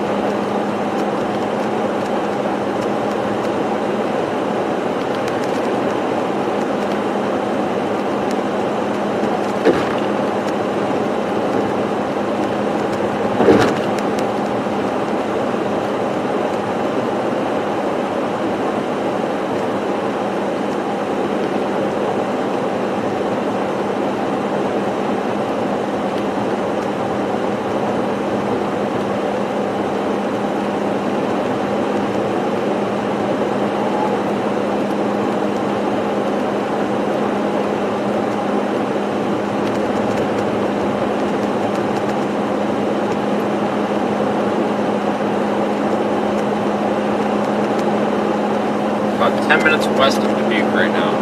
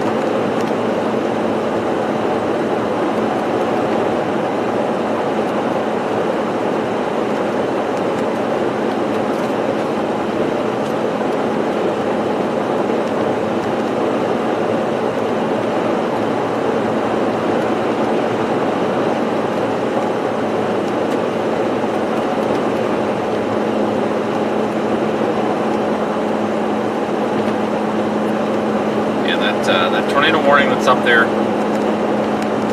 this definitely should be taken seriously. But I don't think that there's been a tornado or anything with it yet, which is obviously good.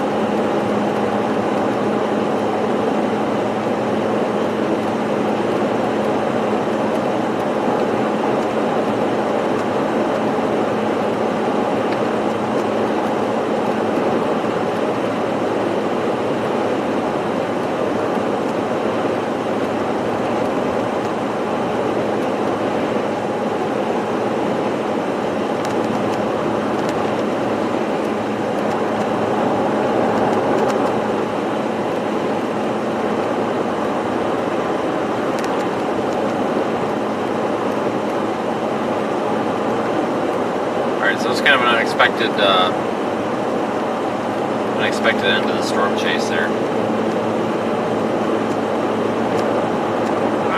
not anticipate, like I said, that being that far east and that far south.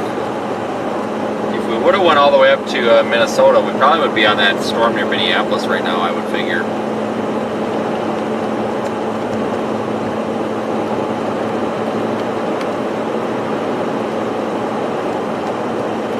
I'm kind of glad we stayed down here because we were able to get that photogenic cell back toward the beginning of the stream out in good terrain.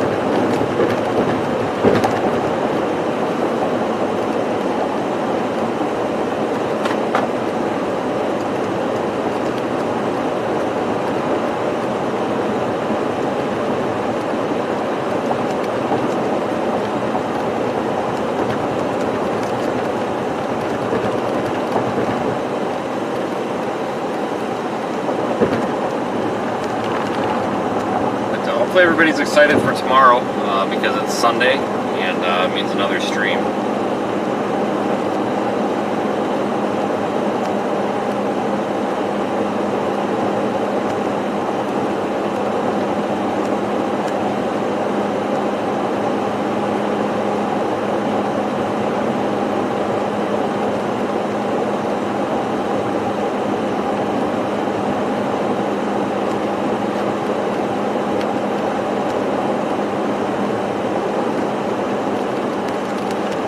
Keep the stream active until that tornado warning is dropped, though, just in case we need to relay any information or anything like that.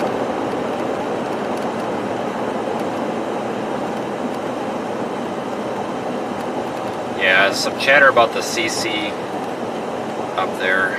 I'd be interested. I can't really look at it right now, driving, but I'd be interested to see what the CC looks like on that terminal radar, the airport radar up there. Should be higher resolution.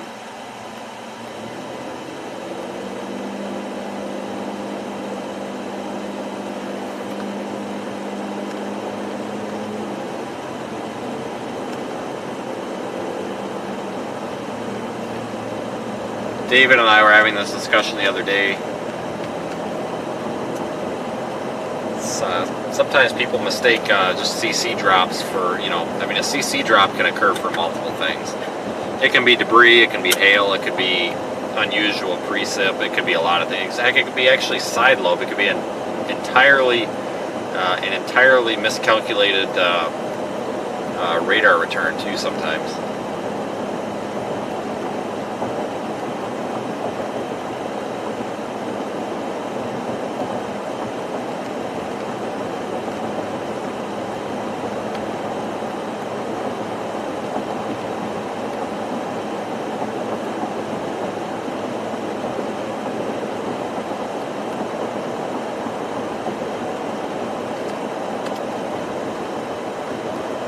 That tornado warning up there has not gone confirmed or anything.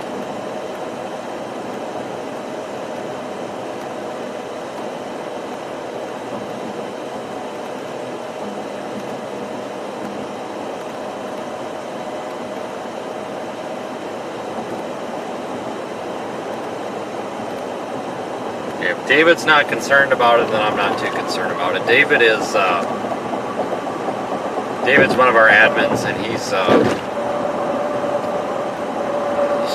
really good at radar operations.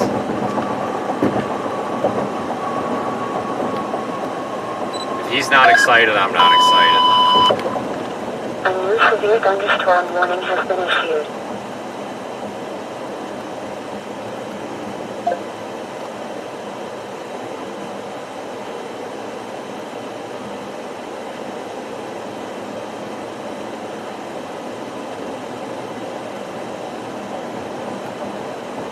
So this is the town of Dubuque, Iowa.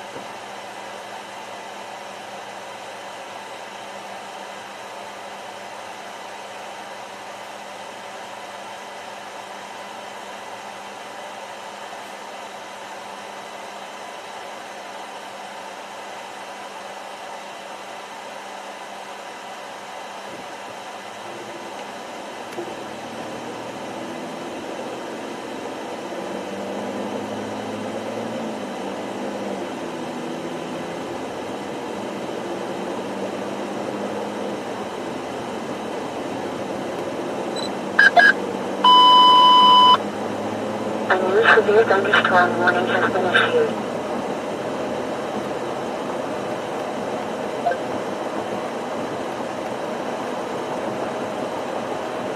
And traffic's kind of heavy tonight.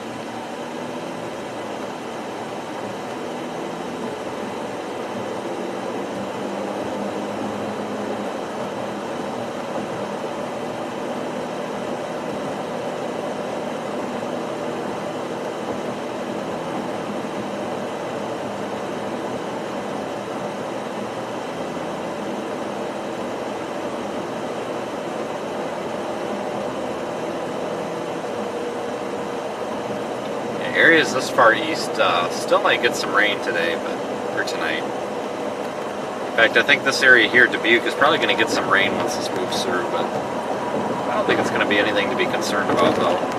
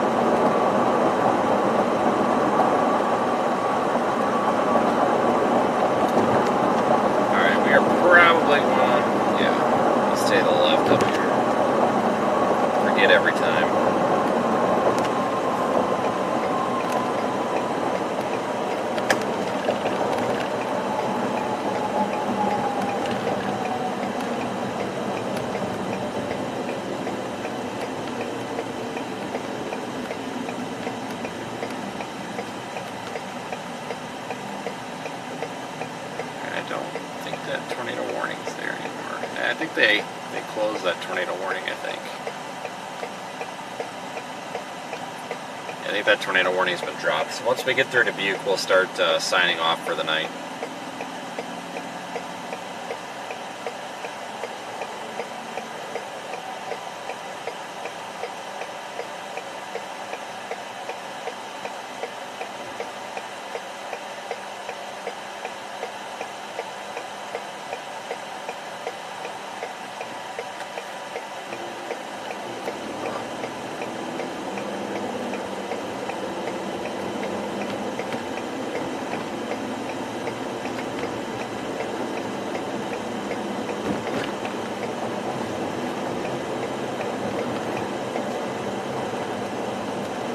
Yeah, Dubuque is a nice town, city. It's old and it's built on the side of a hill, basically, so, you know, the residential streets are like a 45-degree incline, it seems like.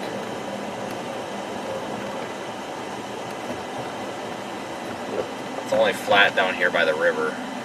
Everything else on a hill. And like I said, it's old, so the streets are all really narrow. A lot of them are one-way.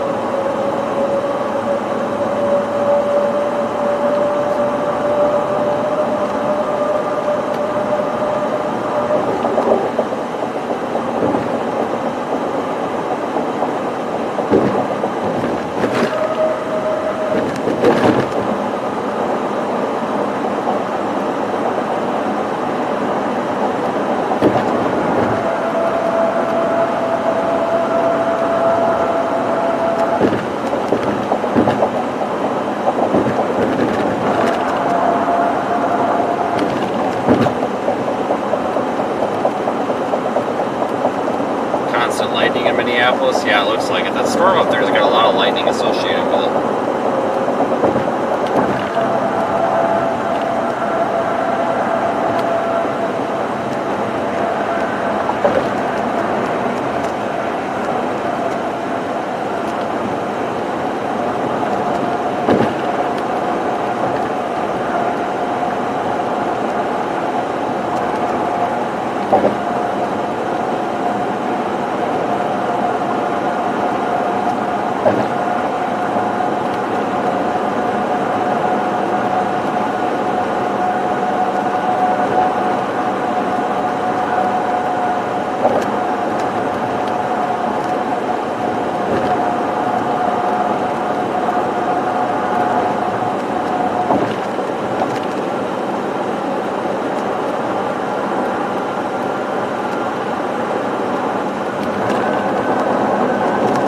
Once again, folks, I do believe that tomorrow will be a little more interesting than today in the terms of severe weather.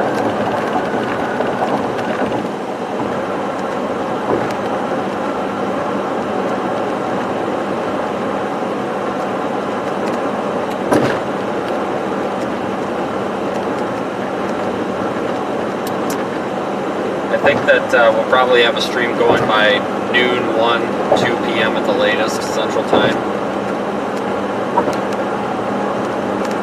Slight risk for severe weather tomorrow, primarily central and southern Minnesota, I think. It's going to be the target area.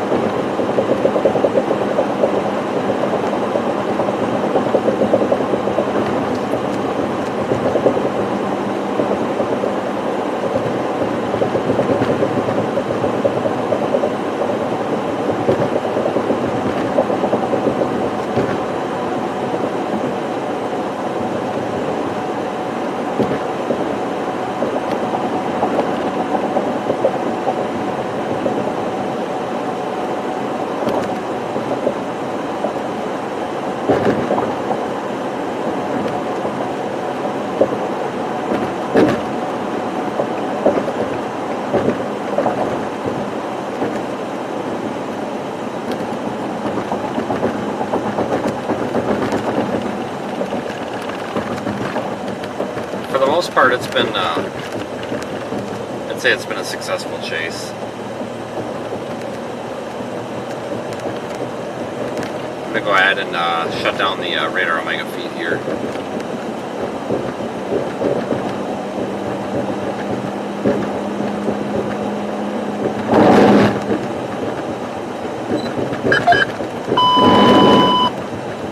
A new severe thunderstorm warning has been issued.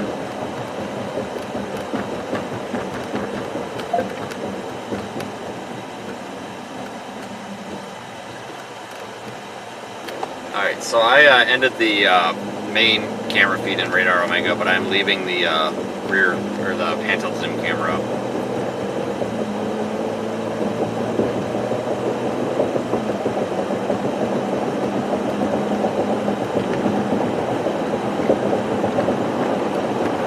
We'll wrap up the YouTube stream here shortly.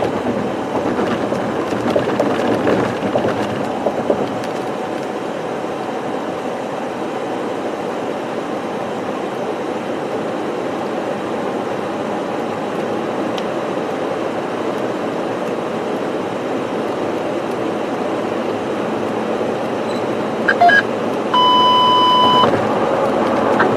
thunderstorm warning has been issued.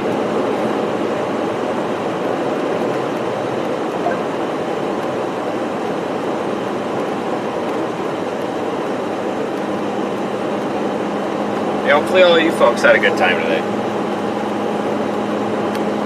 I'm trying to stream more to kind of make up for the lack of activity in the beginning of August. It's a very slow month for severe weather. We had a lot of flooding problems.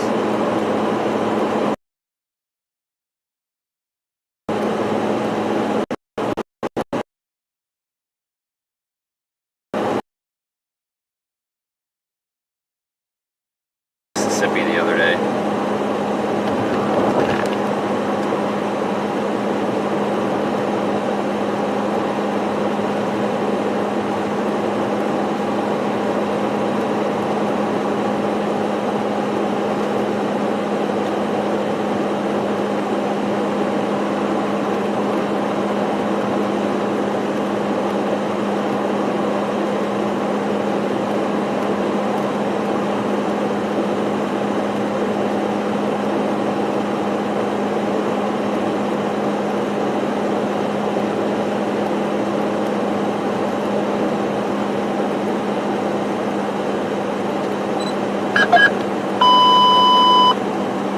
A new severe thunderstorm warning has been issued.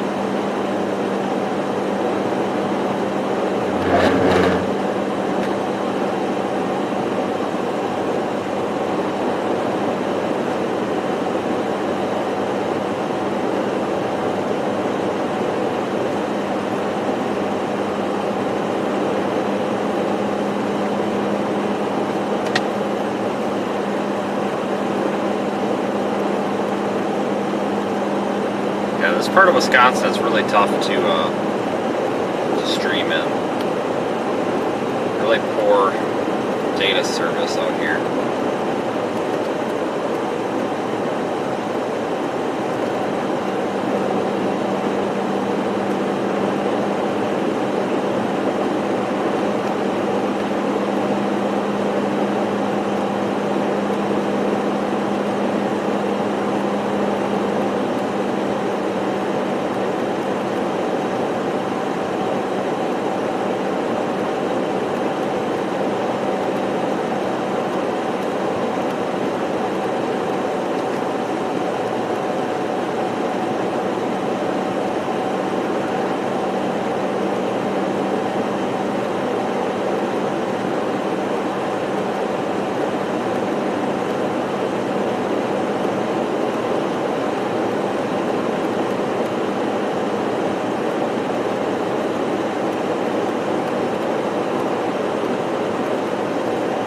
Saying a 54-mile-per-hour wind gust at the airport up there in Minneapolis. I believe it.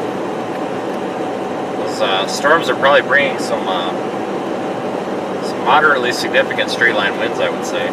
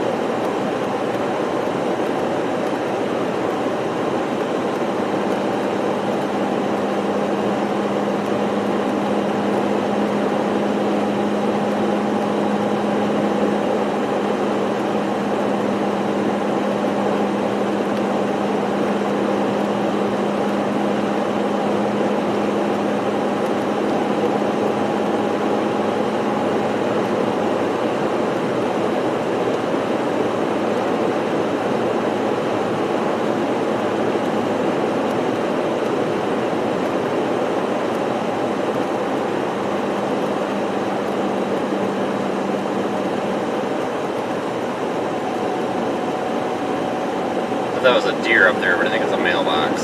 Yeah, that's definitely a mailbox.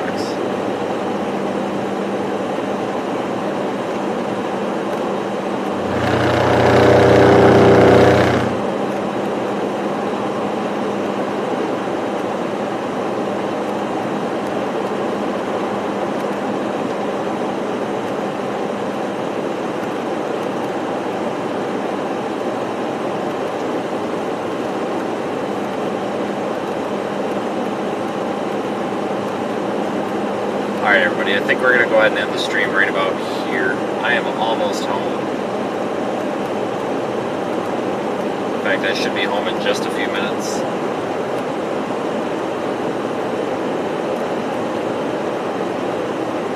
But I appreciate everybody who has been live with me, especially this entire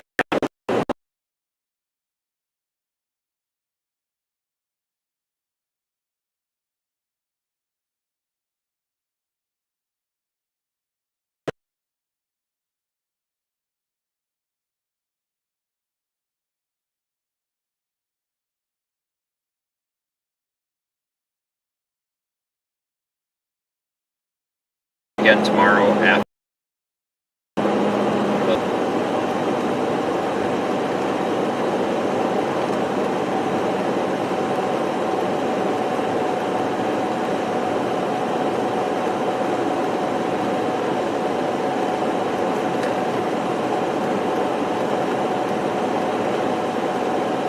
We'll be getting a lot of new people on these streams lately too, I've noticed. So if you are just having a first time here, or you're new here, thanks for finding us and sticking with us. I know you have a lot of choices in the IRL streaming world, and we're happy you picked us.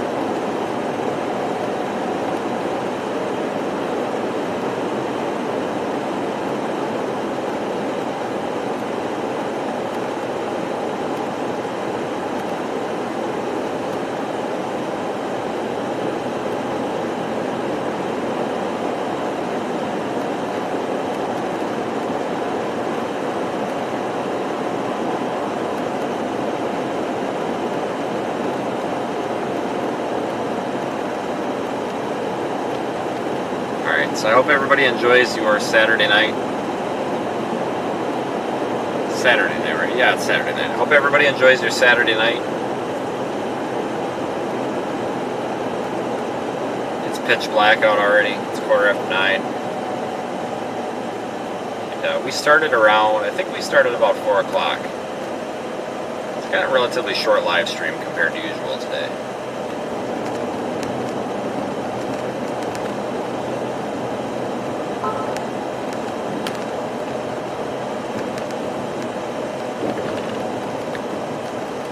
Alright, so good night everyone, and I will see you all back here tomorrow. I'll have updates on Facebook, Twitter, channel, the YouTube channel, community page thing. We'll be everywhere, and I will talk to you all a little bit later. Thanks again, guys. Have a great one.